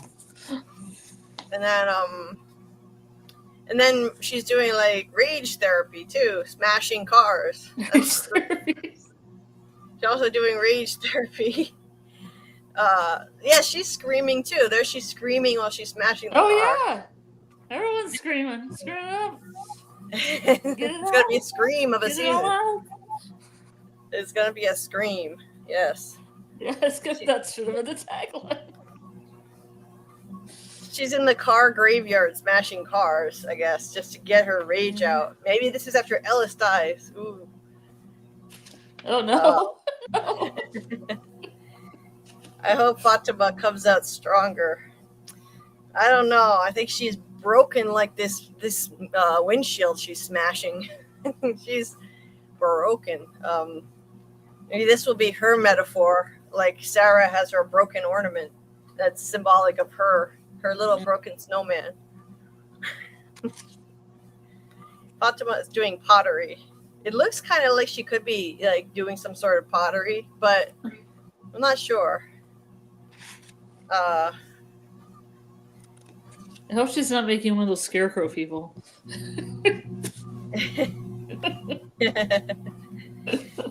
Guys, don't make fun of Fatima while she's trying to cope with what happened to her.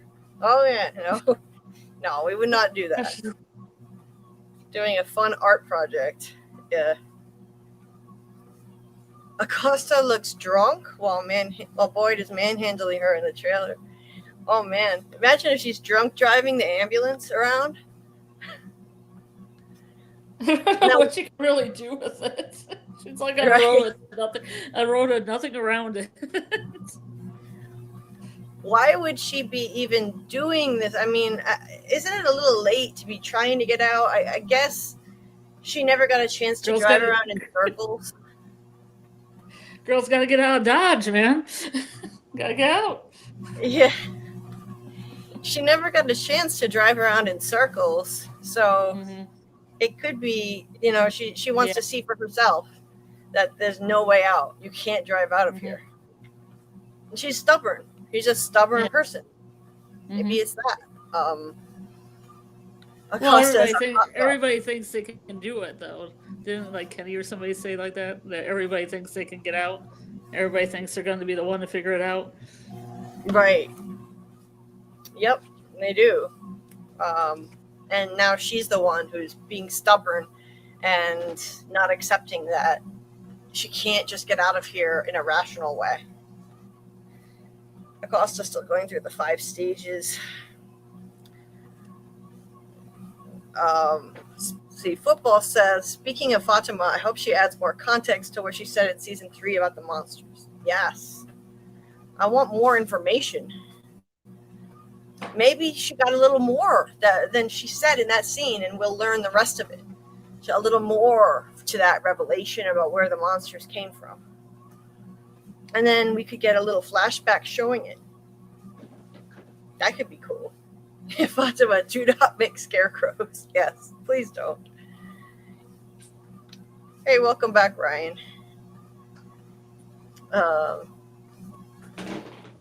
Let's see.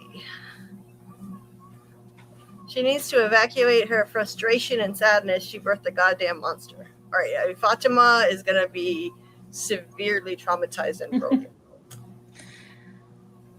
Football says, I believe Sophia is the one that crashes the vehicle into the police station. Now, the question is this ambulance going to be part of that? Does the ambulance...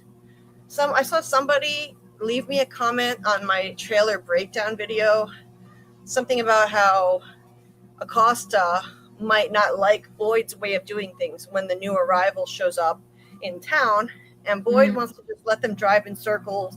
They put down the spike strip, and Acosta tries to go after them in the ambulance instead. But I don't understand why she would do that. It doesn't really make sense to me. Yeah. Like, why would she go after them in the ambulance? I don't know. And then Boyd freaks out on her and shoves her really hard into that. And he wanted to, it was obvious that he wanted to manhandle her after she shot and killed that red shirt in Colony. Nikki. She has a name. Nikki. I usually remember her name, but say her name. I'm tired. It's fine. It's fine. But yeah, I mean, he was like about to charge at her after she shot Nikki, and Donna like got in the way and stopped him. So it looked like he was gonna like grab Acosta and drag her over and shove her at Nikki's dead body like he did with Frank and Frank's daughter. Mm-hmm. Well, they do with Nikki's body, just throw it in the back of Colony House and that's good. Probably. No funeral. Put her on the compost pile. Yeah. Just a red shirt, just cannon fodder anyway. Ugh, I don't want more Acosta this season, but I want more Acosta. Olivia says we need more. She's been on the back burner for too long. She's my least favorite. I felt happy going. Sorry. What? I felt happy going into Tony's chat because I knew he was pro Acosta. Oh yeah, Tony loves Acosta. And I was like, I could say I love Acosta and here I won't get shade. Yeah, she's probably the least popular character. My least favorite. Daryl says Acosta said she wouldn't take off her uniform, so we're making some progress. That's true. Well, she took off her uniform. Sometimes things get smelly. Sometimes you gotta take a shower. But she still has her gun on, though. Her gun is still there. And wait a minute. She didn't have her gun before, and now she does. That's new. Remember? Wait, no. That whole scene. The whole scene with the bullets and everything. You can have your gun, but I'm gonna. But not her bullets. Yeah. But not her bullets. Yeah. He gave her gun back in season 3, but he kept the bullets. So she's still walking around with this gun on her, but presumably no bullets unless the town has already given her authority. But I think that's going to take more time. I think that would happen a little later in the season where she and Kenny will take over officially. In this scene, Boyd will still be in charge. And yet she's walking around with her bullet-free gun as if that's going to do any good. That's ridiculous. And Christy and Marielle will witness this, and they're looking pretty judgmental about it, which they should be. I mean, he shouldn't be shoving her. I don't care what kind of place they're in. Somebody in my comment section of my trailer video also said to me, another person said, stop defending Acosta. This place doesn't go by real world rules. In other words, Boyd isn't wrong for shoving her. Well, I disagree. I'm sorry. Yes, this place doesn't go by real world rules. So when Sarah killed somebody and Elgin kidnapped somebody, Fatima killed somebody, they were all under the influence of an evil entity that was tricking them, manipulating them. But Boyd is not. Boyd isn't being controlled by, I mean, maybe he is, who knows. But I don't think Boyd has an excuse like they have when he's shoving her like this. I don't think that excuse applies. I don't judge Boyd for doing this as much as I would in the real world, though, because this place is trying to break him. They're all tense. They're all on edge. Yeah, this place is trying to break him. It put him in a position that forced him to shoot his own wife and kill his own wife. I mean, so obviously I have sympathy for Boyd like I do for everybody else who does bad things here. There's a lot of excessive shoving in the show, though, too. Like Jim shoving Victor, Jade shoving Victor. Yeah, and this place makes good people do bad things, like Boyd said to Sarah. He's seen it happen, and it's made him do bad things. So, that's just a common theme. So, but I can still say Boyd was wrong for doing it. That's not me defending Acosta. I think it's excessive. There can be other ways. This kind of like torturing Elgin. There can be other ways. You don't have to go there to that extreme. Right. But there was manipulation there too. I was thinking about it earlier. And why did Boyd jump to torture? Why did he feel like he had to move fast? Because the voices in Sarah's head were laughing and saying, you're not going to get to Fatima in time. Yeah, that's true. So I think that's why it was after that he jumped to torture. So he was being manipulated by an evil entity. So we've got to give him the same grace that we extend to Sarah and Elgin, and Fatima. They're under the influence of evil entities, making them do things they wouldn't normally do, in an effort to try and help someone. So they're all in an extraordinary situation. Yeah. Ledness says, I think she's going to end up leading, if only for a little bit. I agree. I don't think it'll last long. They're building it up. I think by season 5, Boyd will be back in charge, or he'll get back in charge. Costa, I've been a real cop for like 3 days. Yeah, the rookie cop. She thinks that she knows all. But we've got a Team Acosta person here, Ryan. Oh yeah. Ryan said I'm Team Acosta somewhere. I saw it somewhere. Yeah. I do like all the knowledge comes at Acosta jokes too in the chat. Oh, nice. Knowledge comes at Acosta. Mm-hmm. The librarian too. There's another one about the joke of the librarian coming at Acosta. It's fun. You guys, oh yeah.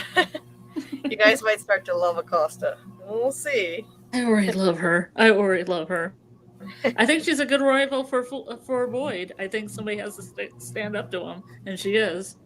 So that's her niche. Joyce says, I cannot keep my eyes open. Sorry, guys. Take it sleazy. See you next time. Oh, don't be sorry. Just close your eyes and we'll come to you in your dreams. Nah, don't be sorry. Thank you for being here. Thanks for staying as long as you did. And we'll see you next time, Joyce.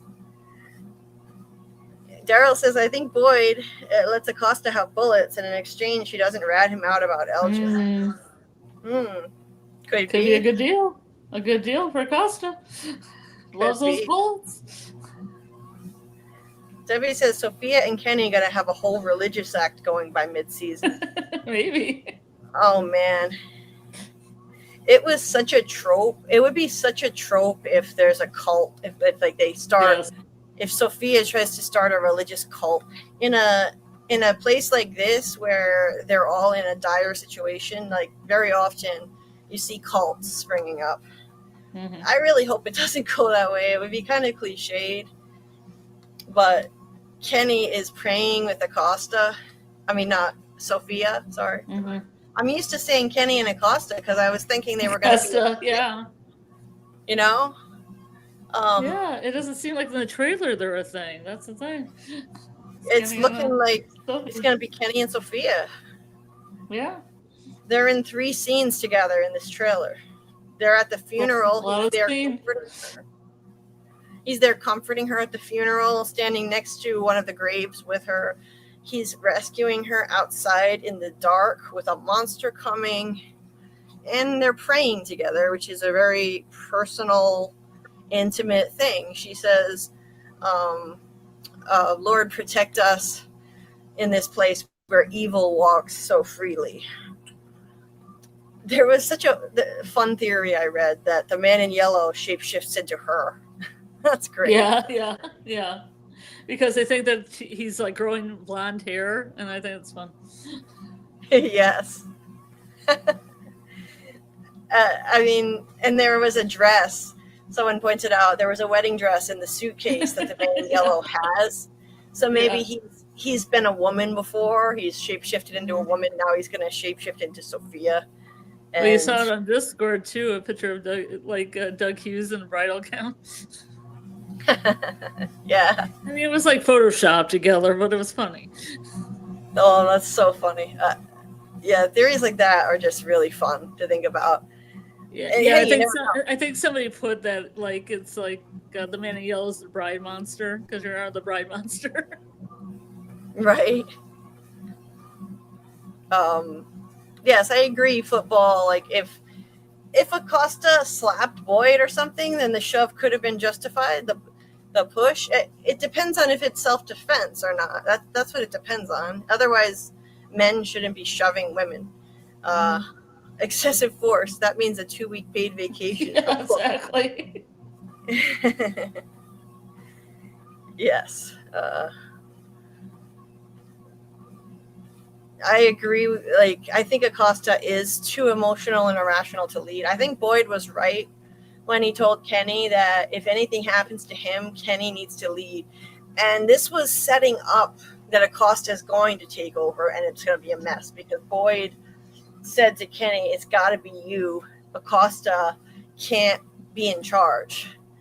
So because she's too erratic, she's not equipped to be in charge of the place. She may have some good points at times, but she's too new to the place. When she got there, she panicked. She left Tabitha handcuffed in the ambulance and left Henry all alone, ran up the hill, shot someone right in front of a house with a window, and killed somebody. And then she came and demanded her bullets back the next day for her gun and her bullets. That's not someone who's fit to lead this place. She doesn't understand this place well enough yet. That's the thing. And she was only a rookie cop. So, whether you like her or not, I just don't think she's experienced enough to do it. But yeah, I mean, she's a fighter and she doesn't back down. She has good qualities. I just don't think she's equipped enough to lead the place yet at all. Yeah, Kenny is Sophia's hero. It's looking like he's going to save her in the dark again from the monsters, The town gives him Sophia to give him hope. Could be. But maybe, no, it's like the lettuce. Yeah, it could be. It could turn into a bad thing. Kenny, every time, think about it, every time Kenny seems to have something good, it turns into a disaster, He lost his parents tragically, and it seemed like Christy was getting ready to pick him, and then Ariel came back and she dumped him. Then there was the cabbage that he came back with from the village. Yeah, so proud. He was so happy with his cabbage, and he found out his mom died. Yeah. And now he's got Sophia. How is this going to blow up in his face? Yeah. She's married to God. Her name means wisdom. Maybe it means Sophia comes at a cost, like knowledge comes at a cost. Yep. Could be. Hey, Recon. I'm back from the land of sleep. Did I miss much? Just 4.5 hours of theory talk. That's all. Nice to see you. Hope you slept well. I don't know what time zone you're in. It's so early to get up if you're in the U.S. It's 3:18 a.m. my time. Yes, just talking about Man in Yellow, Acosta, Scarecrows, Jade, basically everything. Yeah, that's all. That's all you missed. Kenny is the Man in Yellow. So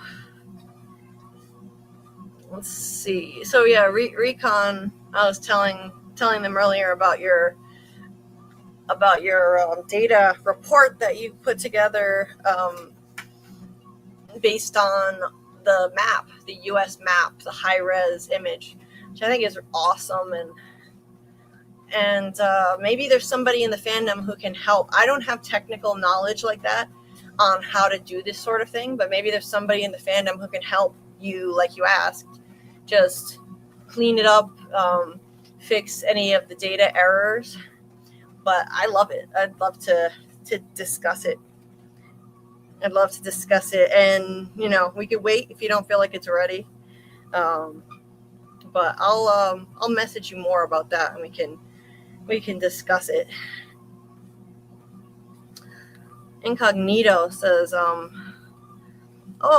Recon says it's almost 6:30 p.m. here in Australia. Oh wow, I didn't realize you were another one from Australia. Well, we've got a big Australia audience here. A lot of Australian From fans. Cool. Your prediction list for the deaths in season 4. Incognito. Okay, I think Ellis is gonna die. I think Randall is gonna meet a fate worse than death, like he had so much dread about in season 3, talking about fates worse than death. So I guess you could say Randall will be on the death list, but it'll be even worse, like being chained up in the dungeon like Martin. It could be like that, story walking. Ellis will die. I think Donna is at risk. Donna doesn't have too much plot armor. She could potentially go. No. But Ellis and Randall are my top 2 picks on the death list. What about you, Scarlet? Who do you think is likely to go? Any ideas? I don't know. I normally don't like to think death list because I don't want anybody to die. I want them to all get out of Fromville safely. I think that red shirt's gonna die when the Scarecrow comes in. Oh, definitely. That red shirt. I could probably predict red shirt deaths.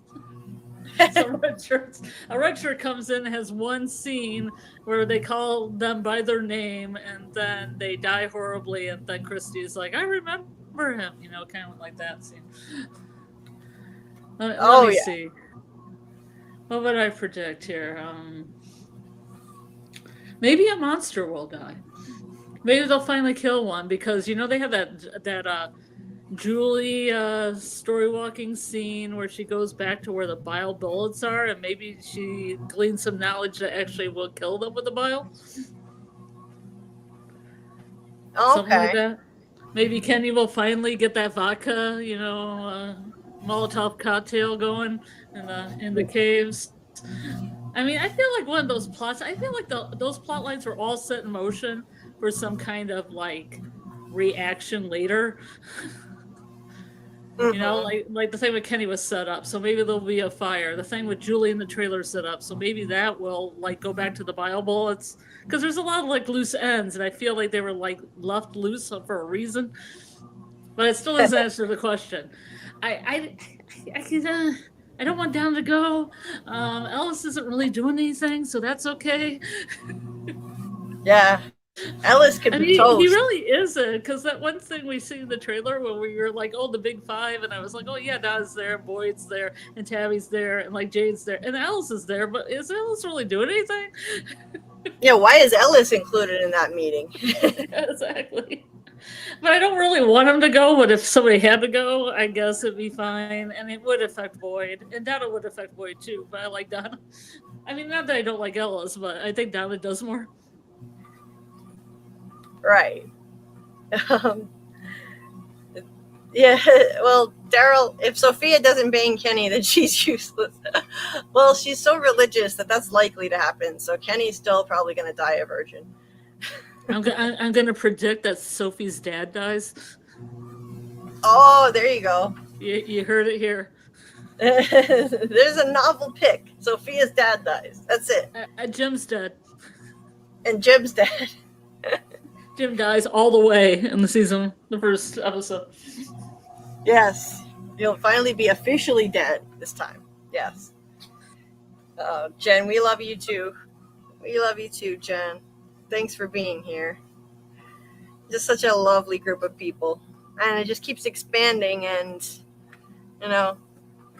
it's this is something about this show that attracts the nicest, most wonderful people I've ever met. Debbie says, I keep going back to Kenny's Chinese name, Fu Han, meaning deputy, which to me says that his entire purpose, and that's his entire purpose, and it's reinforced by his last name, Liu, like Liu in lieu of something, or in place of someone, such as if Boyd can't perform his duties as sheriff, the deputy becomes his proxy. Mm-hmm. Also, the phrase by deputy historically is instructing another person to act in one's stead, by proxy or in lieu of them. That's an excellent point, Debbie. That's a great way to back up the theory that Kenny's going to take over instead of Boyd. And maybe Acosta will be his deputy. I could totally see that happening. LV says, I believe Man in Yellow is on the same plane as the man with the worms, a human with some sort of power. Oh, it's an interesting idea. I hadn't thought of that.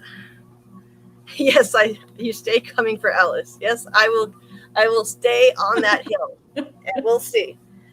I usually don't come down really hard on death list predictions, but I'll just stick to this one and see what happens. Man in Yellow is a fixer of this Fukin place. I love how you say Fukin incognito. That's really funny.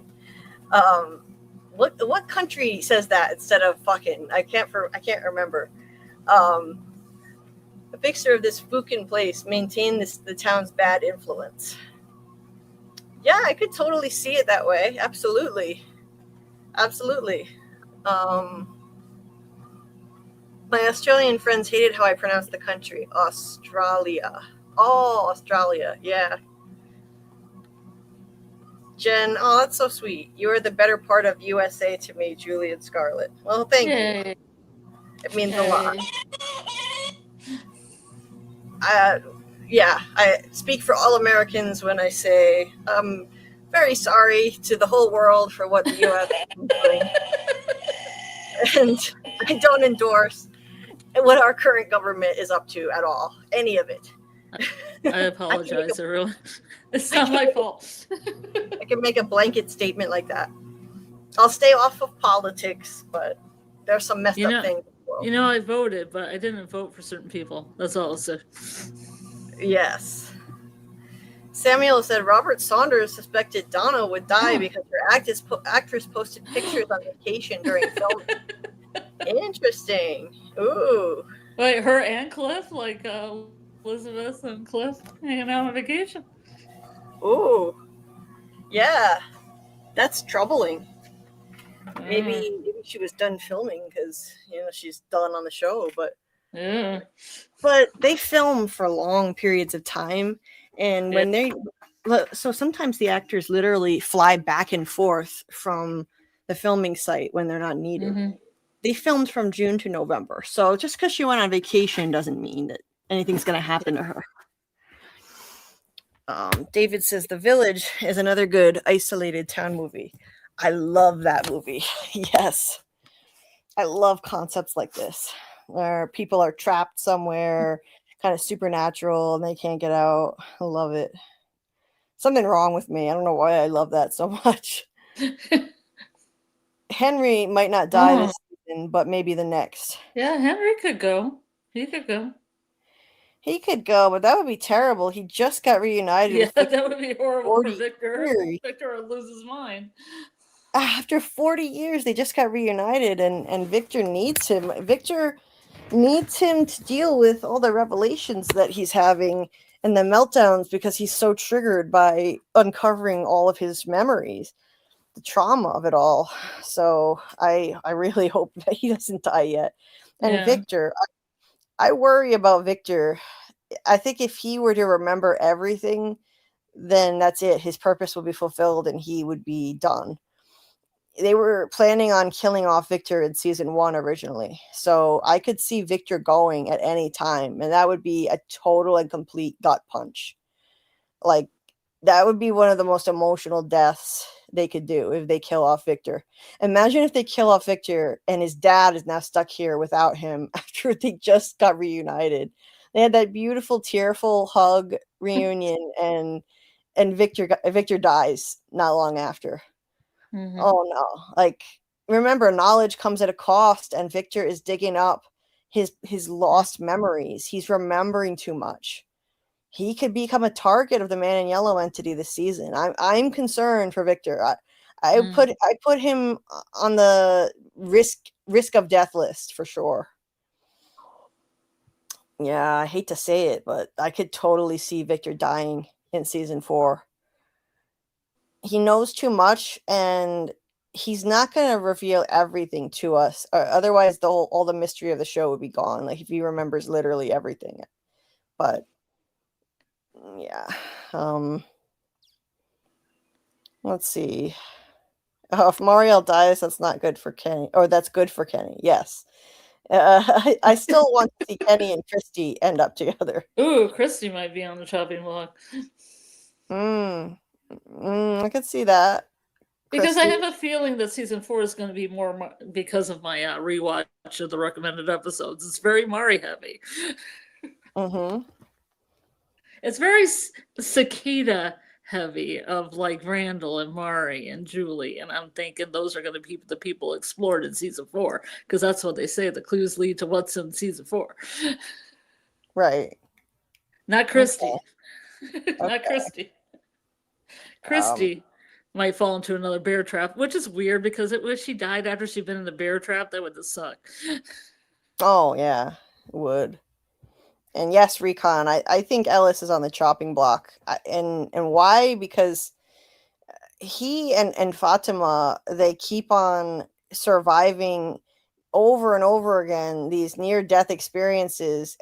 Ellis got close to getting killed by Smiley in the Colony House Massacre, season 1. He jumped out the window and just broke his arm, healed ridiculously fast.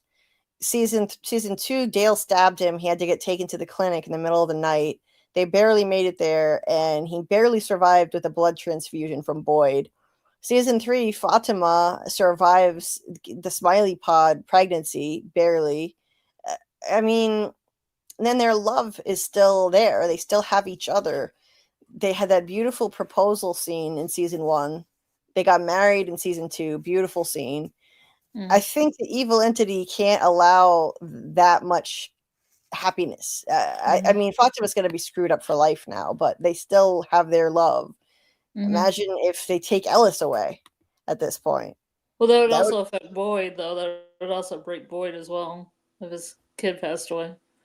It would. It would certainly. I mean, if you want to break Boyd, there's nothing that could break Boyd more than that. So it could happen. I'm not like 100%, but he's on my risk of death list, let's say. And okay, Daryl thinks Victor ain't dying either. Well, who do you think is gonna die, Daryl? Somebody's got to die.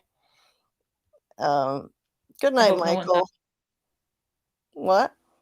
I hope no one dies. Yeah. I'm never like somebody who wants to see a bunch of deaths in the show. I'm not that person. I prefer for nobody to ever die. I wish they didn't kill off anybody in Lost. I didn't think it was necessary. But in a horror show, if you don't kill off anybody, it's hard to feel like there are real stakes. If they keep if the monsters keep screwing with people and then letting them go like they did in season 3, then that's a problem. You need to feel that there are high stakes. They had Randall and they let him go in season 3. They had Boyd tied up and they let him go. They had who was the other person? Victor in the cave. They let him go. Now they're gonna have Jade and they're gonna let him go. I guess it's just psychological warfare at this point, but they've got to, if they're going to do the psychological warfare angle with the monsters almost grabbing people up and then letting them go, you've got to simultaneously kill somebody off too. You have to. You've got to do it. Season 3, I think they did enough. I wouldn't have wanted more. I know some people want it more. I'm not bloodthirsty like that. I'm not watching this show for blood and guts and gore. I'm watching this show for the mystery. I don't want to see a lot of people die. But somebody's got to go just to keep the stakes high. So I think Jim... Ellis. Huh? Ellis, you're up. Yeah. So, like, Jim had to go. I think they did just enough. Poor Jim, but somebody important had to go. So they killed off Jim. I think that was smart. They killed off Tian Chen. That was gut-wrenching. And what happened to Jim was so shocking because he's such an important character. So they've had a shocking major death. They had a gut-wrenching emotional death with Tian Chen. They had a darkly comical death with Dale. Yeah. I think that was enough. And they had a shocking death with Tilly that's going to break Fatima. Yeah. So that's enough. That's enough for me. They said they were going to do 3 major deaths, or they said not 3. They said a few major deaths in season 3, and I feel like they did enough to fulfill what they said they were going to do.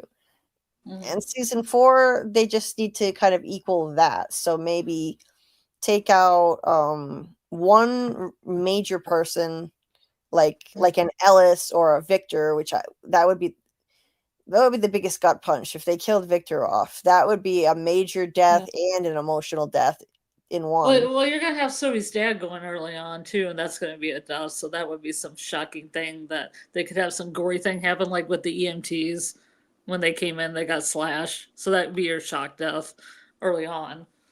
Right. And And then I good don't old know. Michael. Alice just falls down into the pool. Yeah. Doesn't look. Let's see, what is this comment? Daryl says, in shows like this, characters survive life or death situations. Yeah, absolutely, they do. But somebody's got to go, or you don't feel like this is life or death. They've got to keep the stakes up. Like Welcome to Derry, they established the stakes right off the bat by killing off a bunch of kids in the first episode. That was incredible. And in Stranger Things, they eliminated the stakes by basically not killing off anybody. And you can't do that. You can't say something is life or death and then don't kill anybody. It just doesn't feel legit. Not in a series that runs for that many years and you have this many run-ins with creatures that are supposed to be deadly that don't kill anybody important. That's the problem with that. Hey there, Aunt. Welcome. If the man in yellow is a shapeshifter, is his current form real, or that of a past resident, and is his true form is supernatural looking? I think that his current form is not real. I think it was a past resident. I think it was the one in the drawing that Victor dug up. That was a past resident who probably led the town, and maybe, so there he is in the drawing. There he is smiling with his clean suit in his car, On his and quest. yeah, and this is interesting too. I didn't mention this earlier tonight, but why is Henry looking at this so intently and then screaming bloody murder? This is from the same scene. He's in front of the same thing outside the bar. Why? You know what? I can't remember who it was. If it was a movie blog or a Parkland Media, or one of those people said maybe the man in yellow stepped out with Miranda, and Henry's just realizing it now and screaming because his wife had an affair. Oh, maybe. So he's realizing what? That the man in yellow stepped out with his wife Miranda. Oh, jeez. Yeah, he's screaming. He's got to be screaming for a reason. And Karl, Well, he's holding his head in that very familiar position where people get rebar and stuff put through it. Yeah, he is. Karl thinks that maybe he knew that guy. That maybe he knew this person. And like he got trapped in the town, but he knew him. Karl keeps talking about the detective who. Yeah, I was thinking about that. There was a detective who was looking for Miranda and the kids, and then and looking for them for years, and then he died apparently. Well, what the hell happened to him? Apparently, maybe he wore a yellow suit. I don't know. That was what Karl was thinking, but. Maybe he thought he retired or died, but he actually just drove into Fromville. Yeah, maybe he did. And in this scene, it looks like he's going to be reminiscing with Tabitha about her past life as Miranda. So some romantic notions. Yeah, they're going to be reminiscing on their romantic LSD trip under the bottle tree. She'll definitely tell him about her past life as Miranda. That's why they're in this scene together, going to this bottle tree for sure, 100%. So that should be interesting. I really don't want to see anything happen to Henry. He's a great actor, and I want to see more of his story with Victor. I'm fascinated by that, and by the way he's looking at this drawing. It's interesting. But yeah, I think I do think that was originally like a real person who got stuck there, And this is actually a shape-shifting ancient entity who's maybe impersonated other people before and other things. Well, Daryl thinks if someone dies in season 4, it will most likely be Donna, Randall, Marielle, or Henry. But Henry will meet Eloise first if he does. Yeah, that's like a really sad death then. Yeah. Finally, like the family's united for like just a little bit of time, and then he dies. Finally, he finds out his daughter's alive too. He thought he thought his son was dead. His son is alive, and he finds out his daughter's alive, and then he dies. That would be terrible. Yeah. Or if Victor died. Debbie says, I'm worried about Victor for other reasons. Why did Swingcoat give him that ominous message about making him stay with the monsters? That's not what happens to people who get caught. So what is he? Yeah, that was weird. That was weird. It's like, this place, those monsters don't want to kill him. That was really bizarre. I think that Boy in White has been protecting him all this time, but yeah, that was really strange. I think what's happening with Victor ultimately is he is being allowed to live by the evil entity because up to this point he's been inadvertently useful to the evil entity by using his trauma. His trauma has caused him to warn people not to go looking for answers because people who do that don't come back, just like his mom. Stop asking questions. And he kept all the secrets to himself, but he spread the fear around. He was that lone survivor to tell a tale of, don't go looking for answers. Like, and it's kind of like, what I think it was the Huns or the Mongols or something. They used to leave one survivor after they ransacked a place to tell the tale. But if he stops being useful and he starts useful to the evil entity and he starts helping people find answers, which he's done, that makes me worried for him. I think the monsters let him go because he was on thin ice, but he's not 100% helping the people who are trying to escape this place yet. But if he keeps dredging up memories, I think that was a warning. That was kind of foreshadowing that he could die. Like he could go. Now, the more I think about it in season 4, if he keeps dredging up these memories, I think what that monster said to him is foreshadowing that if he keeps digging for answers, one of these times he's going to get taken out because knowledge comes at a cost. If you keep coming down here, one of these days we might make you stay. I think that's what that really means. That's what I thought at the time too. I was saying it in season 3. Do you think they ever add a human to the monster pool every once in a while? Like you have the monsters that kill the kids and sacrifice the kids, a village. It takes a village to sacrifice children. But maybe somebody like a Victor comes in and is a monster. Like they make like the Man in White might become that way because he's a leader that was corrupted. But maybe they bring in a Victor every once in a while and monster him up. Maybe I'm not following. Wait, what? Maybe I'm just too tired to think. What? Yeah, I'm getting a little tired too. Okay. You got your monsters, right? You got your sacrifice. You got your monster your parents. You got your parents sacrificing the kids in the village, and they become immortal and they become monsters because of that pact. But do they bring every once in a while another human in, like a Victor or somebody to join the crew? Like the Man in Yellow could be one of those people because he could have been the leader and then he was like made into a monster because they broke him. But could they bring in like a Victor every once in a while as a monster, like an extra? Oh, that's possible. I hear what you're saying now. Yeah. Maybe bringing like somebody to turn into a monster, a new monster. Yeah. Could be. Tebby says, I just saw the whole scene in my head. Man in Yellow shapeshifts into Miranda using her wedding dress from the suitcase, and he dispatches Henry in front of Victor. Oh my god. That's horrifying.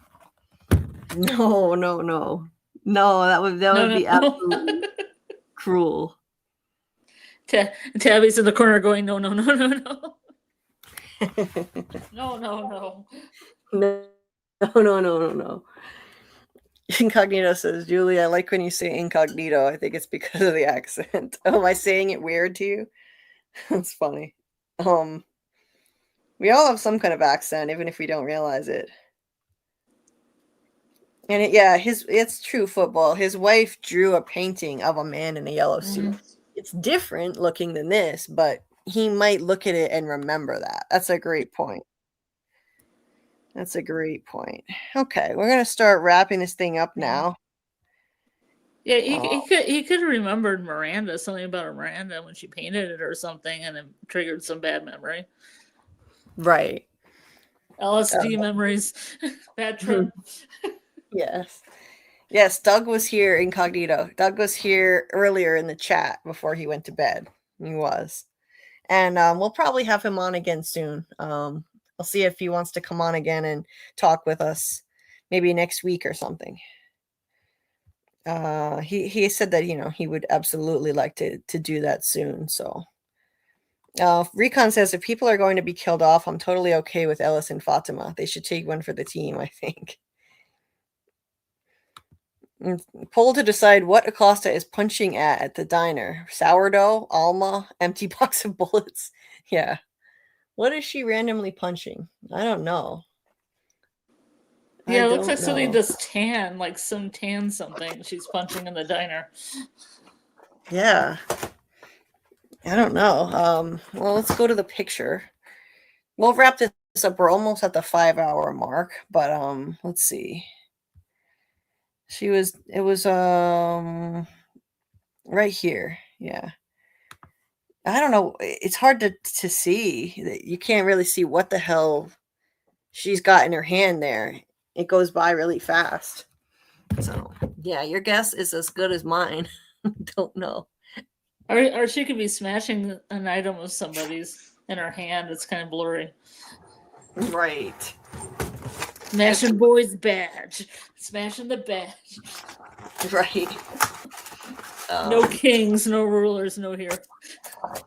Yes. Yeah, Doug is hilarious. Incognito. Doug is a friend of the channel. He's been on our streams a lot, so if you want, you can always go back and look at there's a whole playlist on my channel of our story time with Doug, Man in Yellow talks, where he shared hilarious stories from his life and also talks from theories with us too. He's been on like 20 something times on his channel, and first it was a formal interview format, and then he just became a friend and would come on to hang out with us, and we'll definitely have him on again soon. So I'll chat with him and see if he can join us soon. He is really funny. He was very fired up on Tony's live. Yeah, it was a lively debate. I'm gonna watch the rest of the replay that I missed. Well, Daryl, I hope you're right that they're not killing Victor and keeping his dad or sister alive. I really hope not. Hey, welcome, Marasov. Welcome. Please hit the like button if you haven't already and help people find the stream. That would be much appreciated. And if you haven't already, check out my theory video on Jade and what he's going to discover in the cave, the revelation that I think he'll have down there with the monsters, and who the corpse is in the trailer and why I think so. I have the video linked at the top of the chat right now, and at the end of this stream, I'm going to put it in the description of this video, but you can also find it on my channel. It's the latest video there. Please give it a view, like the video. If you're able to, you can hype it. You're able to hype up to 3 videos per week or 3 times on a video if you choose. And it really helps small creators like me because we get bonus points. We get bonus points by YouTube if we're below a certain threshold of subscribers. So that helps so much if you want to magnify your impact and help small creators get their videos seen by more people. With the algorithm, hyping is the most powerful tool that you have now.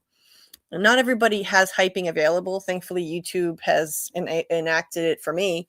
I guess not everybody's videos are hypeable, but yeah, you can hype mine. And we're going to be doing the next stream will be Wednesday night. If all goes well, that's the plan. Wait, not Wednesday, sorry. Today's Tuesday. Thursday night. Because I take a night off in between. We're going to discuss our rewatch of season 2, episodes 1 and 2, and dive into every clue and hidden detail and meaning we can find going into season 4. And then I think Saturday we'll do episodes 3 and 4. Try to get through as much of this as we can, as quickly as we can, to get ready. Because I think it's important to do a full rewatch. Yeah, the debate was on like what the nature of the show is, what genre it was, I think, between Tony and Doug. Yeah, I'm gonna go back and watch it myself too. Oh, okay. Debbie says you must have over 500 subscribers. Well, that's too bad. I'm sorry. You can't have hypes on your videos. Lori said she doesn't have them either, and she has 1.2k subscribers. So I don't know what the deal is with that. Anyway, let me close that down. And anyway, so we're at the 5-hour mark. We're gonna say good night and thank you so much to everybody in the chat for hanging out with us. And shout out to the replay gang, especially if you've made it this far. Thank you so much for listening, and thank you for watching my video. It's doing really well. My Jade video, really appreciate it. I also have my trailer breakdown video. That's the second most recent, and it's linked in the description of the video. If you want to see my full trailer breakdown and you haven't yet, that's in there. I'm going to be doing a few more theory videos. I have a few ideas. I'm not sure which is coming next, but by next week, I'll definitely have another one. And good night, Recon. Nice to see you. I'll be in touch. We can chat about that awesome write-up, that awesome data report that you put together from the U.S. map on the show. Yeah, Doug and Tony, they both got very fired up, Daryl. Yeah, they definitely did not agree, and it was great.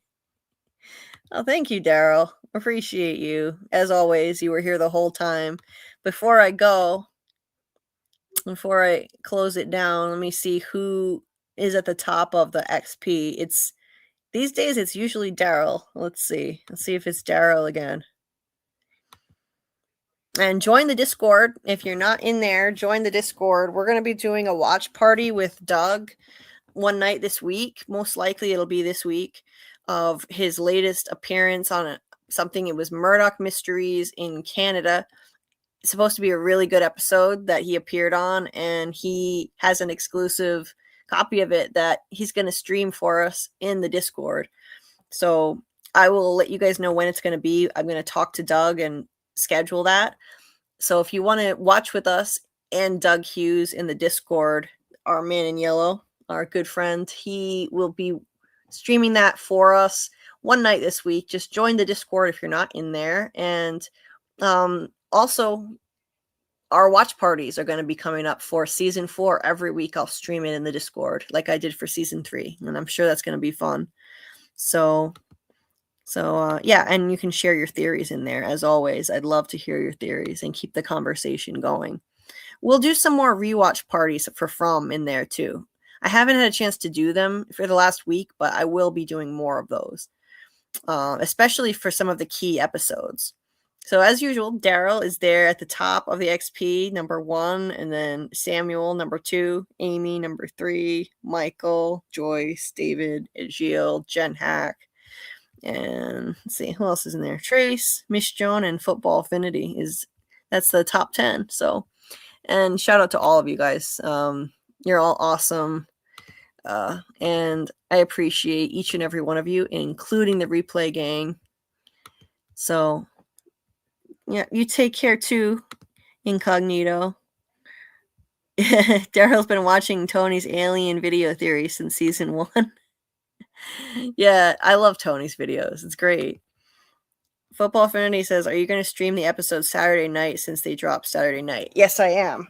at midnight. We'll do it the same way we did in season 3. When the episode drops at midnight on Saturday, I'll stream it as soon as it drops. Absolutely. And Doug says he wants to watch with us. So if you want to watch with the man in yellow, that is the place to do it, in the Discord with us. We may have a limit of how many people can join too. So you might want to get there early. I think unless somebody boosts the server, I think we may have a limit of only 15 people who can watch. So, yeah, the only other option is for somebody to boost the server, and then more people can join. So we'll see. We may have to ask for somebody to do that because I can't afford to. Anyway. I like our affinity mirror that's happening right now. Tripping me out. Tripping me out, man. Yeah, it look keeps at this. creating more and more of them. They keep getting smaller and smaller. It's going on and on forever, just like Memento. Just like the poster for Memento. It's just, that was a picture that was going on and on and on forever. Mm-hmm. That's so weird. What the hell? I'm trying to make toaster strudels and they're still ice cold. How the hell do I make them in this toaster oven?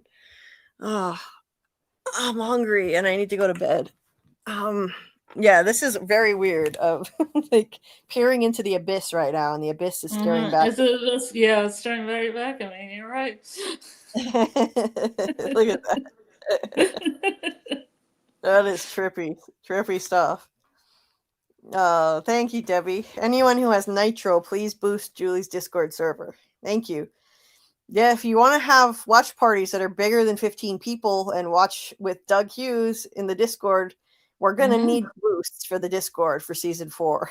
So that would be much appreciated. I'm going to have to make sure I get in there early enough that I don't get shut out. But I think the person who runs the server has to be allowed in.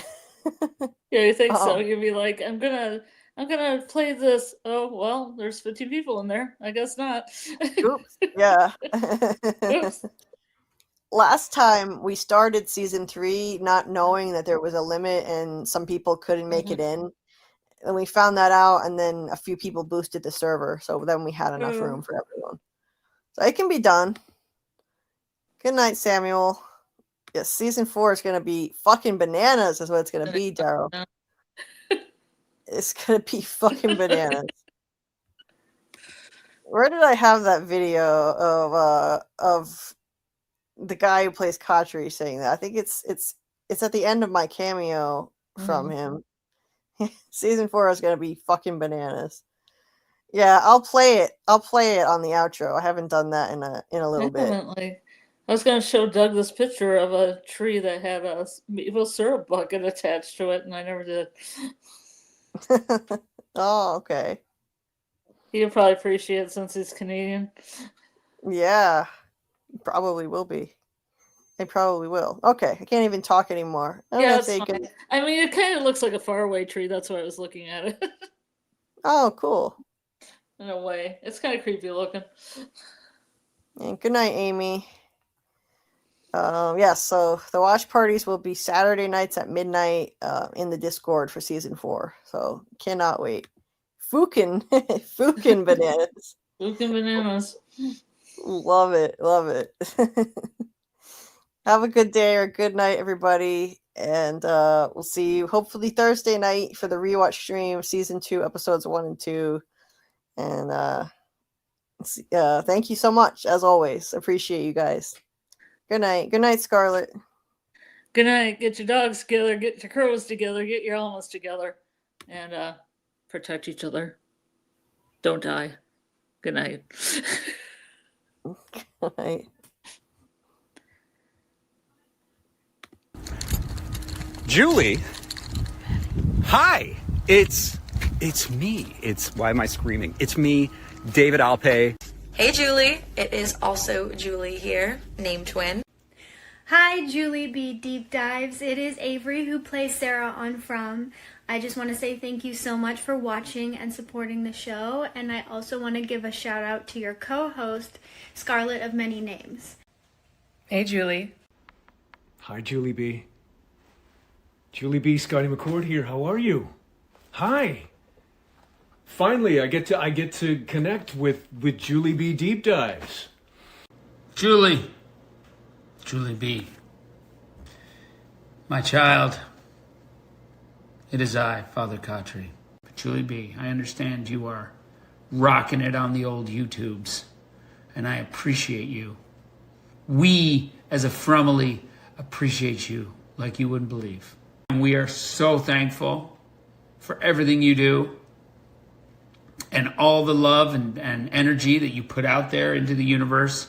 Julie, you're awesome. You work so hard. I wish we were friends in high school. You could have helped me with my, literature essays, my critical essays, because you are so deep and thorough. Keep doing what you're doing, and I'll see you around. Thank you for what you're doing, and keep at it, and I know you got this. You know you got this. Keep at it. Take care.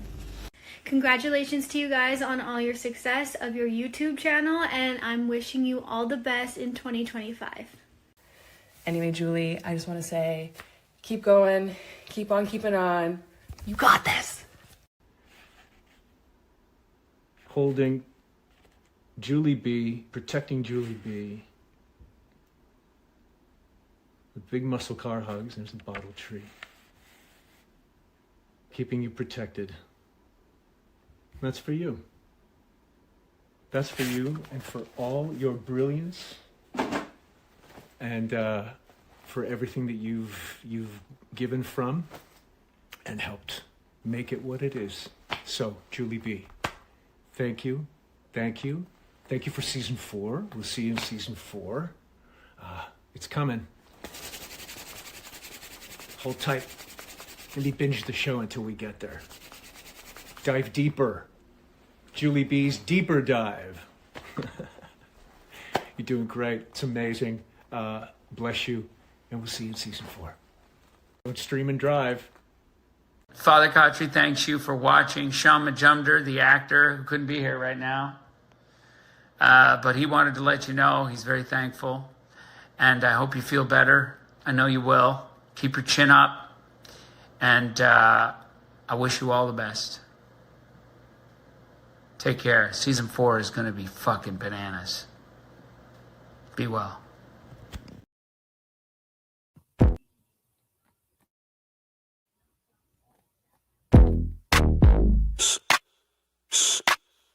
Yeah. That's a theory creaking open, baby. Yo, welcome to the screen where the plot gets bent. Julie B. Deep Dives, not just for content. She don't actually dissect those threads from the lens. Catching clues y'all missed when the credits end. What you know about freeze framing frames and while you blinking, she building an evidence drum. Got a notebook thicker than the lore itself. In a chat full of nerds with a mental health shelf. Yeah, she sees the glitch, peep the double cross. You just watching TV, she talk to the boss. Every theory and thesis, no throwaway guess. While y'all on season 1, she in season X. Said rewind and slow it, zoom in, enhance. Julie B caught the symbol in the window glance. While you tweeting what just happened like a clown, she already made a flow chart, color-coded breakdown. They don't die like us. They don't vibe like us. They binge and they bounce. We revive that trust. They skip intros, we wear frame. You watch shows, we decode the game. They don't die like us. Nah, they don't die like us. She cracked Severance before y'all knew it was deep. Predicted the last of us, drafts in her sleep. When the camera pans, she ain't blinking once. Catch a ghost in the glass, call it theory punch. Watch parties lit like apocalypse nights. Call-ins while they bringing alien rights. Hey, Julie, I think the trees are spies. Well, I have a spreadsheet that confirms that, guys. Zoom in, boom in, she moving through clues. Spinning Discord in the courtrooms, Lord of views. Got mods with receipts. Time stands with heat. Every rewatch turns into a Reddit elite. You stuck on the surface, we beneath with maps. Cross-referencing lore with the rector's caps. If your fave show got secrets, don't be dumb. Julie got the chalkboard out in Frum's where it's from. They don't dive like us. They don't vibe like us. They skim the edge. We inside that crust. They zone out, we zone in the pain. You say plot twist, we say nope, chain.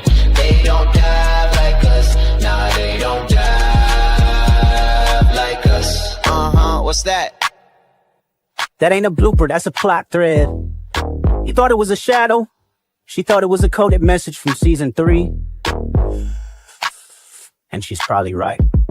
Step this way if your mind's unbent. Step that way if your theories pay rent. Say Julie B, deep dive queen. Now zoom, scroll, theorize, pull. Ain't no rabbit hole safe once she got the cloud. They don't